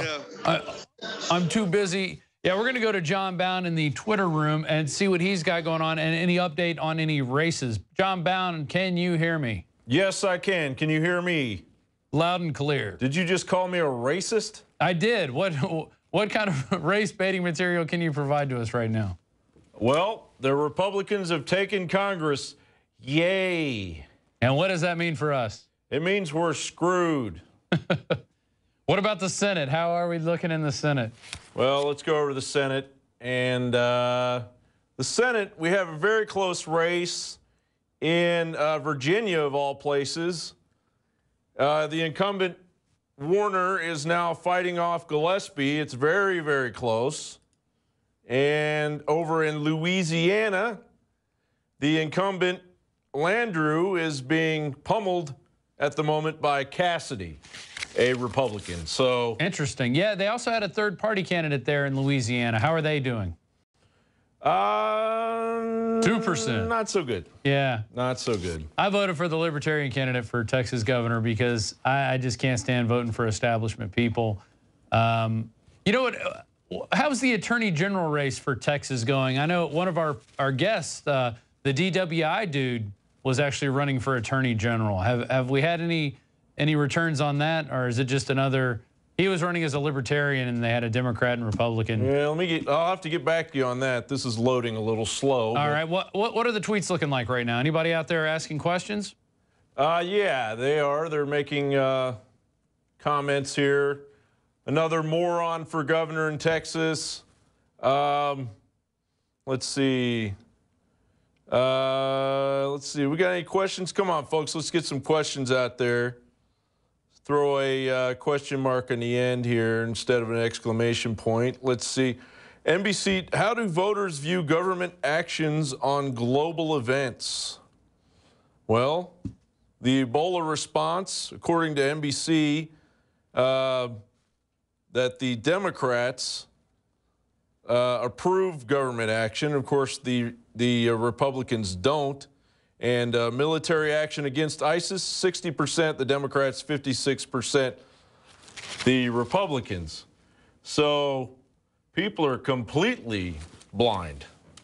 Yeah, and scientists are predicting now there's going to be 130 Ebola cases in the United States by the year's end. That's right. Which is really scary. But they don't say what's coming after that. Well, How many? And we've gone to sleep on the Ebola thing, not us covering it, but as a country, we've gone to sleep because they're probably whisking away everybody that has Ebola, and it's gotten very quiet. So when we get more information on that, then we'll be able to cover that. But that's true. We also have Jakari Jackson here as well. Where is Jakari located? What studio is he in? I'm back right here, dude.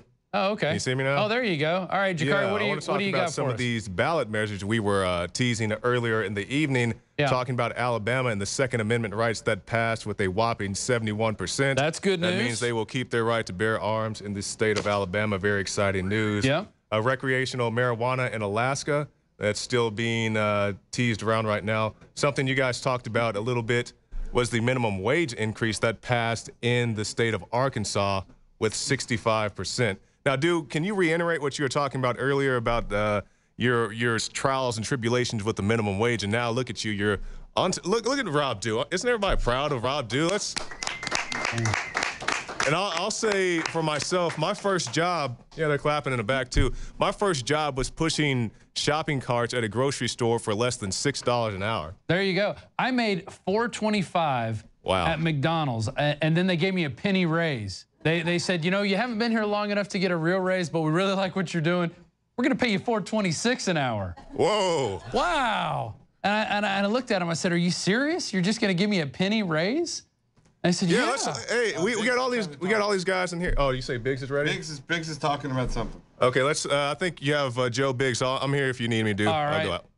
Hey, Joe. I was gonna say, people nowadays, a lot of the youth have this self-entitlement. They feel like everything should be given to them now. You know, they go into this McDonald's job and they get paid, you know, $5, $7, whatever it is, an hour, and then they complain. They're being very selfish about it. They're thinking about the now instead of the future and how raising the minimum wage is going to affect you down the road. How that 99-cent burger that you're buying is going to go up and be $3 or $4 now. There's not going to be a dollar menu anymore when you're paying everybody $10, $10.15 an hour. You know, it's ridiculous to raise it because over time, it's shown through history, it's bad to raise the minimum wage because all it does is affect all these businesses.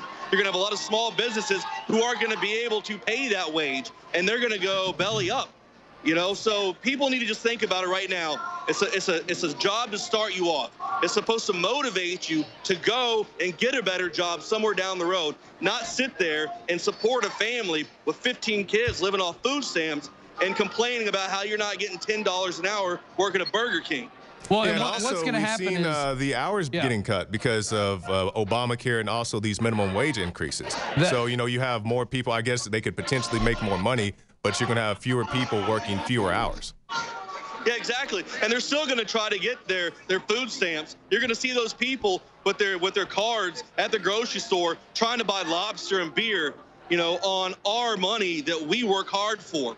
You know, I can't stand seeing that when you see somebody go in there and they're using this stuff to buy cigarettes and beer in places because they allow it to happen. You know, you need to get off your lazy butt and go do something, work hard and make something out of your life, not be lazy and stay at a dead-end job and expect to support your family off that. That's right. And Biggs, more on that. You're talking about guys buying lobster and beer. I believe it was on Fox News. They had that surfer rat guy who was going to the to the mini mart and buying lobster. Yeah. You know, I wish I could have some lobster. You guys want some lobster in here? I can't afford lobster. I can't afford lobster. But let me tell you how it's going to work. If they raise the minimum wage, Walmart's not going to raise their minimum wage. They'll be exempt. Burger King won't raise their minimum wage. They'll be exempt. It'll be the small businesses that they're going to hit over and over again.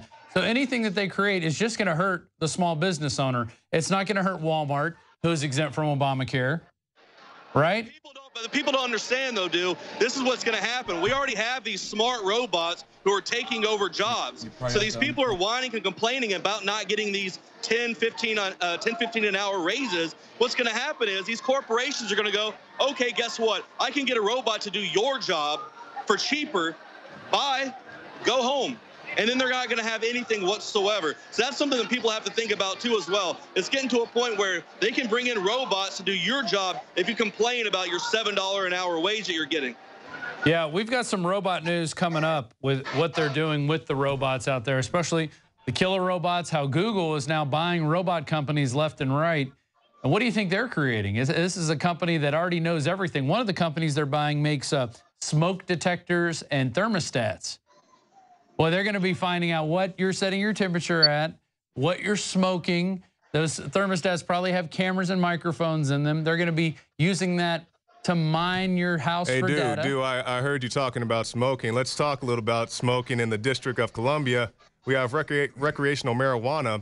It's going strong at 6 to 8% for.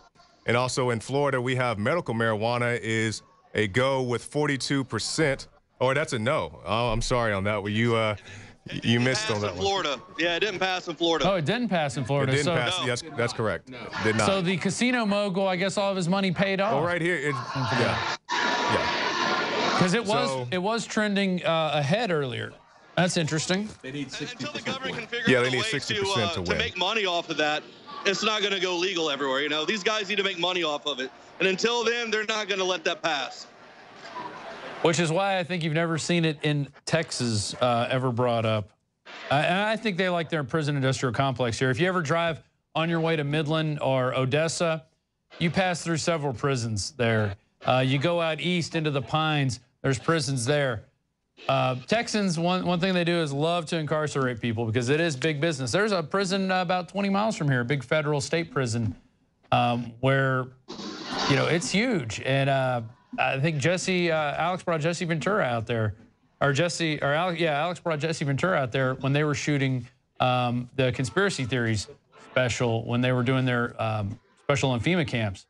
So it really is, you know, incredible that, you know, you look at the midterms. Is anything really going to change? We're going to see the Republicans gain control, but we've seen the Republicans in control before. Did anything change then? They took over when Clinton was in office. Did anything really change? No, it got up to the year 2000 and we had a giant .com crash. And then 8 years later, we had another crash. So we're due for another crash in 2 years. If you follow it every 8 years, we get a little dip. Hey, Dew, I think we have Greg Abbott about to come out on stage. Yes. All right, so I guess we're going to go to Greg Abbott live. And then I think we'll cut off here and go to a break, and then we'll come back with our next panel that we're going to have. We also have David Knight coming up, talking about how to get yourself transcending the system. We're going to talk about some of the illegal voting that was going on. We're going to have look at the economy and jobs with myself, John Bowne, and Jakari. And then we're going to end tonight with Obama's five-finger death punch. What's going to happen after the election? That should be interesting. But for now, I guess we go to another piece of history. Texas elects another governor who maybe will keep staying asleep on what's going on at the border and other issues. But it looks like they're going to bring out Greg Abbott. We're going to go right to that live whenever that happens. And it doesn't look like it. It looks like they're just going to milk it for a while and get. Yeah, they like milking the thing. The crowd fervored up. What else is going on, Jakari, with the races? Let's go back to some of these races. We'll go over some Drudge headlines in the meantime. I think Biggs is saying something. Let's go to Biggs. Oh, Biggs, did you have a comment? No, I'm saying before each one of these speakers come out, they like to build it up real big, get the crowd involved. You'll hear a lot of chanting and screaming right now. So they're doing a video showing Greg Abbott in his victory, and he's about to come out on stage right now and give us a victory speech here in front of a lot of Texans who are very happy for his victory. All right, Jakari, what do you have going on? What are your updates? What's Drudge saying right now? Okay, so we're on Drudge. We see Republicans take Congress plus 7 Senate. So the Republicans are having a very good night, as we see with Greg Abbott here in the state of Texas. And let's look at some of the other governor races here in Oklahoma, my home state. We have Mary Fallin, traditional Republican, but she did sign a law a few years back saying that in the case of an emergency like Hurricane Katrina, they could not do door-to-door gun confiscation. So I like her for that, but pretty much everything else, not so much. Well, look here in the state of Florida. David, you were interested in this race, I believe. We see Scott, the incumbent, is the nominee or has the clinch there with 48%. Let's look up here. New York, Como, the gun grabber extraordinaire, following the footsteps of Mayor Michael Bloomberg, has it with 55%. He said, if you don't like guns and if you don't like babies being aborted, you can just get the hell out of my state. And that's what they're doing. People are leaving the state of New York, even though upstate New York's very beautiful. All I heard about how beautiful it was from Jason Burmis, who lives up there now. And I've driven through it, especially going up to Kingston to see Celente. And it is a beautiful area, very historical, lots of nice rivers, beautiful trees. And they also have skiing. Really we know Rob Dew likes to ski, I think. Do you see some action? Okay, they say Abbott is coming out. Here we go. All right. History is being made, folks. You're watching it live here on Infowars.com/show. You can also catch our live YouTube stream at youtube.com/The Alex Jones Channel. Or if you're a member of Prison Planet TV, you can join us there as well. And please tell your friends we're going to be here for another 2 hours, maybe a little more, depending on how we feel, although we do have the rest of the week to get through. And we really are blowing a lot of it on Monday and Tuesday night here at the Infowars.com studios. But we really are putting the studio through its paces. And it's been a lot of fun making this happen, putting this thing together, doing all the prep work that it takes to put something like this together. We may be on for 6 hours. We've been prepping this for now 2 weeks, 3 weeks now, on and off, doing off-site interviews, doing different interviews, putting special reports together. We're going to have David Knight coming up talking about how to transcend the system for those of you who just can't deal with the system the way it is now, who don't want to work around it and transcend it. And we're going to have Obama's five-finger death punch coming up. We're going to talk about the illegal voting that's been going on. Maybe some races in your area. We have David Knight. He wants to give people a little bit of a preview of what he has coming up. Sure, yeah. Let's go to David Knight now. Yeah, we're going to be talking to a state rep in New Hampshire. Of course, they have the Free State Project there. I think it's very important for people to understand that they can make change not only within the electoral system, and I think where they're going to have success is not going to be at the top of the ticket. It's going to be at the local and state level, and that's what they've done in New Hampshire. They've readjusted their focus to take things at the local and the state level. And of course, some people do it in the electoral system. Some people do it as direct activism. And I think that two-pronged approach is very effective. I think they're seeing some results in New Hampshire, but it's always a struggle. So we're going to be talking to him in an interview that we taped earlier today. And we're going to be looking at some of the other methods of civil disobedience that people are using. And we still have a Bev Harris interview we haven't gone to yet. That's right. In fact, maybe we'll go to that Bev Harris interview after we see Greg Abbott's victory speech. I don't think we're going to listen to the whole thing. It's probably going to be very boring. A lot of Republican fanfare. A lot of people standing at the podium. Who is this right now? Is this his daughter, or who's talking right now? I don't even know. That's Greg Abbott's daughter. Greg Abbott's daughter, yeah. Sure, she worked very hard to help get her daddy in. He's been Attorney General now for at least 8 years, maybe even longer. Just like he has taken care of mine. So, we talked a lot about Greg Abbott and Wendy Davis. What do you think about one Kathy Glass? She was a Libertarian candidate running for governor, right? That's right. Yeah, I actually voted for her.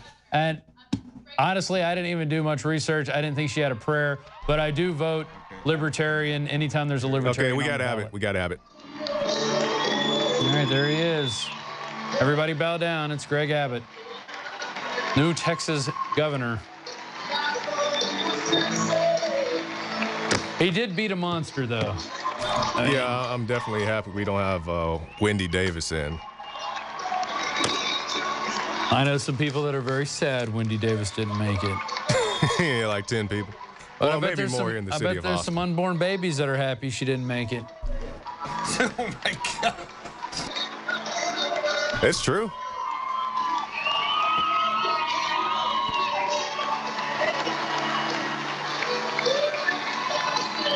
So yeah, he's making out there, the rounds right now. Yeah. Yeah, just making the rounds right now. Yeah, I owe you. So you know, one of the things when they announced that he won was the fact that this conservative guy came out to a rap song. A lot of people on Twitter were very upset about that. Greg Abbott did, or the guy before him? Or they announced all I do is win. And who sings that song? Does anybody know? Whatever. I didn't really care, but that was a Twitter meme a little bit earlier. Was it Lil Wayne? Okay. Yes, sir. You know, one of the things I liked about Kathy Glass was she had an interesting position on homestead exemption, just like the candidate in Florida for governor. Well, of course. The libertarian. She wants to keep her money so she can spend it on what she likes to do. In my case, is going snowboard. Earlier tonight, I received a telephone call from Senator Davis, congratulating me on the victory tonight. I think it's amazing we have the technology to do this, beam it back live with the power of a little phone, a little spy device. I told her what I want to tell you. Whether you voted for me, yeah, shout out to the NSA, or didn't vote at all, I'm going to work every single day to keep Texas the best state in the United States of America. Yeah, I have to agree with that statement. Living in Louisiana, we always look to Texas as like this amazing place. And always wanted to visit Texas, go to the malls in Texas. We thought Louisiana sucked. You would drive into Texas and suddenly the roads stopped going ka-tunk, ka-tunk, ka-tunk. So they definitely know how to keep their roads in better shape than most states that are surrounding them.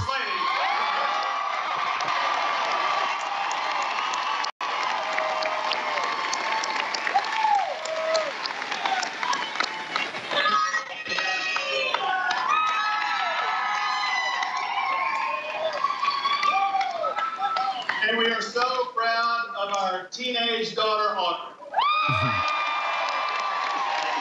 Let's hope she doesn't go drinking with the Jenna Bush sisters. Was it Jenna and the other one? Generations of Texas, and it looks pretty good. Well, tonight, Texans sent a message. You voted for hope over fear, for unity over division, for the majesty of what Texas is and what it can be. As Texans,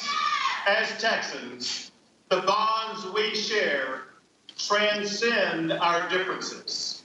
We all want to live in safer communities, have greater opportunities, and to give all of our children lives worthy of their promise. You know, I'm living proof. I am living proof that a young man can have his life broken in half and still rise up to be the governor of this great state.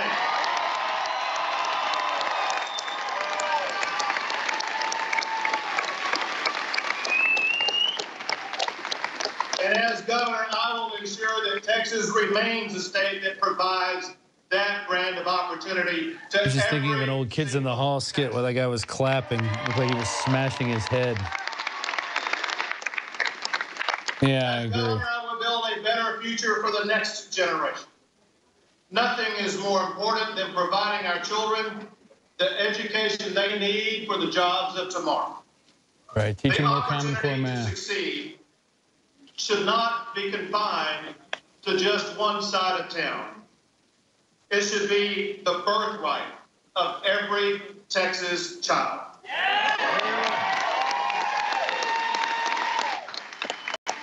I want our schools to be the best in the United States of America. Let's go to bed interview after this. There are no second-class dreams, and there should be no second-rate schools.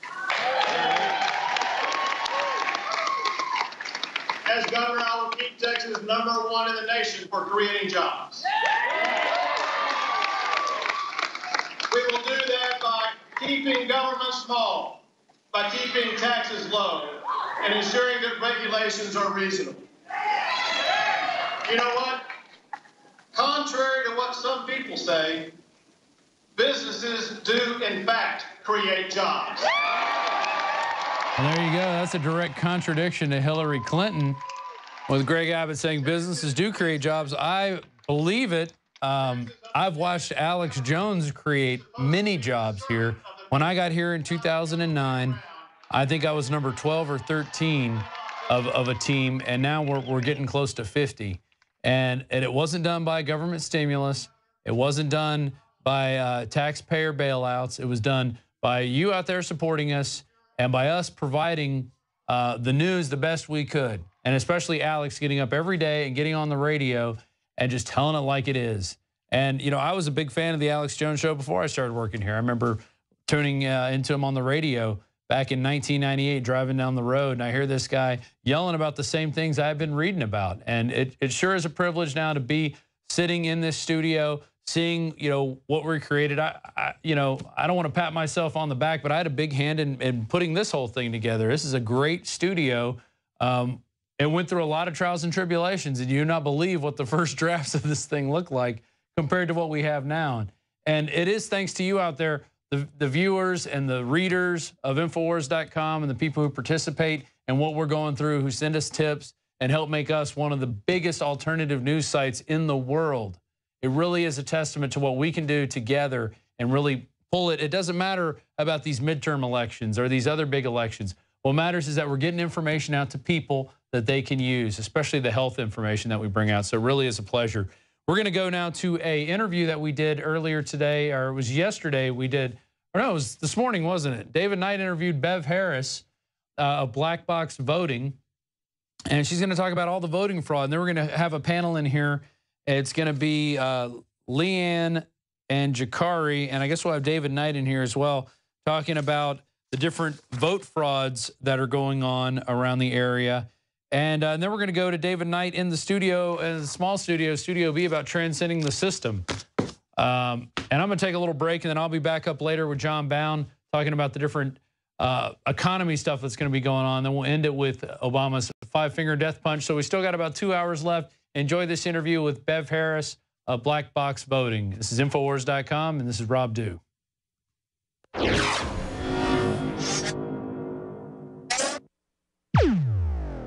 Well, tonight we're covering election results, but can you really trust the election results? Are they truly being reported? Is there fraud going on? We saw that blatantly happening in the 2012 GOP primaries, particularly directed at Ron Paul. Tonight we're going to talk to Bev Harris of blackboxvoting.org. She's been following this problem for years, and of course, it begins with who has access to the ballot. It includes who's voting legitimately, who's counting the votes. We're going to look at some very simple solutions that you should be pushing for in your area. So joining us now is Bev Harris of blackboxvoting.org. Thank you for joining us today, Ms. Harris. Give us kind of an overview of where you think we are. We've seen all these stories about voting machines flipping from Republican to Democrat. It seems to kind of follow whoever's in charge in a given area, depending on whether it's going to flip it from one party to the other.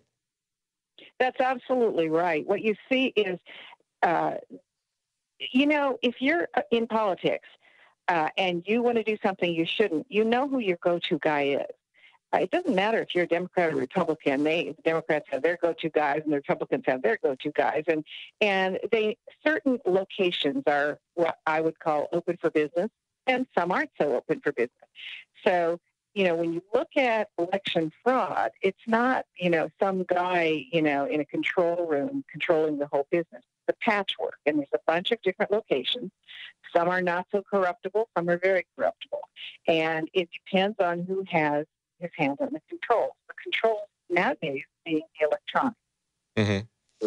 Well, we have a story that's up today, and this is something this election cycle has really kind of hit some mainstream news media as well. They haven't really reported much on voting fraud in the past, essentially pretending that it doesn't exist or it's only one or two incidents that are isolated whenever it does turn up.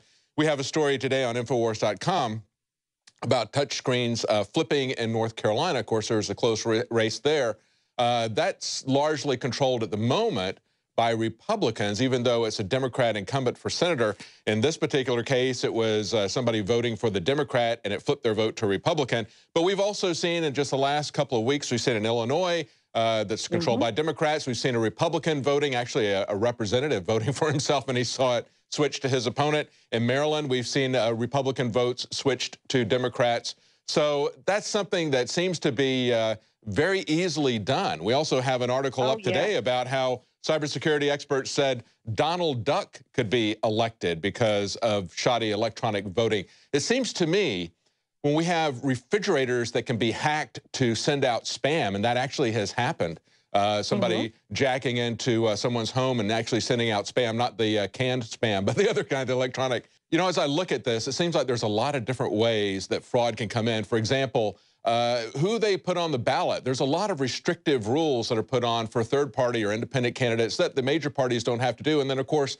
they can also limit this in terms of who gets access to debates. That's a very important part of the fraud that many people don't even think about even before the election takes place. Right. And, you know, it's a really important facet because let's say you have let's say you're a Democrat and your Democratic candidate is found to be corrupt, or a Republican, doesn't matter. Let's say that they're embezzling or whatever. Should you have to switch ideologies in order to vote for someone who doesn't have his hand in the till? This is a real problem. And because they limit ballot access so carefully in so many locations, the only option you have to get somebody out of office who's really not doing the right thing is to switch ideologies. Yet, if you open up ballot access to get more candidates on the ballot, you have kind of a bigger farm team, if you will, and you don't have to change your entire ideology if the particular guy is not serving his constituents. Well, it's kind of like the choices. It's kind of like the choices you're given in a old Soviet-style department store. You know, you get maybe one choice, maybe two, if they've even got anything in stock. And that's the problem that we've got, is that they restrict that. Why should we be restricted to two? What's the magic number about two? It absolutely makes no sense. Right. And so many things that are unhealthy for democracy happen when you restrict it to that. Yeah. You know, we're seeing some very interesting things in other countries. New Zealand has got a party now that they've got called the Internet Party, and they have a person who's named Kim.com who runs every time. Germany has the Pirate Party. But, you know, I guess what I'm saying is all over the world we're starting to see that this duopoly situation is not the way to go, because you end up with a couple of problems. One, you have very limited selection. And by the way, they flip-flop back and forth. There was a whole slew of people who changed parties who were already in office. Oh, yeah. Because they thought they could get elected because that party was throwing more money at them. So, yeah, famously in Florida right now, you've got the Democrat was the former Republican governor, and then he switched parties, embraced Obama, and so now he's running. So essentially you got a former Republican governor as the Democrat, and the current Republican governor who are running. And it's interesting that the third-party candidate there that we've interviewed here is Adrian Wiley, and he's polling between 15 and 20%. And I think it's a very good example of them moving the goalpost. When he qualified in the polling, what would have normally been included in years past at a 5% level or at a 10% level, when it looked like he was getting that, they moved it up to a 15% level. I mean, what do we have to do? Have somebody be at the 51% level, be included in the debate if they're not a Republican or a Democrat? I mean, it's absolutely absurd that they wouldn't allow people like that. But we've seen it in the Republican primaries as well, where they excluded former governor, two-term governor. They excluded Ron Paul many times. So that's one of the places where the control is exerted at the very beginning of it. A large part of it, power. Exactly. What I call is control of the ballot. Let's talk about voter ID, and then we'll talk about the machines. There's a lot of back and forth, a lot of lawsuits going on about voter identification. And it's only about 14% of the states right now that even require a photo ID. I know in North Carolina, where I used to vote, you would just walk in and give them your name. And I know personally someone who did that and found that he had already voted, his dead mother had already voted. Right. And I'm glad you brought this up, because there's some real misdirection happening in this debate. Voter impersonation, or exploiting people's names to vote, is a real issue, and it does happen, but it's done by insiders. It's not done so much by an outsider who wanders into the poll and comes up with someone else's name. It's done by insiders. And there are many, many proven cases of that, where For example, the poll worker sits there and looks through the list, finds the people who rarely vote, and casts votes in their name when nobody else is in the polling place. They actually had to overturn a state Senate election in Tennessee because of that. We saw in Georgia where voters who were over, who were elderly, over 70, were having absentee ballots cast in their name. That happens from someone on the inside with inside access to the system. Now, the issue about voter ID is it does nothing to address what really happens, which is that the insider is exploiting the voter list to cast votes in the name of people who rarely vote. And that is happening and has been proven to happen many, many places. So what's the solution? Someone with access. What's the solution to that, Ms. Harris? Yeah, you've got to have transparency, and you've got to get rid of no-fault absentee voting. That is a ridiculous concept. It's impossible to really ever know who put the ballots in absentee voting. Now, you want to have it for sick and shut in and people who are out of state. That caps the risk at about 5% of all votes. But when you start opening it up, we now have 26 states that have no-fault absentee balloting, and they quickly rise up to 2/3 of their votes are absentee. And hang on a second. Hang on a second and unpack what you mean by no-fault absentee voting. No-fault means anybody can vote absentee without any reason. Okay? Now, what that does is that's convenient. It doesn't increase. They don't tell the truth on this. It doesn't actually increase the turnout. But the number of people who normally vote who choose to go absentee instead of go to the polls, it rises. So it ends up that you have about the same percentage of voters, but about 2/3 of them end up voting absentee because they feel it's convenient. One would think that it would increase turnout, but the statistics show that it actually does not, and that's just a myth that keeps being spread in order to push this.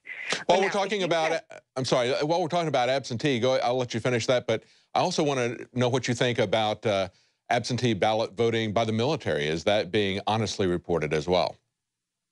Yeah, well, there again, that's a small number of votes. So, what we want to do first is look at where the largest potential is if you're going to manipulate an election. Once, and I'll bounce back to that in a second. We're bouncing back and forth. Once you have no fault absentee, so anybody can, and you start getting 2/3 or 70% of all your votes are absentee, that's a very large pool of ballots that nobody really sees who puts them in the pool. That opens up a huge window for somebody who works with the absentee ballots in the election office to simply scour the list. Oh, these people never vote, and stick ballots into the pool in their name. And it's not that I'm making this up. That's been caught in state after state. So I don't know why they're not addressing that. I think it's because it's unpopular, but the way to address it is to say we vote at the polls where a real body walks in the door, and we can see the real person. And then we, cap this absentee voting to the people who really need it. Now, military absentee voting, if it's got the right checks and balances, it has to. You have to have it. You can't necessarily have soldiers showing up at polling places around the world. Do you have any information that would indicate that the military votes are not being counted? Talked to many people in the military. They felt like it was coming in too late for it to be effectively counted, or that it wasn't getting through. Yeah, that's the strategy of manipulation for the military votes, is to just delay sending the ballots out, which is now the solution to a lot of this stuff. It's not going to eliminate it, but it will help. It's transparency. When you know when the ballots were sent, then you know if they weren't sent on time. When you know who is on the voter list and who cast an absentee ballot, then you can do something about seeing if some of those are false. And one of the things we are seeing with absentee is because they're sticking absentee votes in, when somebody who maybe seldom votes does show up at the polling place, they're told they already voted. This happens over and over. It happened in Georgia. It's recently happened in New Mexico. It happened in Alabama. And when they trace it back, if they ever bother, it typically is a person who works in the system. And what they say, these two words you hear all the time when there's some impossible situation in an election. They say it was human error. Right. Human error. Now, I ask you, if you are working for a bank as a teller, and by the way, they're paid less than election officials, and you say, well, $10,000 is missing from the till. Sorry, it was human error. It was human error. Yeah. It's kind of like what the IRS just did. Exactly. It's kind of like what the IRS just did, the way they said, hey, we lost all of our records. It's like, would you ever accept that excuse from a taxpayer? So they have a different standard that they have for themselves. So moving on from voter fraud, let's talk about how the votes are tabulated. And, of course, many different ways that they can game that, not just with electronic voting machines, but also even changing the tally as it's passed the custody, as it changes along in hands. Right. Yes. There's basically 3 points when you can do it. You can either do it going in. Somebody at some point has to set up the election and say, this is the candidates' names, and each, this one's a Democrat. They have to set up the ballot. Mm-hmm. And that ballot is then electronically translated to the voting machine so that they know, when you color in this oval or you push this thing, that's supposed to go to, Joe Blow. So that is one way to do it, is on the way in, put in an algorithm that says, hey, for every fifth voter who votes for the Democrat, flip that vote to the other one, and if they correct it, they work really hard and they catch it and they're a good proofreader and they correct it like 2 times, then give it to them. That'll shave off a certain number of votes. So that's one way. That type of program is loaded going into the system. There also is, while you're voting, you could do something, and I think one of the biggest areas is after the votes are cast, they have to be transmitted to a central tabulation machine. In other words, you've got precincts all over the place. You have to run all the ballots through, and they all have to get added up. Mm-hmm. During that transfer process and during the adding up process, you have a tremendous opportunity to change things, because by then you already know how much you need to change if you are the electronics. Yes, we saw that in the Republican primaries and the caucuses specifically. We had a lot of people in several states saying, hey, when I saw the totals transmitted up to the state tally, it wasn't what I had counted here at the local level. Exactly. That happened in Iowa. And that was why transparency was so important, because, to be able to see that count, so as it happens at the time, and so you can compare it with what gets reported later, and better yet, to be able to videotape it. Cell phones will videotape now. The guy's calling out the count, videotape it, and then if they report something different, you can prove that it's different. And we saw that in Maine as well during the caucuses. They were reporting completely different results. Yes. And so, something's wrong then when they do, as they tried to do in Maine, when they say, we're going to ban videotaping when we call out the results. There you go. Yeah. Why? Yeah. Going the opposite direction. So what is your ideal system as it would work? I mean, when they had elections in Iraq, they had a lot of problems in terms of identifying who the voters were.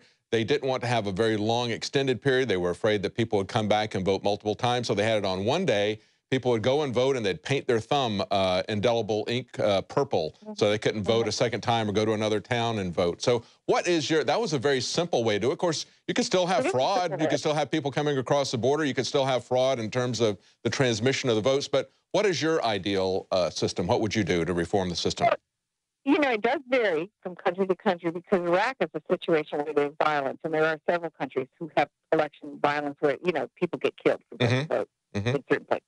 That has a little bit different set of parameters than we have here in the U.S. But mine's very simple. We have to be able to see and authenticate the counting of the vote. Any method will do, as long as we can see and authenticate the counting of the vote. There's 4 areas we have to see and authenticate. One is the voter list. Who can vote? We need to be able to see that list. We can, in many states, for $25, you can get a list of everybody, who's allowed to vote. You can confirm it yourself. The second one, so who can vote? Who did vote? the vote count and the chain of custody. Who did vote? Who showed up at the polls? That's where we get into problems with absentee voting, where we don't know who put the ballot in. Mm-hmm. You ought to be able to see a warm body show up, at least. It's not going to eliminate all fraud, but it sure helps. You can't have one guy sitting in a room, just stuffing thousands of ballots in there. So who did vote the voter list? Who can vote? Who did vote? And the counting of the vote needs to be something we can see and authenticate. And as I say, any method will do. If you want a hand count in public, as they've gone back to in Germany, fine. Another method would be to simply take a picture of all the ballots using a high-speed scanner at the polling place and let everybody have a copy of that if they ask for it. They could pay for the CD, I don't care, but so that they can see all those ballots. Mm-hmm. Hey, they're actually doing that in Eureka, California. How about that? Oh, good. Yeah, good. And guess what? The first time they did it, the public looked at it and found out they didn't count, that the machines miscounted the vote. So, transparency doesn't prevent all future fraud. Nothing will. You can't prevent all future bank robberies by having secure bank vaults, mm-hmm. but it is certainly a mitigation. And so you want to have those 4 steps transparent so that things will get caught. That's right. At least can get caught. So what they're doing in Eureka, essentially, the person's name is not on the ballot, so there's absolutely no reason why you couldn't photograph those ballots. That's right, exactly. They run them through a high-speed scanner. People can get them on CD. It's very helpful to candidates, too. Recounts are extremely expensive. Every now and then, the registrar has told me there, a candidate will come in and say, let me just, look at the ballots. I feel uncomfortable with something I thought I should have won. And then they look at the ballots and they're like, oh, yeah, well, okay. That's an excellent, simple solution that would go a long way to restoring honesty to it. As you point out, there's not any perfect system, but the system that we have now is very, very easily manipulated from beginning to end. One of the things we didn't mention, of course, was even gerrymandering. That's one way.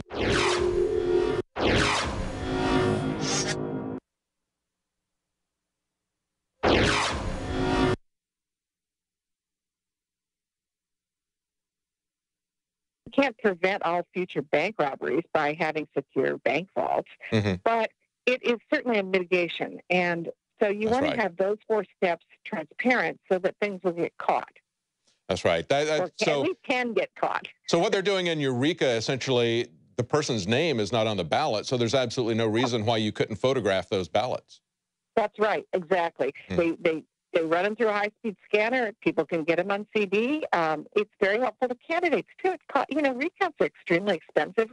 Every now and then, the registrar has told me there, a candidate will come in and say, let me just, look at the ballots. I feel uncomfortable with something I thought I should have won. And then they look at the ballots and they're like, oh, yeah, well, okay. That's an excellent, simple solution that would go a long way to restoring honesty to it. As you point out, there's not any perfect system, but the system that we have now is very, very easily manipulated from beginning to end. One of the things we didn't mention, of course, was even gerrymandering. That's one way they get to pick the voters, and so that's been with us from the very beginning. We see that happening, as well as ballot access. But I think the thing that really concerns most people is the counting of the votes being honest, that they're really legitimate voters, and the votes are being counted legitimately. But when they turn up errors, as we were talking just before the interview began, you talked about how there's essentially kind of a culture of lying. Once mistakes or frauds are found, they essentially disown it. And go ahead. Yes. Yeah. This is something that I've been discovering in my research, and it's not just a sporadic problem. It is a culture, and I think it must be fostered somehow in the election training or whatever, where something will come up, an impossible number, for example. You have more votes than voters. And this happened, here's a perfect example, because sometimes it's good to have it concrete.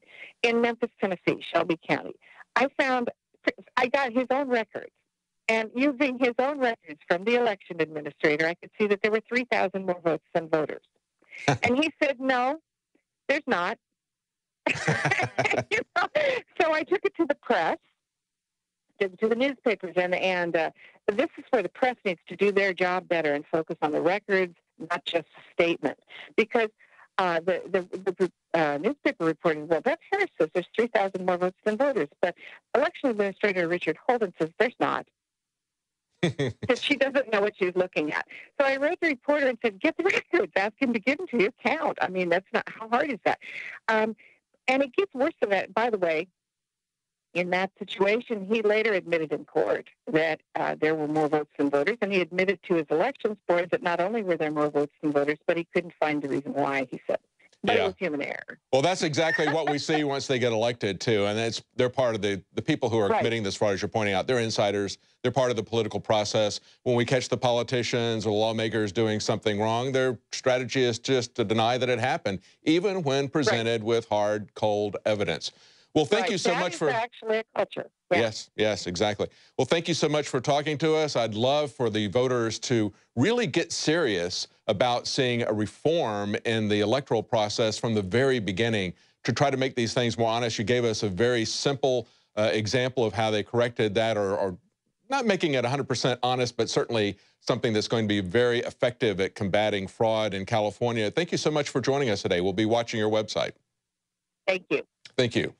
So even though we may not have a lot of confidence in these election results, that's their story, and they're going to be sticking to it. So stay with us. We're going to have more results and analysis of this election. We'll be right back.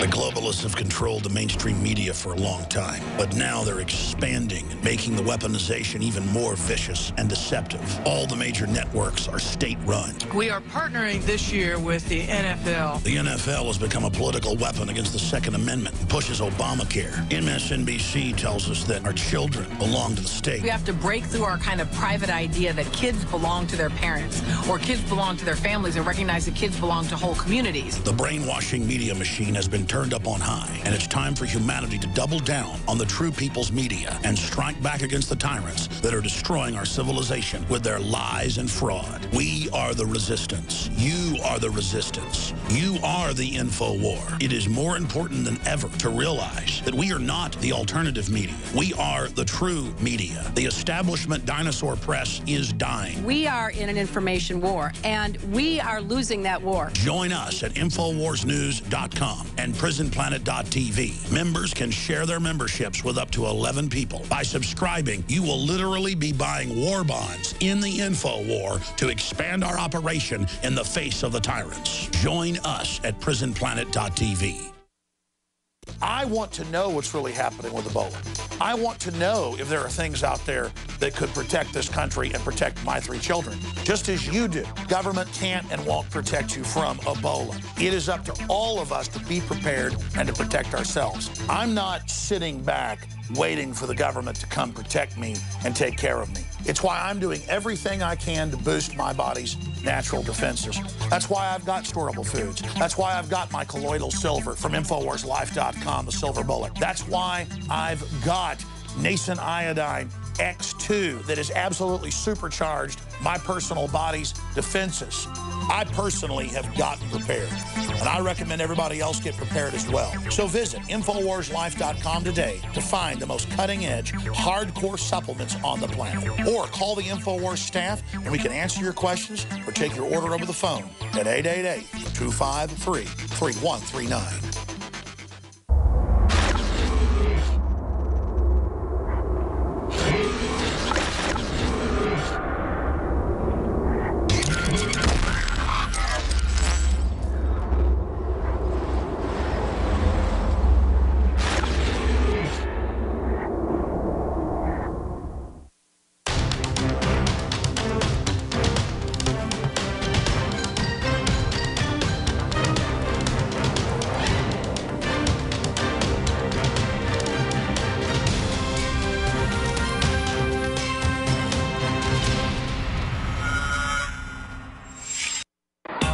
And because early voting runs through this Friday, you don't have to wait till Election Day. You can vote all week. The Rio Arriba County Clerk's Office reported this afternoon that a voter trying to cast an early ballot in Española today was told he had already voted 3 days prior. Activist on the tape goes on to suggest that discarded ballots could be collected from what she called Ghetto Aurora, saying that African Americans and Mexicans tend to throw out their ballots. And as for those programs we do need, I'll make them work better and I'll make them cost less. Thousands of federal workers are issued taxpayer-funded credit cards so long as they buy items that cost less than $3,000 or micro purchases. Our review found about $20 billion in just about the course of a year. We'll save billions by cutting waste and improving management and strengthening oversight. We asked all of these other major federal agencies based here in D.C. for their micro purchase shopping lists, and all refused. I'm pledging to cut the deficit we inherited by half by the end of my first term in office. The Independent Congressional Budget Office warning a new fiscal crisis is coming if Washington doesn't get its spending in check. Raising the debt ceiling, which has been done over 100 times, does not increase our debt. If you've got a business, you didn't build that. Somebody else made that happen.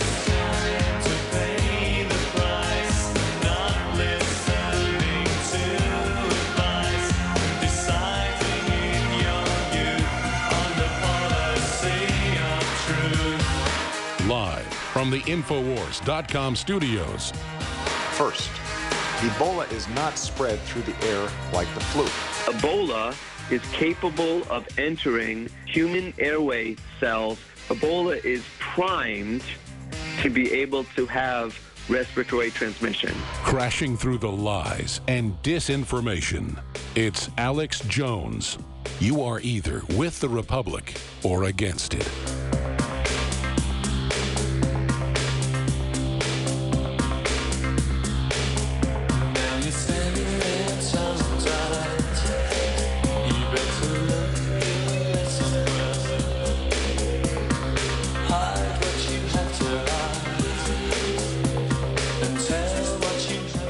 Welcome back to Infowars, continuing coverage of the elections 2014. I'm joined by Miss Leanne McAdoo, a Twitter favorite. Everybody's talking about Leanne on Twitter, on Facebook.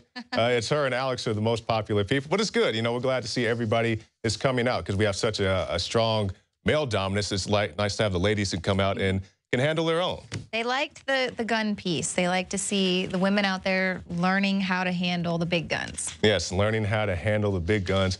And since we're talking about the social media, this is a good time to go to John Bowne over there in Studio B. Can you hear me, John? I've got you there, Jakari. And as it stands now, I guess you got me? Yes. As it stands now, the most interesting event going on is in Illinois, where a man who's going to run Illinois like a business has taken over from a former candidate who took over for the former candidate who went to jail, Rod Blago, I can never say his name right, Governor Blagojevich, who's doing time right now.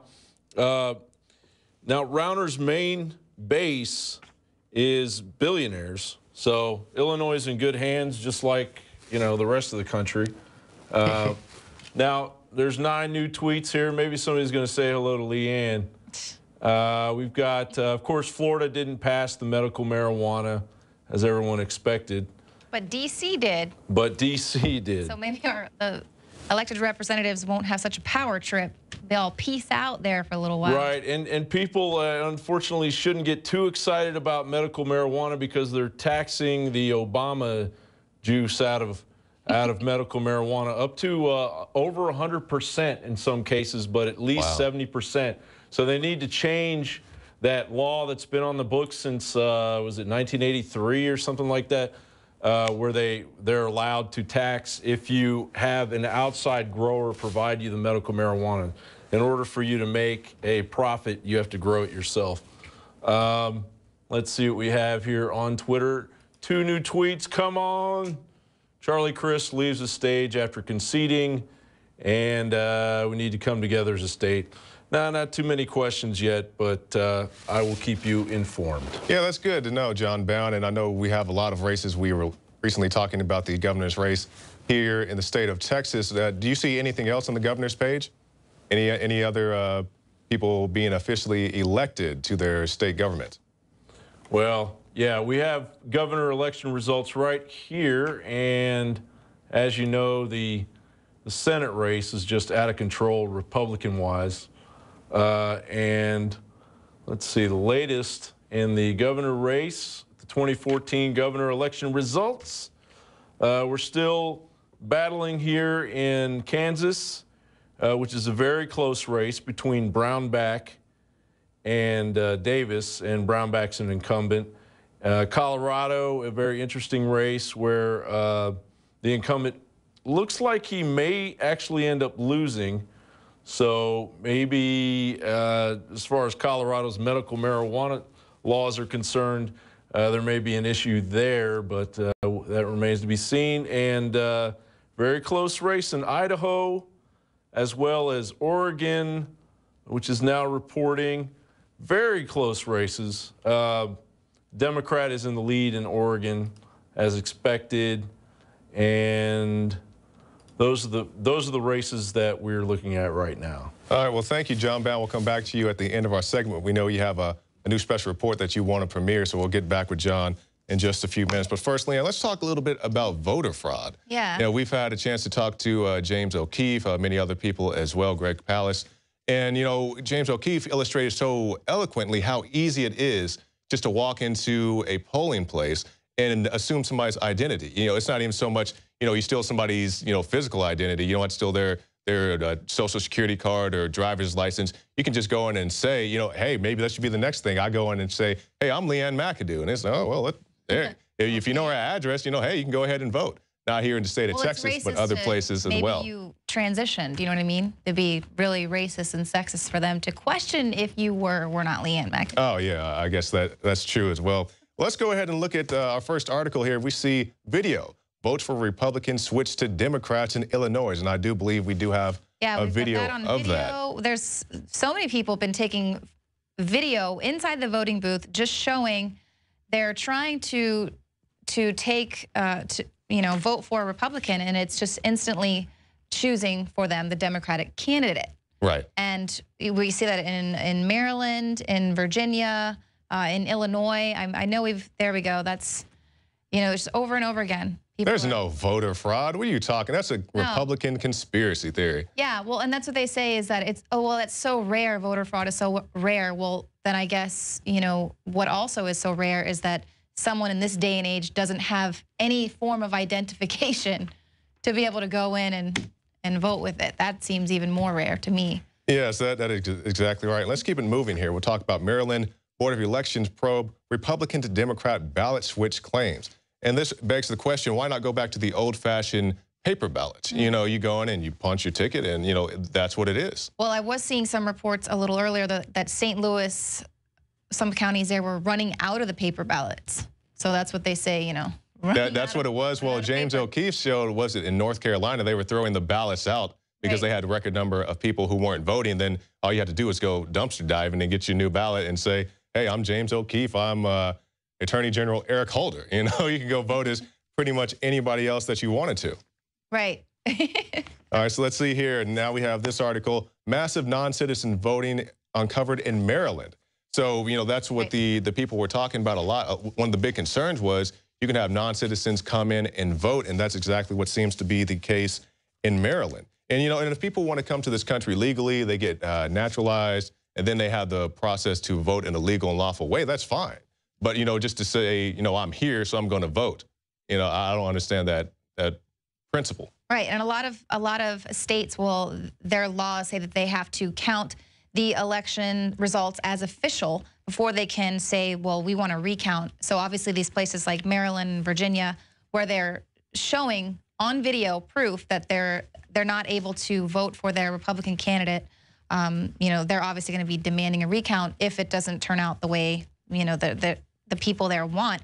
But here in Texas, we mentioned this earlier, they forgot to put Greg Abbott's name on the ballot. Oh, they forgot. Yeah, they forgot. It's not even there. But, he still won, so. Yeah, and that's the big thing we've been talking about. And I think we keep referencing the governor's race here in the state of Texas, where, we have Greg Abbott, the Republican, versus the Democrat, Wendy Davis, and also Kathy Glass, the Libertarian candidate. I kind of mix their names together there. And it's not a left to right. It's not a Republican Democrat kind of deal. But, you know, that's just what it happened to be here in the state of Texas. I would definitely support a libertarian candidate, you know, for anything if they were, you know, pro-family, pro-freedom, pro-guns, you know, all the things that I'm for. That's what I'm about, not so much as being a big part of the left-right paradigm. Right. Well, it's interesting to see. You can see there from that map that they didn't have, you know, they really wanted to turn Texas blue, turn all these other states blue, but a lot of the states are red. So it backfired. All this voter fraud, Obama joking about being able to, you know, vote as much as you want, you know, every day of the week. Oh, you can only vote once, but you can go every day. Wink, wink. You know, so all of that they did still did not give them any kind of a win. I mean, they were really getting a bruising there. But what do you think about the fact that the racist and sexist GOP is they are making some pretty landmark elections here with women and black representatives? Yeah, what are they going to do? I mean, how can they call them racist and sexist? Yeah, they always want to say they're racist. Like my home state of Oklahoma, we have Governor Mary Fallin, who was just reelected, you know, but they want to say it's all a sexist thing, it's all a racist thing. People of other nationalities being elected to these Republican offices as well. And like I said, it's not a Republican Democrat thing, but they always want to tell you that everybody's racist or sexist. You're not racist or sexist if you refuse to vote for somebody who doesn't have your best interest at heart, somebody who wants to take away your right to defend yourself, somebody who wants abortions. We see it not dumb enough to fall for it anymore. That's pretty much it. Yeah, you're not a racist, you're not a sexist, even though they want to lock you into that mind frame of thinking. And let's move on here to some other articles. And we see non-citizens are voting. Once again, that's reestablishing what we were talking about earlier, talking about one James O'Keefe. And I think we do have a special report from Staff Sergeant Joe Biggs he's filed talking about the highlights of James O'Keefe. This guy, I think my first interview with O'Keefe was about when he was doing some voter fraud, not here in Battleground, Texas. It was before that. I've had a chance to talk with James O'Keefe many times about many different topics. And, you know, he's a very interesting guy. He goes out there on the front lines. We're talking about Project Acorn. That's what it was. And this was, you know, his things are so simple, but they're so over the top and it's somewhat ridiculous. You don't think that people are going to fall for it. You know, I think the first time I was talking to him, he dressed up as a pimp, you know, went to like a costume shop. You know, I had a big fake fur coat on and a pimping cane. And, you know, he strolls in there with his, you know, prostitute girlfriend or whoever she was supposed to be. He says, hey, you know, I want to pimp some school-age children out of my Section 8 housing facility. And they say, that's fine, just make sure the kids go to school. So that's kind of the things that happen and the things that he exposes, you know, of course, in crossing the border, dressed as Osama bin Laden, how easy it would be to bring Ebola into this country, many other things as well. But if we have that video, let's go ahead and look at the best of James O'Keefe.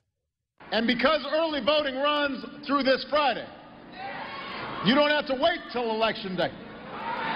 You can vote all week. I'm not Barack Obama. I disagree with him on guns, coal, and the EPA. But then I see the ads where Allison's up there talking about how she supports the coal industry, and then I just start thinking to myself, you know, she has to say that because in Kentucky, if you don't support the coal industry, you're dead. Right. Politically. And I know that that's true, and I know that's why she has to say that. But, you know, when politics is a game, you do what you have to do to get to point B.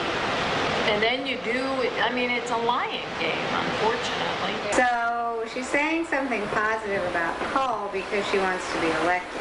If we can get her elected, do you think she's going to do the right thing and she's going to, you know, try to wipe out that coal industry and go for better resources? I absolutely think she is. And the reality is, the truth is, Obama's regulatory policies have had the impact totally restricting what coal can do. And he's basically shut down all the really terrible environmental practices. So between the market forces and what he's already done, this is not, it's not like a big, you know, hook hanging over our heads because it's already going in the right direction. And she's just got to do what she's got to do to get elected. I have a little secret, too. Okay. I hope you help me out. I have a license. Right. I'm registered to vote. Okay.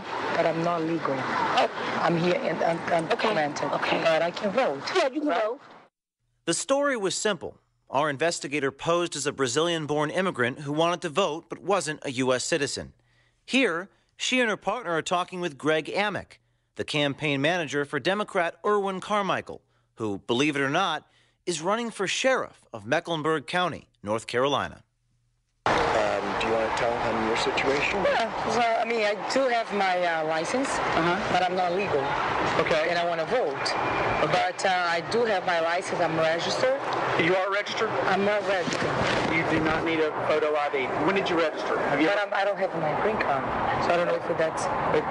You are registered to vote, though? I'm not registered to vote, yeah. Have you voted before? No. You've never voted before in Mecklenburg County? What happens is the state gave a bunch of illegals when they gave them their license with the DACA card for the DREAM Act. A lot of them inadvertently got their voter registration card as well. Okay.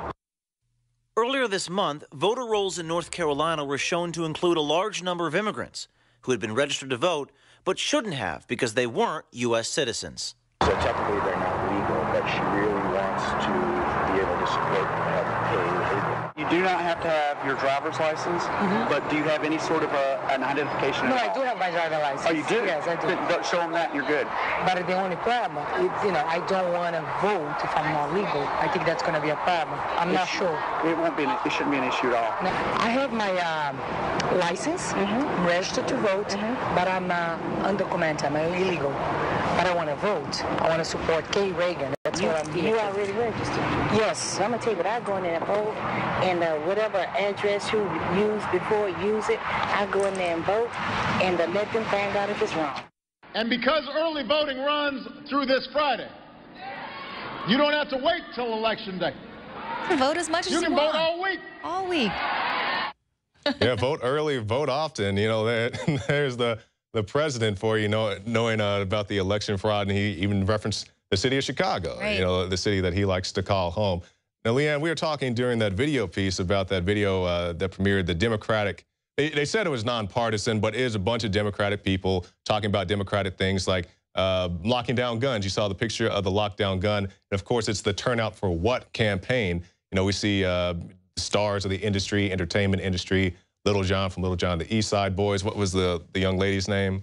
Lena Dunham. Lena Dunham and all the rest of them. And the thing about it was just talking about this particular piece, this one piece just shows you how desperate, people are to get these particular measures legalized. Now, Little John was talking about the legalization of marijuana, something I'm not against. I'm not a marijuana advocate, but I don't like people being given, prison sentences, for smoking a little bit of weed. Same thing, I wouldn't try to outlaw the use of alcohol, even though I don't drink. But, thinking about this, and I know you guys talked about this the other day, the absurdity of some of these campaigns, what is it, how does it affect you, or what are your thoughts? What is your thought process when you see these kind of just outrageous things that they're willing to go to just to get a vote? Well, that's the thing that I find so infuriating. I mentioned it earlier about just telling, even Lena Dunham is telling women to go out there and vote based on, their sexual reproductive organs, and that's it. And I think it's just that is how stupid they think people are, that they don't think that you're going to worry about how you're going to feed your kids or if you're going to have a job next year because it's being given, to illegal aliens that are getting these 34 million ID cards that they're waiting to roll out. How are you going to feed your family and are you going to be feeding your family GMOs that are wrecking them down to third generation in their DNA? So, I mean, there's just so much more that we should be worried about and that we should be focused on, but they want everyone to just fight amongst themselves and worry about, who's gay and who's not. And, there's more going on in the world. And I actually makes me very angry when I see these ads, or even like the creepy Mitch McConnell ad where he's like, oh, the one he's just looking around. It does not make me want to vote for him, but it does make me laugh. Yeah, so, I was just thinking about that, about the bipartisan support, because a lot of people ask, does it really matter what type of person I vote for, whether they be, a third party or, the two main parties, whatever else. So, does it make a difference, Leanne? If you vote for these mainstream candidates. You know, of course, there are different people in different aspects, not just your big races, but your smaller city, county races. You know, does it matter? Is there a difference between these candidates? Well, I mean, obviously on the local, smaller level, I think, you know, like we've got Mike Cargill, we know him. Mm-hmm. We know what he stands for. So there we can see. But as you get up in the hierarchy, I mean, power corrupts. And they're all the same. They all want to spend money. They just want to spend money on different things. They all want that mass surveillance state. They voted unanimously. I think there was one vote against for the Patriot Act in, you know, the Bush administration. So they're all the same. They got the TSA. You know, what the TSA has caught 0 terrorists, right? But they're sticking their hands down our pants and also getting, there's like 400 plus TSA agents that have, you know, they've been convicted of pedophilia and crime and stealing people's things and then selling them on eBay before they even get off their shift.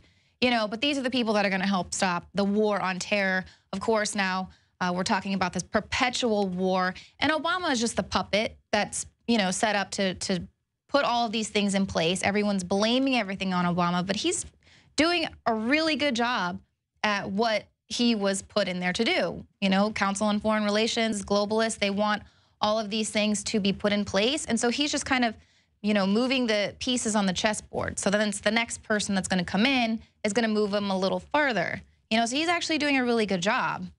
Yeah, that's right, because we think about like Bush. Let's talk about Bush and Obama. You know, they're both, you know, war hawks. You know, they both, they have Guantanamo Bay, they have surveillance. You got the Patriot Act, you got the NDAA. You know, Obama said he would not re-sign the Patriot Act. Of course, he did that thing. So, you know, you have to be careful. It's not what they say, it's what they're willing to do.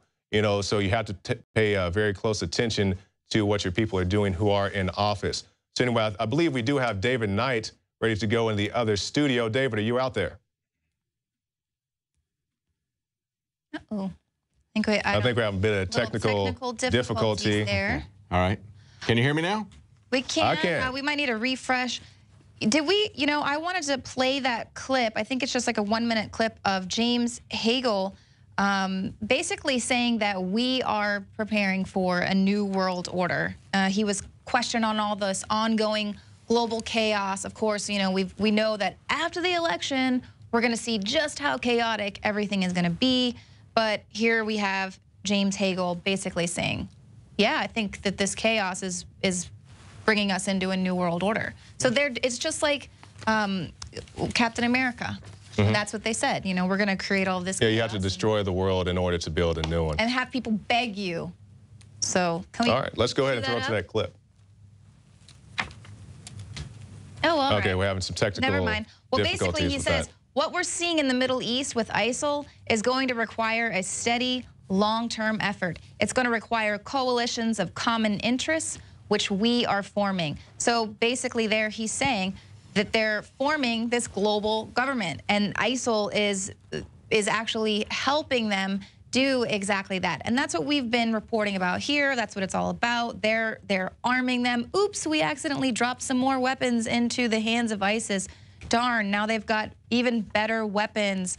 You know, so it's just more of the same. It's more of the same because we see Mrs. Clinton even admits that we created the Mujahideen. And then, you know, you got Al-Qaeda, you got ISIS now, you know, like you said, accidentally arming these people that we're fighting against. You know, just like, well, it wasn't an accident. They did very much on purpose, where they armed the Mexican drug cartels with Operation Fast and Furious. There's an accident that they got caught.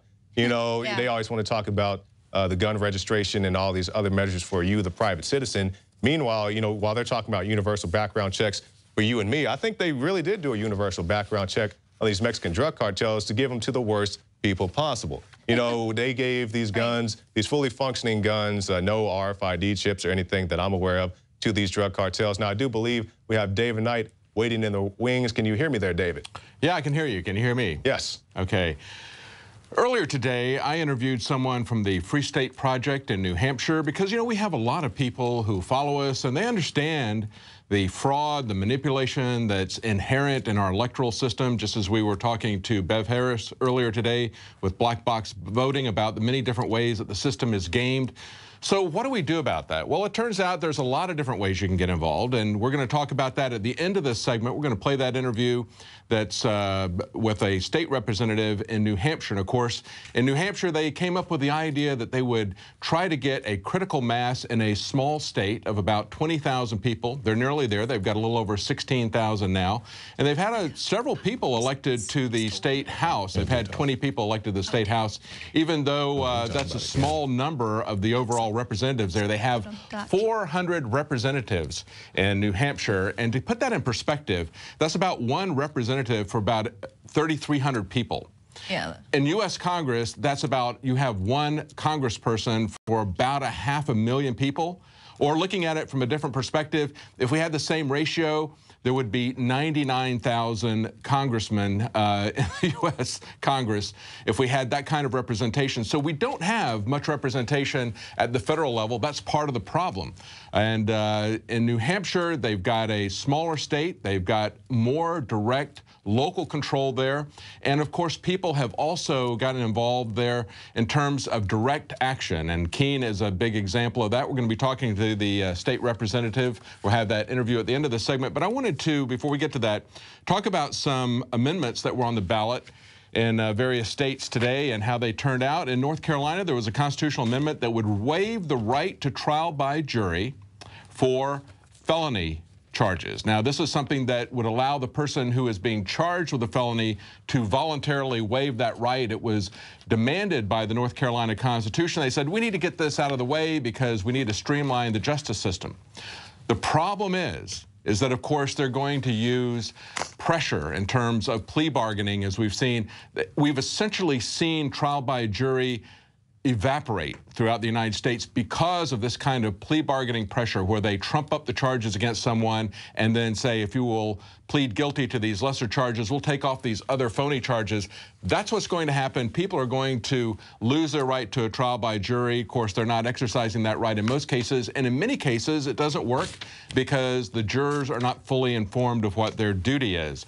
But it's sad to see that fail in North Carolina. 54% of the people said they didn't value their right to a trial by jury. That's a sad state of affairs. A little bit better in Tennessee. Now, in Tennessee, they do not have a state income tax, but several times in recent history, they've tried to impose that on the people of Tennessee. So they put a ballot measure there to say that there will never be an income or payroll tax, and that won 66 to 33%. In Florida, the medical marijuana initiative failed. It became very close. It was just under 60%. They needed 60% to make that pass. The interesting thing about this, I think, is that when this first qualified for the ballot this summer, it had 90% support in the public. Now, they got behind that and opposed it. It was Sheldon Adelson was the person who was most involved in that, providing 85% of the funding. Sheldon Adelson, if you don't know, is a casino owner in Las Vegas, very big in the gambling industry. He was someone who was instrumental in the primary in the 2012 caucuses there in Las Vegas. He famously got a caucus set up for a Sunday that was originally scheduled for a Saturday night, and he got it set up for a Sunday and tried to enforce that only Orthodox Jews would be allowed to vote in that process.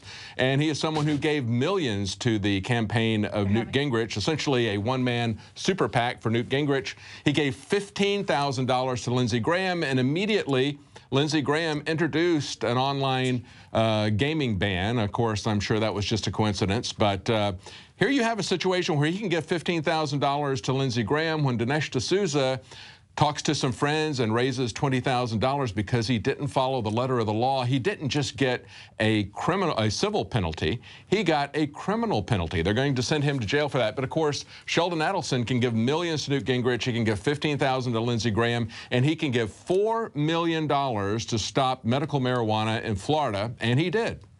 He got what he wanted. Now, the interesting thing about this is that the no people were saying that medical marijuana was going to be an excuse for outright legalization, and so it had to be stopped. Where was Sheldon Adelson on the legalization initiatives in the District of Columbia, in Oregon, in Alaska? Not a dime for those. So basically what he did was, even though they're saying we can't have medical marijuana, we can't allow the compassionate treatment for people who are suffering under cancer therapy, under HIV therapy, under many different issues. It even is very beneficial for glaucoma. We will not allow that for medical purposes. We will send people to jail, saying that they don't want to see this turn into a legalization thing, and yet he doesn't support a ban on legalization in these other states. So what is the issue there? Well, Vice magazine looked at it, as reported earlier. They said he has tried several times to get into the casino business in Florida, which currently is controlled by the Seminole tribe, the Indian tribe there in Florida. So perhaps that's part of the move. I don't know. Nevertheless, it is sad to see that that option taken off the table for people in Florida. Now, in other news, we see that, and we're going to talk about people in New Hampshire, libertarians who are standing up for their rights, basically standing up to parking meter maids, paying off people's parking as their parking meter expires, putting money in the meter so they don't get a ticket. That's a very visible example of standing up for fellow citizens, and I think it's something that's really helped them in the public light. It's something that's not a big fine, but it's a nuisance fine for people. They did, in fact, cost the city $80,000, and the city got quite irate about it. But there are other ways to engage in civil disobedience. And we've reported on this before. Pulpit Freedom Sunday is a thing that happens once a year by an organization, the Alliance Defending Freedom. And this year, they did it again, and they endorsed candidates from the pulpit. This is one way that the IRS has intimidated people. You know, it's not just going after the Tea Party. For decades, the IRS has been intimidating pastors from talking about politics or moral issues from the pulpit in a way that would get involved in politics. Now, this is something that, you know, the original Tea Party, I could say, was the Black Regiment of the American Revolution. It was the pastors who galvanized their congregation about issues like religious freedom and free speech and things that really set afire the 1776 revolution. But of course, they stopped all this using the IRS to intimidate people with an amendment that was passed by Lyndon Johnson. That is in direct conflict with the First Amendment. And so the Alliance Defending Freedom has taken the idea that they're going to directly challenge this. So for several years now, they've had thousands of pastors make explicit endorsements from the pulpit on a specific Sunday and then tape that and send it to the IRS, defying them to do something about it. And like we see in so many different instances, like we saw with John Corbett standing up to the TSA, like we saw with the fellow in Michigan, Baker's Green Acres, who stood up to the Department of Natural Resources there in Michigan, who said that he could not raise a certain type of pig. It costs people a lot to stand up to that, but eventually, if you persist at it, if they don't drive you out of business, if they don't totally bankrupt you, they will eventually ignore you and leave you alone. And that's what they're doing now with the pastors there. They have yet to come back to any of the pastors and say that they're going to take away their tax exemption, which, of course, is the sword of Damocles that they hang over their heads. Now, last election in 2012 in North Carolina, there was a constitutional amendment passed to ban same-sex marriage. That year, I think it was 5 states had that issue before them. 3 of them accepted same-sex marriage. 2 of them rejected it. North Carolina was one of those to reject it. What has happened this year, just within the last month or so, a North Carolina judge had rejected that constitutional amendment, said that it was unconstitutional according to the U.S. Constitution. It went to the U.S. Supreme Court. They refused to hear it, so it stands. Now, the fallout of that, I think, brings up an interesting point, and that is the conflict of rights.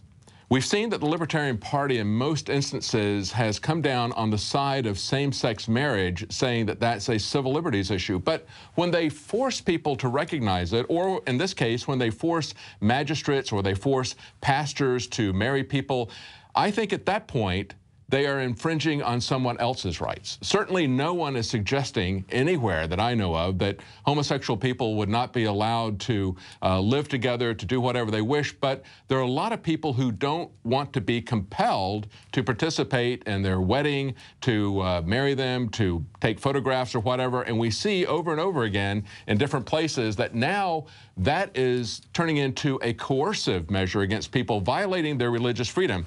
And so we see that some North Carolina judges have now resigned rather than perform these marriages because they say that conflicts with their religious freedom. It brings up an interesting conflict of rights. And this organization that has organized Pulpit Freedom Sunday is telling them you don't have to resign. You can stand on your First Amendment rights. So I think this is going to make an interesting case of a conflict of rights. We have seen that in Coeur d'Alene, Idaho, a couple who had a marriage chapel there, and they were also, I think, ministers in some church there, said that they did not want to perform same-sex marriages. They are now have the municipality coming after them, threatening them with several months in jail and thousands of dollars in fines. So that is now going into a legal court case there. So it's not a clear case that if you have a ballot amendment that gets passed, that you're not going to have that struck down by a court judge. We've seen the same thing happen in New Hampshire with the fully informed jury law that was passed there by the legislature, saying that the judge would not, could not take punitive measures against a lawyer who argued for jury nullification and could not prohibit a defendant from making that argument. That has now been struck down by a judge, so there's still work to do there. But as we see, there's many ways that you can approach that, and as we're going to see now in this interview in New Hampshire, they're coming at it from an educational standpoint as well. Having people show up at the courthouse when they're picking juries, educating jurors as to what their rights and their responsibilities are as jurors. They have a right and a duty to judge the law as well as the facts of the case.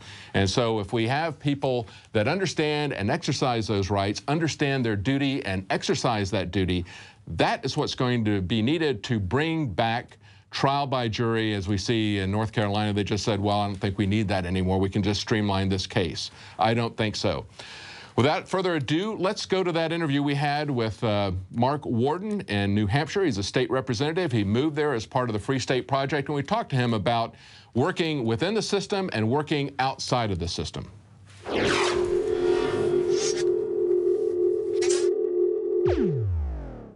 You know, there's a lot of ways to game the political system to try to get the results that you want to have happen. We've seen this in the past with gerrymandering. That served the interest of various political parties. We see Obama essentially doing this with open borders and trying to open the voting rolls to people who aren't even citizens, trying to get a reliable block of voters who are going to support his agenda for a more socialist welfare state. What if that were done to serve the cause of freedom? In 2001, a Yale doctorate student, Jason Sorens, came up with the idea for the Free State Project. They wanted to find a state where they could move a lot of people who were interested in liberty, where they could collect together and move that state instead of being diluted amongst the 50 states. New Hampshire was an ideal location because of its small size, because of its small government, and because the legislators there are so responsive, so local to the public, with just a few people per legislator. They're only paid $100 a year in New Hampshire. So it's a more open system to change than we see in many of the larger states. Joining us today is someone who moved to New Hampshire as part of the Free State Project, and he is concerned with constitutional limited government, lower state spending, individual liberty, lower taxes, Second Amendment. Joining us now is Mark Warden, state representative from New Hampshire. Thank you so much for joining us today, Mark. I know it's a busy day today with the election, and you're running for re-election. I wanted to focus on a couple of different issues. Number one, the effectiveness of people who are strategically thinking and acting at a local level. And then the other part of that I want to talk to you about in the second part of the interview is what activists are doing in New Hampshire apart from elections. Now, this is, you're coming up to your second term, is that correct? That's right. I just finished my second term in New Hampshire. We have 2-year terms for the state legislature, and I've been a state rep. Okay, and I think one of the things that people don't realize so often, they get caught up in the really high-profile races, governor, senator, president. They don't really think about what's happening down ticket, where they can have a big effect with state representatives, with town council people, with sheriffs, for example, who are going to stand up for their liberties. And I think we've seen that happen in New Hampshire. You've got a very unique situation there. I remember about 20 years ago, I was told that if somebody spent more than $1,000 to try to get elected to state legislature, they were accused of buying the election. Is that still true? Yeah, that's exactly right. Here in New Hampshire, we have the largest state legislature in the country with 400 representatives and 24 senators. So what that means is it's very accessible to the people, and it also means that your legislator is held accountable. Each state rep only represents about 3,000 people across the state. So we have, lowest population districts anywhere. And what it means is people see you at the grocery store, at the coffee shop, they know who you are, they knock on your door, and it really helps to keep people honest and accountable. That's right. And that's what I think is the power of people looking down ballot, looking at the people who are in their local city government, looking at people who are at the state government. Now, in many places, I think back in North Carolina, it was well over 50,000 people that we had per state representative. So New Hampshire is kind of unique in that respect.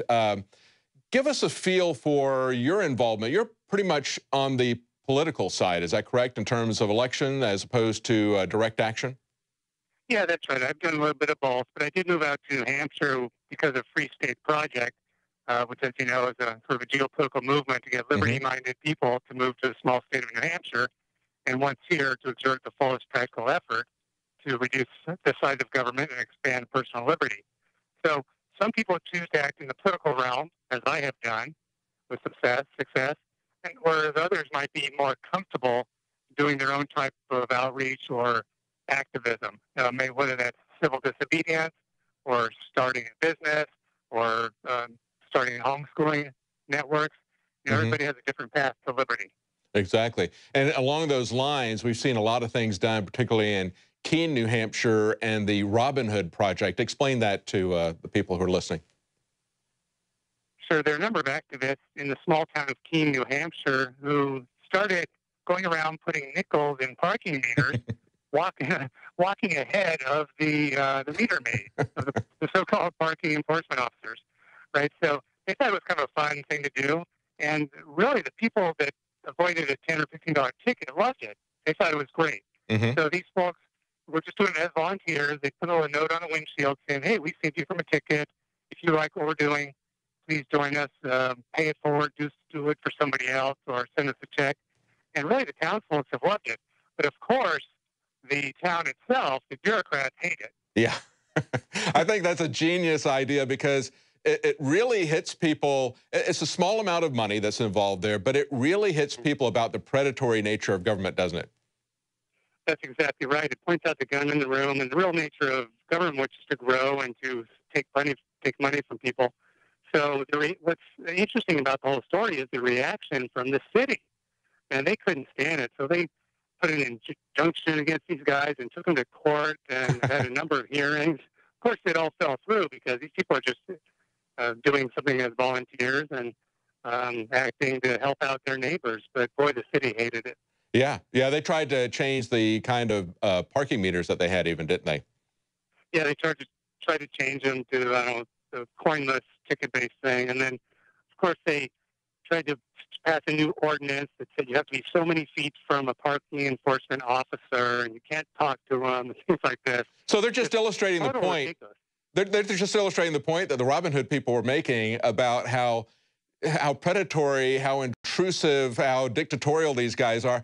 They could easily just charge people $10 more in taxes or whatever, just put it into property taxes or sales taxes. Or, well, you guys don't have a sales tax there, right? No state sales tax. Yeah. Right. There is on rooms and meals, but no state sales tax, no state income tax, which is another of the reasons that people have chosen New Hampshire to move here with Free State Project, and frankly for all sorts of reasons. New Jersey, New York, and California, these places are just doubling down against gun owners. So legal gun owners have one day doing the nice thing, celebrating their Second Amendment, and the next day they're a felon when they change the laws in Massachusetts or New York. So those places are driving people out. They have net out migrations. They have freedom-loving states like Montana, Wyoming, and here in New Hampshire that are seeing net immigration of people who value personal freedoms.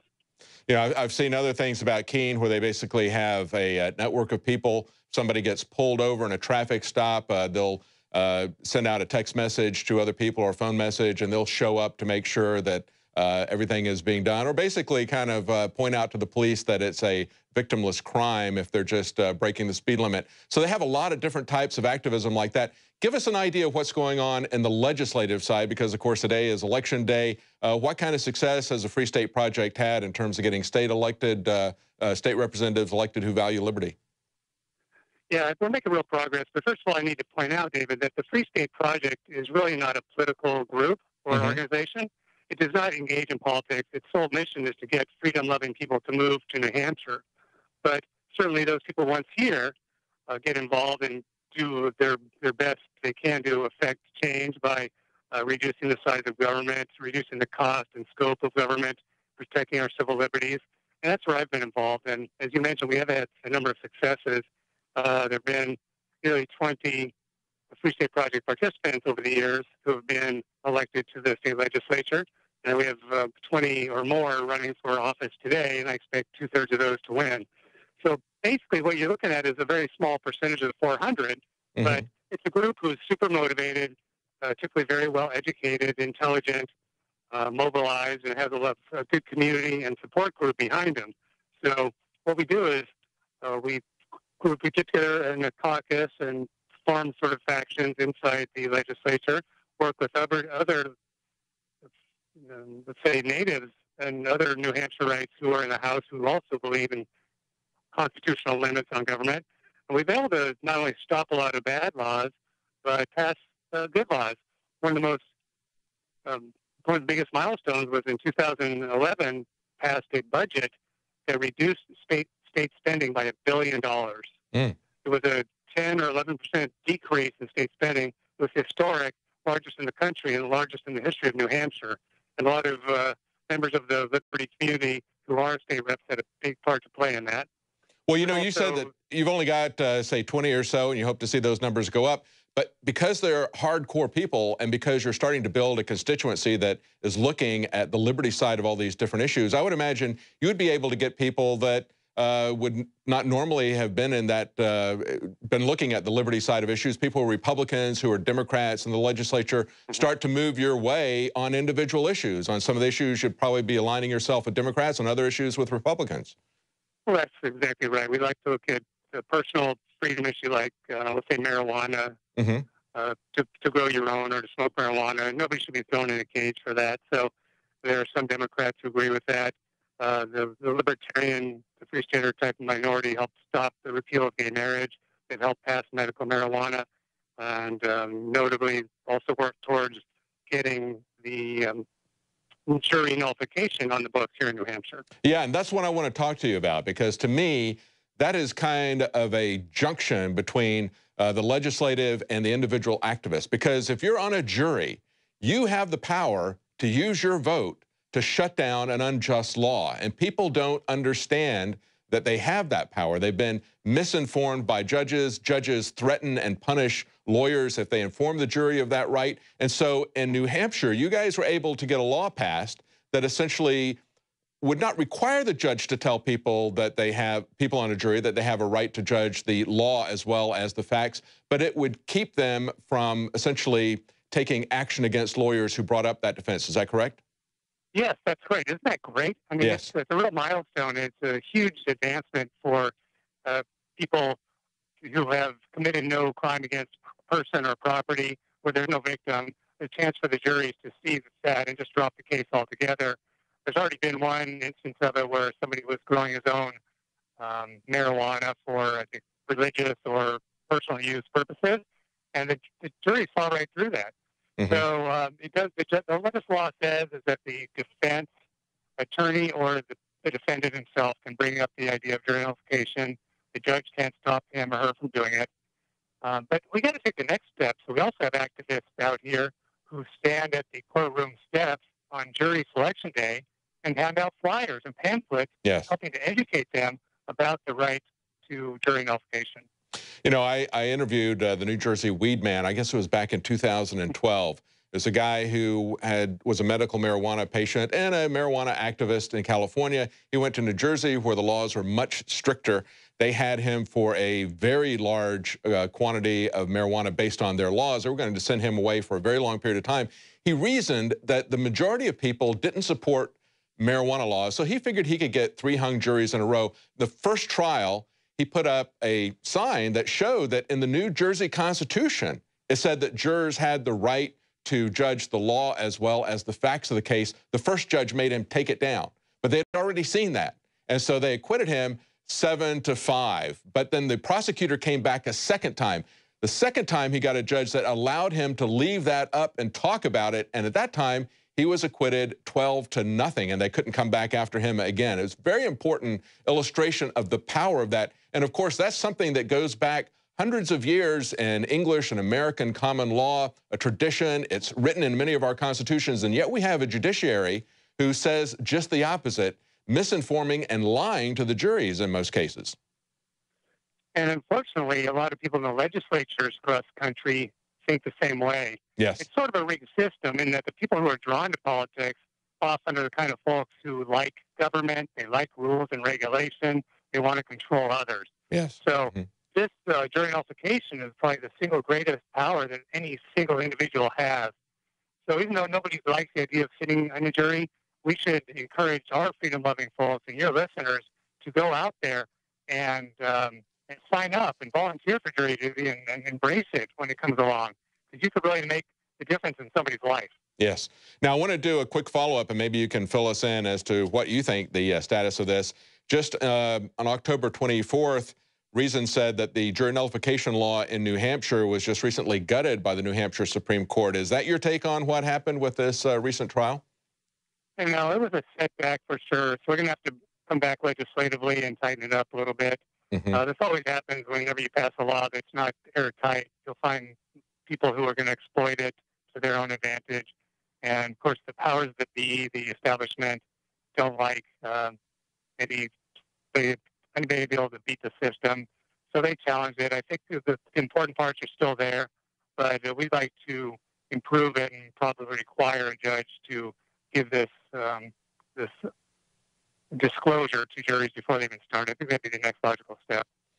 Well, you know, the price of liberty is eternal vigilance. You're never going to get there where the other side is going to stop trying to take away your freedoms, your property. So it's a constant fight, isn't it, Mark?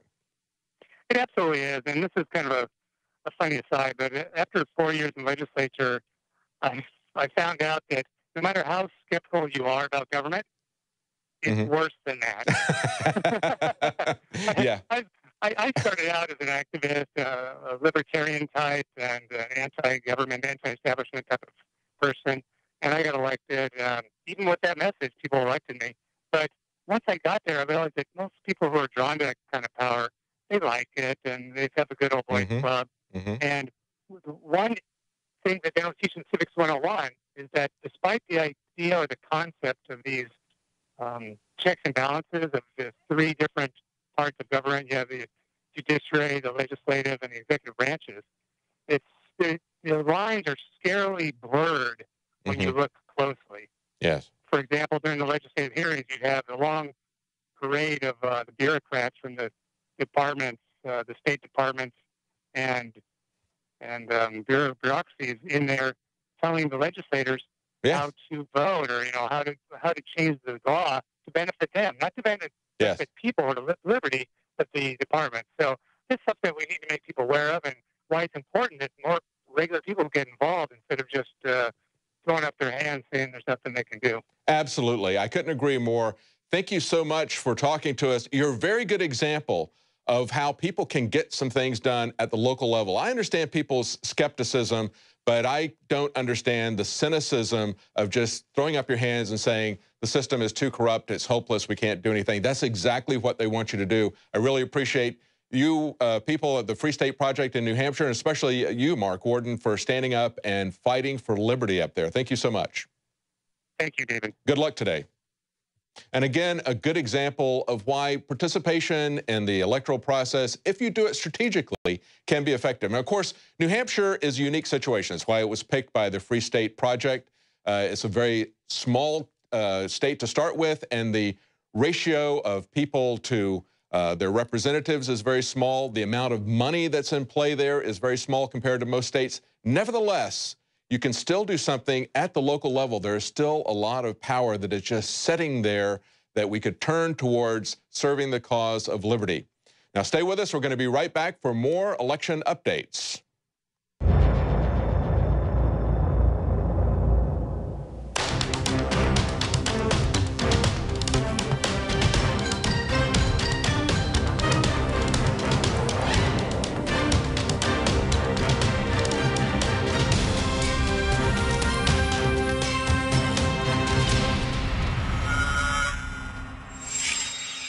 And welcome back to our continuing coverage. This is the final stretch here at Infowars. Our great panel here, John Bowne and also Rob Dew.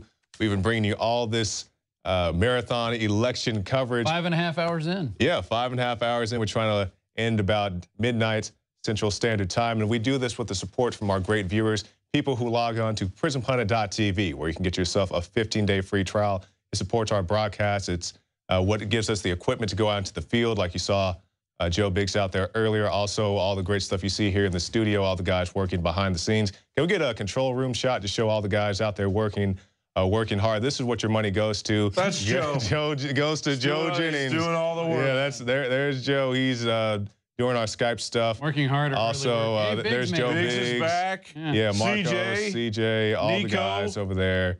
So Ricardo. Yeah, that's what it goes to. So that's what you guys support. And you go to prisonplanet.tv, or you go to the Infowars shop and you get some of our high-quality products. So like, Rob Dew, what do you have over there? Look, check this out. The last 5.5 hours, 6, is brought to you by the Wake Up America blend. If you can get that on camera 4 over there, if that one's still up. Yeah, there it is. You have the Patriot blend and the Immune Support blend. This is what we've been drinking all night.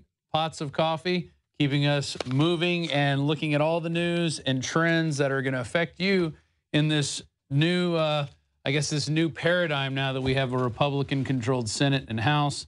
I don't think we're going to see much change. No, I don't see much change in our future either, but we've been out here working like robots. And on the note of robots, you guys have a lot of news. We were talking about that. You teased that a little bit earlier today. We saw the was it the Wildcat or the big dog, whatever that robot was, the running robot, the things that parallel what you see in a Star Wars movie. Yeah, robots are going to be destroying us very soon. I predict within or will be destroying robots. There's going to be a fight. But it's not going to be bloody at first. At first, they're just going to start taking your jobs. You look at computer world. 1 in 3 jobs will be taken by software or robots by 2025. That's about 11 years away. That's a heartbeat away. And we hear that the greeters at some of your big chain stores, they're starting to be replaced by robots. We're going to get to that. That's incredibly important. Could a robot do your job? USA Today. Well, you know, they're going to be writing newspaper articles coming up soon. Ping pong playing robot to seek factory job. This is out of Forbes. So they've taught robots how to play ping pong. China now has 30 industrial robot factories. Could double robot population by what? 2017. Wow. That's less than 3 years from now. DailyTelegraph.com. China, world's largest robotics producer. Gawker. Robots now replacing Chinese workers and U.S. fighter pilots. Yeah, and it's not just those. Those are the ones that are actually going to come out there and take you out when fear in the hearts of the lazy. Correctly. This is interesting. They've taught this group of robots here, these drones, how to fly in formation and do different maneuvers. So imagine surrounding you at that point and then tasing you. That's the future right there. Robots really are coming for your job, and there's nothing you can do about it. Nothing a baseball bat won't fix. Right? Germany, thousands of jobs to be replaced by robots. Bound, you have some people whining about minimum wage. Well, what's going to happen? I heard you guys talking earlier about the minimum wage jobs you endured. And I was a cook for a very long time. And, of course, I flipped many a burger. And now the robots are going to be flipping those burgers. Well, I tried to picture myself without a job, and there's a restaurant full of robots making hamburgers. And what are the robots doing when they get off of work? Are they getting in a car and going home to their robot families? Are they paying into the system?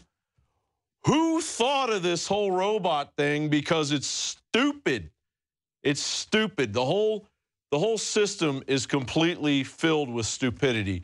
What contribution are the robots going to give humanity or themselves? Well, the whole thing was that the robots are going to take the jobs that we don't want to do, and thereby freeing us up to do lots of other things. Like not have a job. Exactly. But then, you know, along with that is not going to be free rent and free food stamps, although they'll probably will have lots of food stamps for those people.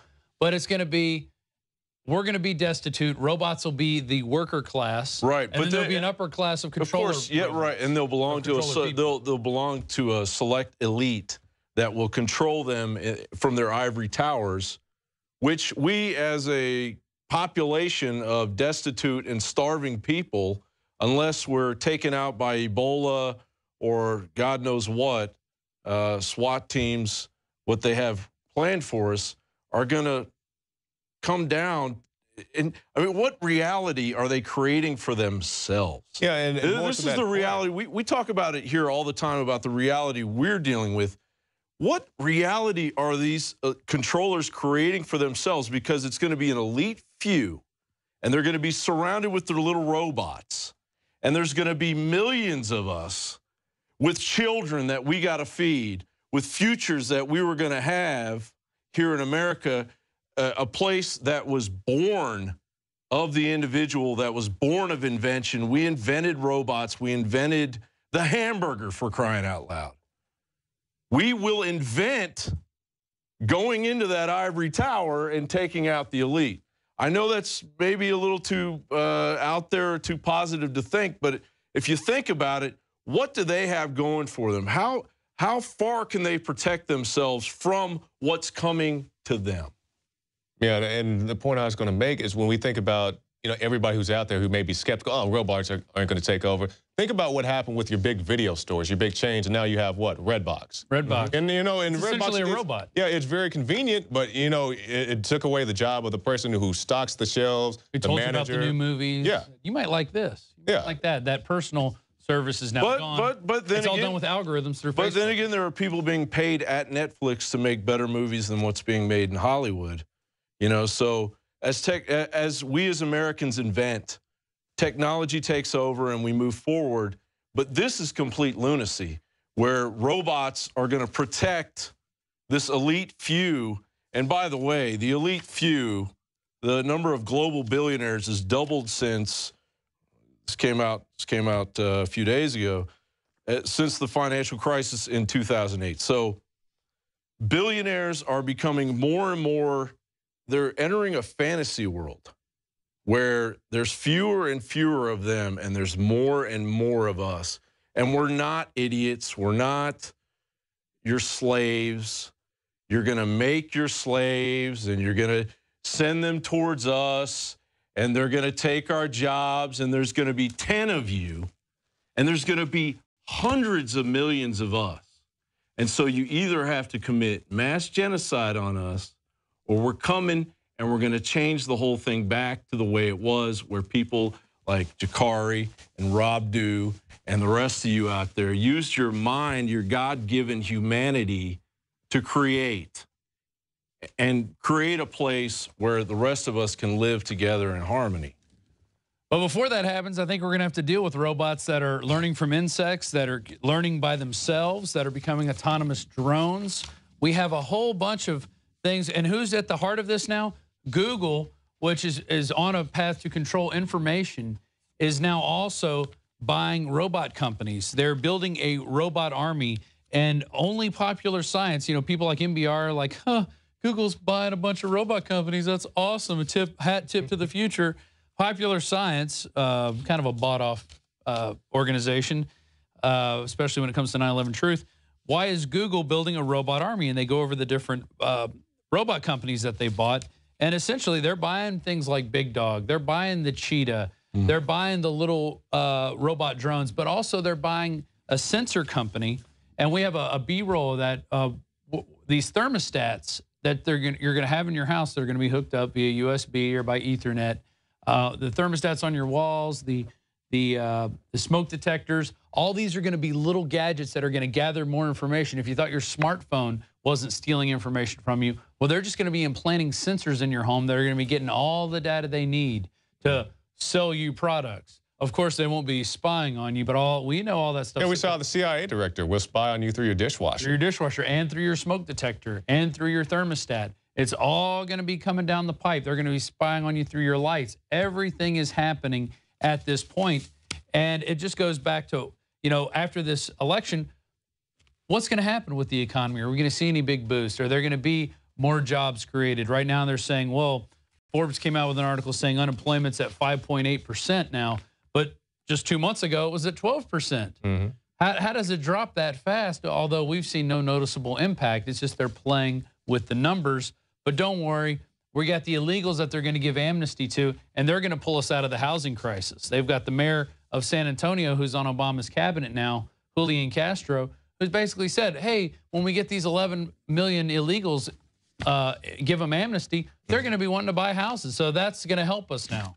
That's what's going to change the economy. Okay. I mean, it's total lunacy what we're doing, and that's all going to happen. And we're going to have that coming up. I guess if we get to it, we're going to have the Obama 5-finger death punch, which is going to happen right after the election. Well, it makes you wonder with the Republican votes that we had, how many Democrats switched over to Republican, how many independents went to Republican, because it's getting so serious out there that people are getting desperate with Ebola and with everything that's going on, that somebody has to take charge.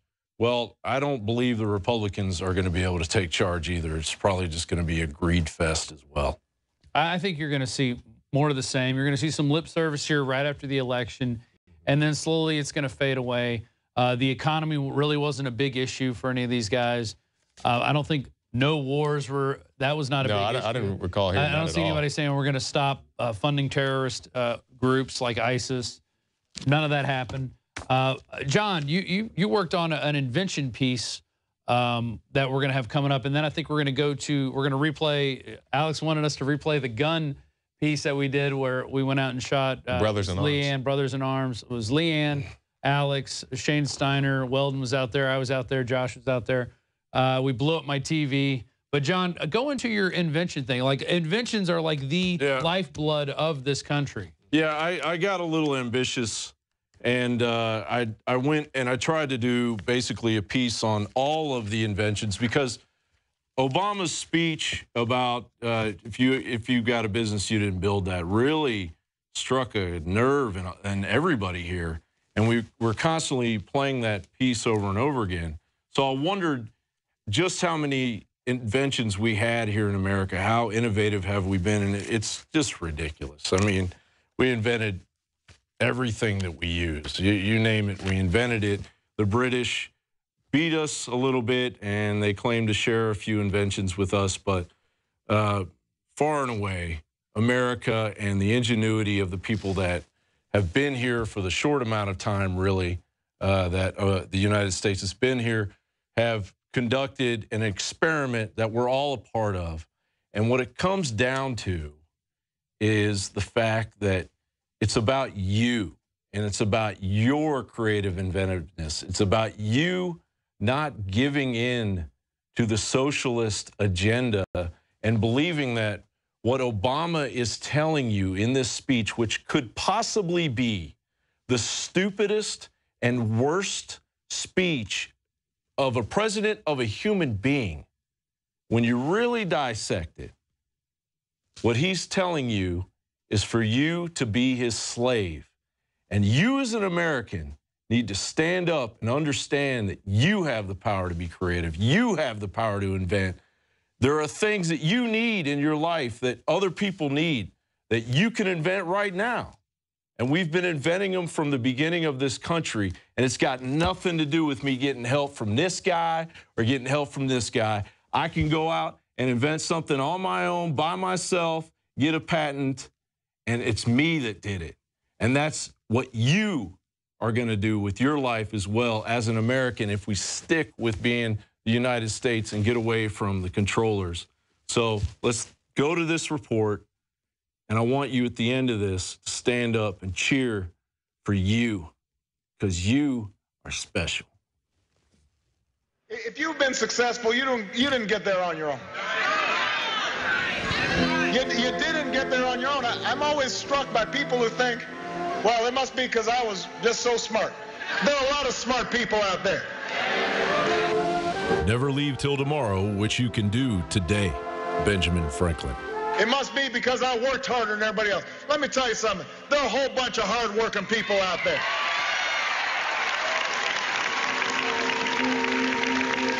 There is no substitute for hard work. Thomas Alva Edison. If you were successful, somebody along the line gave you some help.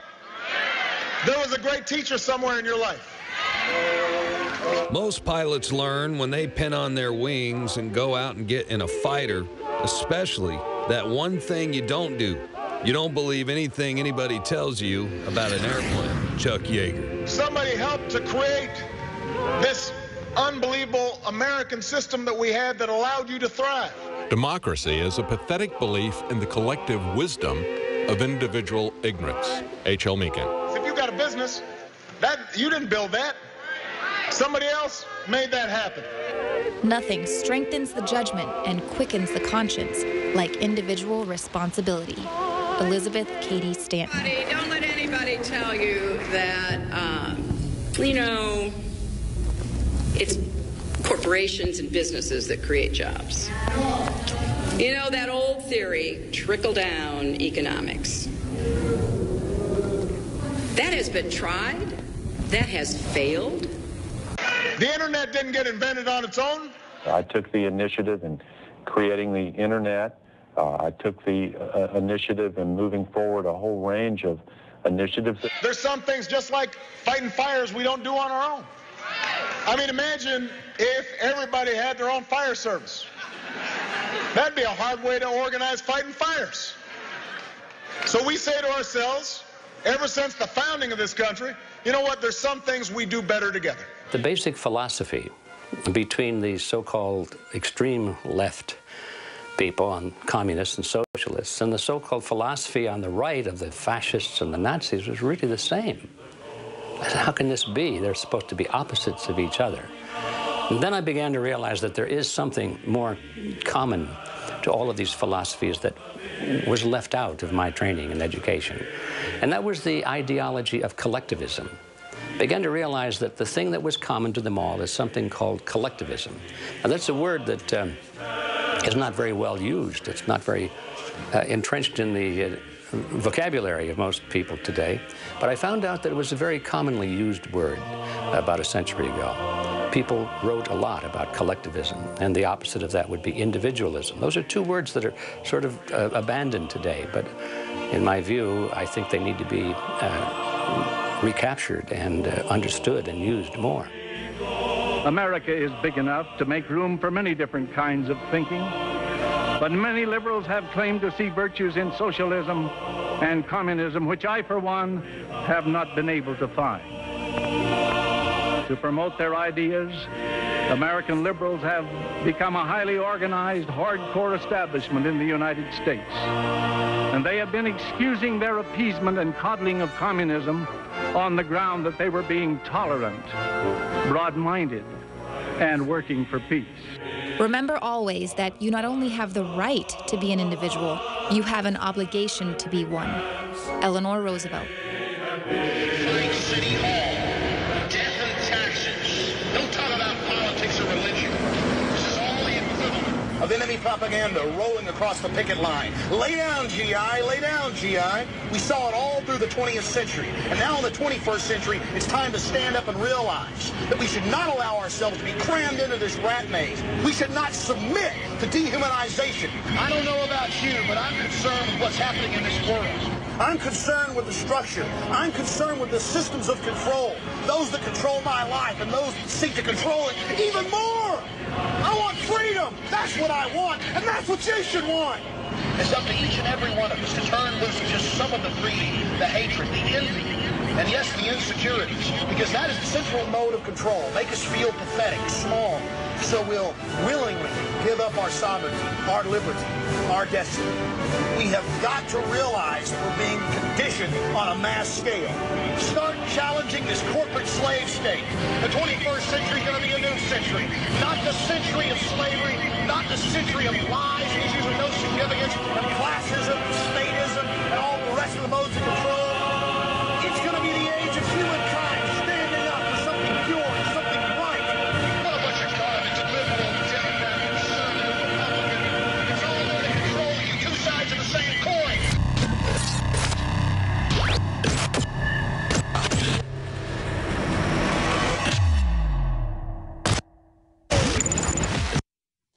All right, for our last segment here, we're going to take a look and see what is really going to change. Of course, we had 10 seats gained in the House by the Republicans so far. We've had 7 seats, I believe, in the Senate, so it's a solid change over to a Senate majority. And we've heard in the last couple of days, Romney and now, distressingly, Rand Paul say that they're going to try to push these trade treaties through. And let's understand that the Trans-Pacific Partnership, as well as the Transatlantic partnerships, are much more than trade agreements. They are a backdoor way to get in CISPA, which has failed over and over again in all its variants. CISPA, ACTA, SOPA, PIPA. There's been multiple initiatives to try to exert government control in order to serve the copyright interests of large corporations. And so that's just one aspect. Of course, there's also Big Pharma's got a dog in that fight, as well as Monsanto. And the thing that concerns everyone, should concern everyone, is the fact that these negotiations are being conducted in secret by corporate lobbyists, and our elected representatives are not in attendance, not even allowed to know what's going on. They've had a couple of instances where they've been given a glimpse of the bills, but they are not allowed to talk about that. Isn't that amazing that this would be done like that? Yeah, it's all done in secret. Yeah, absolutely amazing. Fast track it. It's just another version of Agenda 21. You know? So what's going to happen with this? I mean, certainly we see that going back to the marijuana initiatives, it now looks like the Oregon is now going to join Colorado and Washington in legalizing that, as well as the District of Columbia.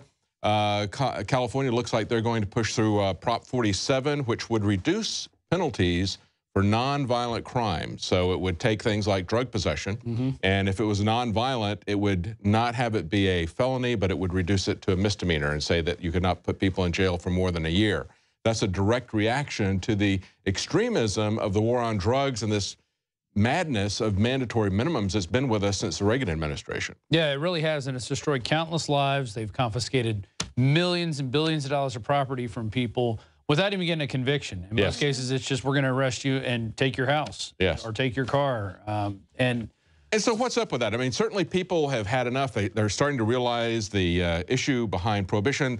It doesn't work, okay? Alcohol prohibition didn't work. It didn't change. It didn't stop people from drinking, okay? What it did was it gave us organized crime. It gave us vast amounts of corruption. And the war on drugs has been far worse than that because under Reagan, they started targeting users instead of the gangs that were running the illegal prohibited. Right, the gangs were allowed to run with impunity. Exactly. So nobody wanted to go up against them because they had guns. Yes, yes. And of course, unlike prohibition, I don't know what the government's involvement in prohibition was, but certainly we didn't have the U.S. military making alcohol in foreign countries and trucking it in to fund black ops, which is what they did with crack cocaine and now with heroin in Afghanistan. We talked about that at length last night. I found it very interesting that the Obama administration came before the UN, and of course we've had Jim Gierach from Law Enforcement Against Prohibition on the show multiple times. Last time I had him on, he was talking about this UN drug prohibition regime and how they were trying to fight this UN treaty. And now the Obama administration is saying that they want some flexibility because the UN came in and tried to rescind these legalization initiatives that passed in Colorado and Washington in the last election. And so what he's saying is it looks like some of these things are going to pass, and so we want to have a little bit of flexibility. They refer to the planetary agreements that are underpinning all this stuff. So maybe, like we saw with alcohol prohibition, once they had a massive economic collapse in the Depression, they legalized it. Maybe that's why they're looking at drug legalization. Well, if you do any looking into the UN, these people, especially in New York, are some of the biggest drug dealers in the world. Yeah.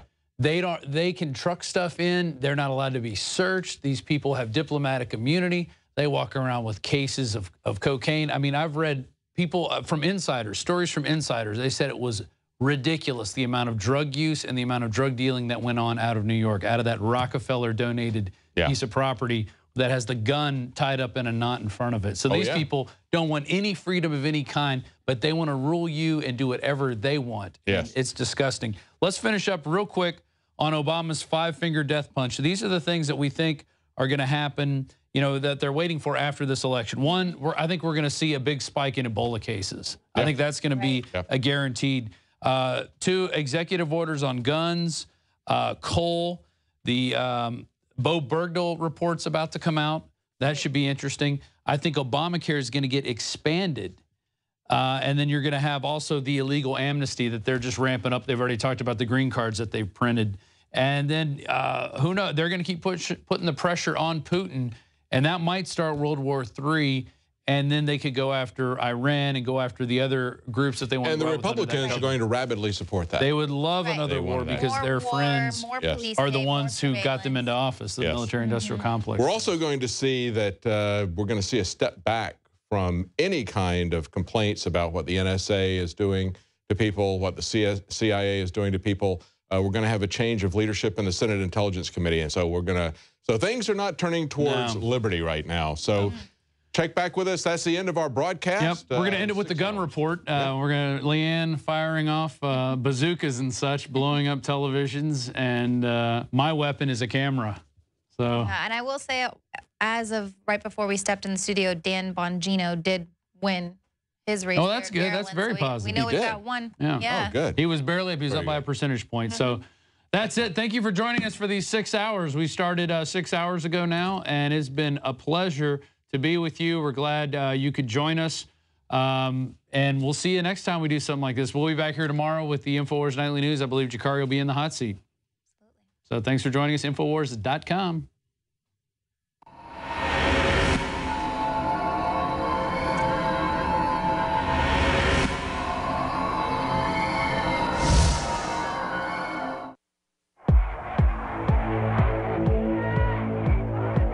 If I could have gotten 51 votes in the Senate of the United States for an outright ban, Mr. and Mrs. America, turn them all in, I would have done it. Part of every day, some kind of anti-violence, anti-gun message. But I also believe that a lot of gun owners would agree that AK-47s belong in the hands of soldiers, not in the hands of criminals.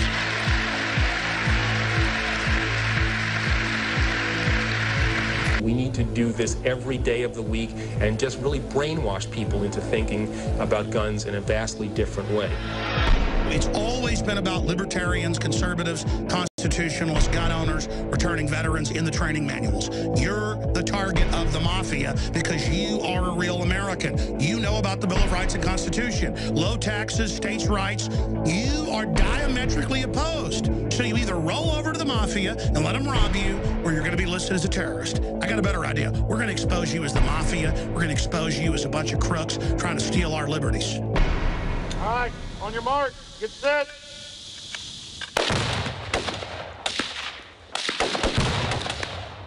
Look at that.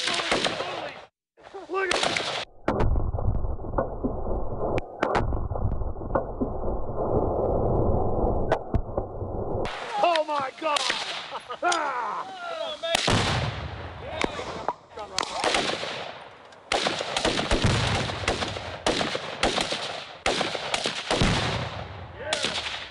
I got three, baby.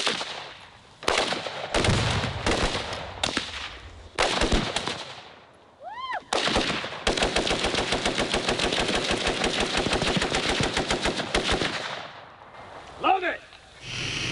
You can keep both eyes open. So when you bring it up, just relax, take a deep breath, and then kind of exhale as you squeeze the trigger. Are you ready? Yeah!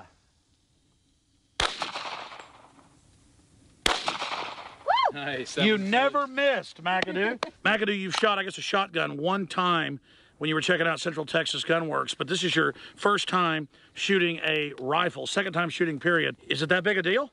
It was like cuddling a little baby bunny on my shoulder. It's like snuggly bunny.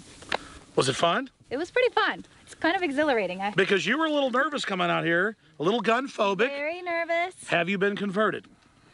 I needed to test out a few more. So you still don't know if you like guns? I like guns. I just need to know what kind of gun is the right gun for me. We're going to let you shoot a .223 in a minute. That is what Joe Biden says women shouldn't get. It's the perfect gun for a woman.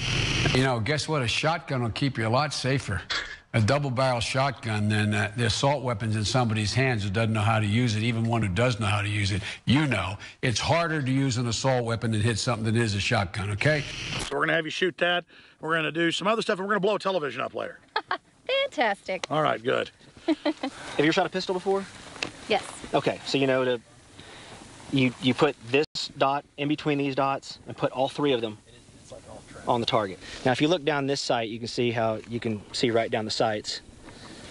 This one, the suppressor covers it up, but it still serves its purpose because you can still overlap them over the target. It just takes a little getting used to. I'm going to load it up for you, and then chamber around.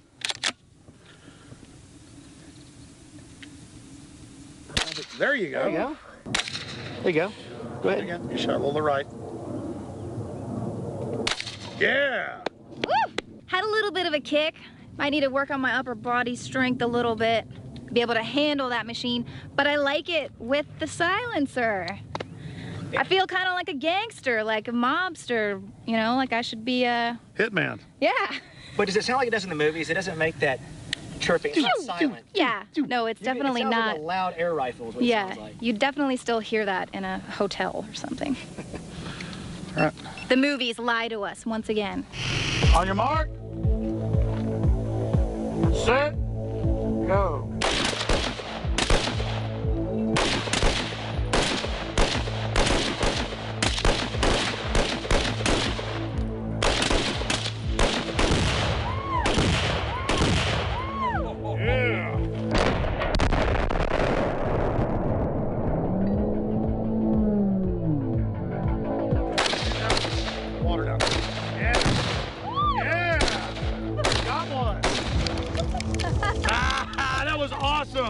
Weldon and I literally tried to hit that half-pound charge for an hour.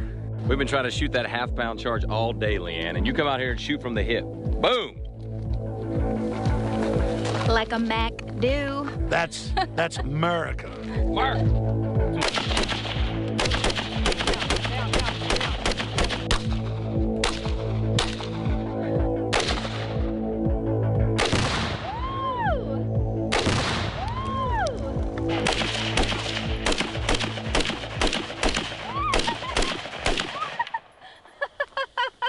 Sorry, Gloria Steinem. The women are getting the guns. Okay, you ready? Do it. Ready? Aim.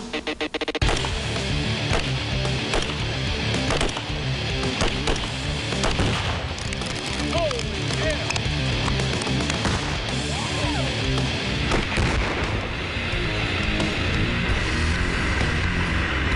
Donner got it. Holy hell!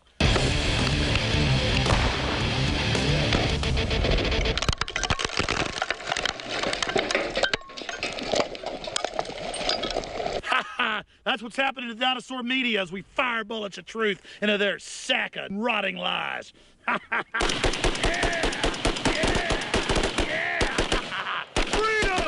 The Republic! Human liberty!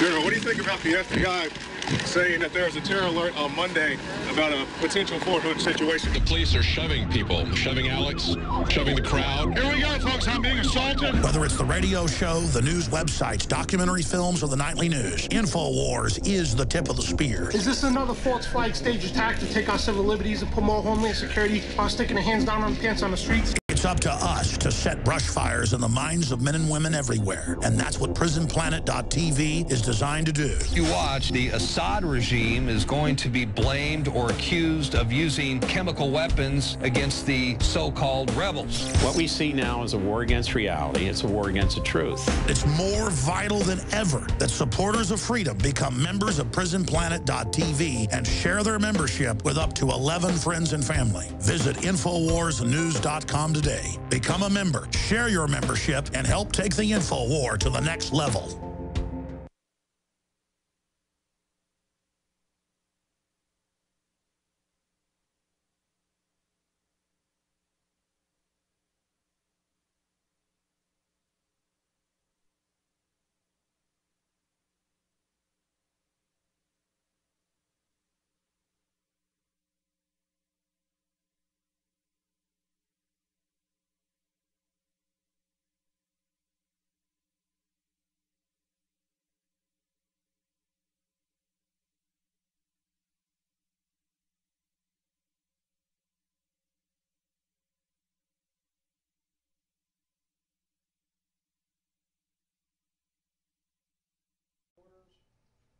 Okay, I'm ready on here. Am I going to cover this here? Am I taking this? Yeah.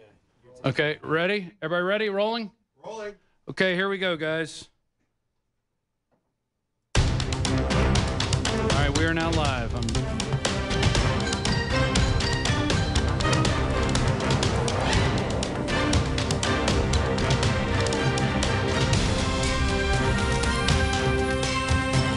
going to go to 5 first, right?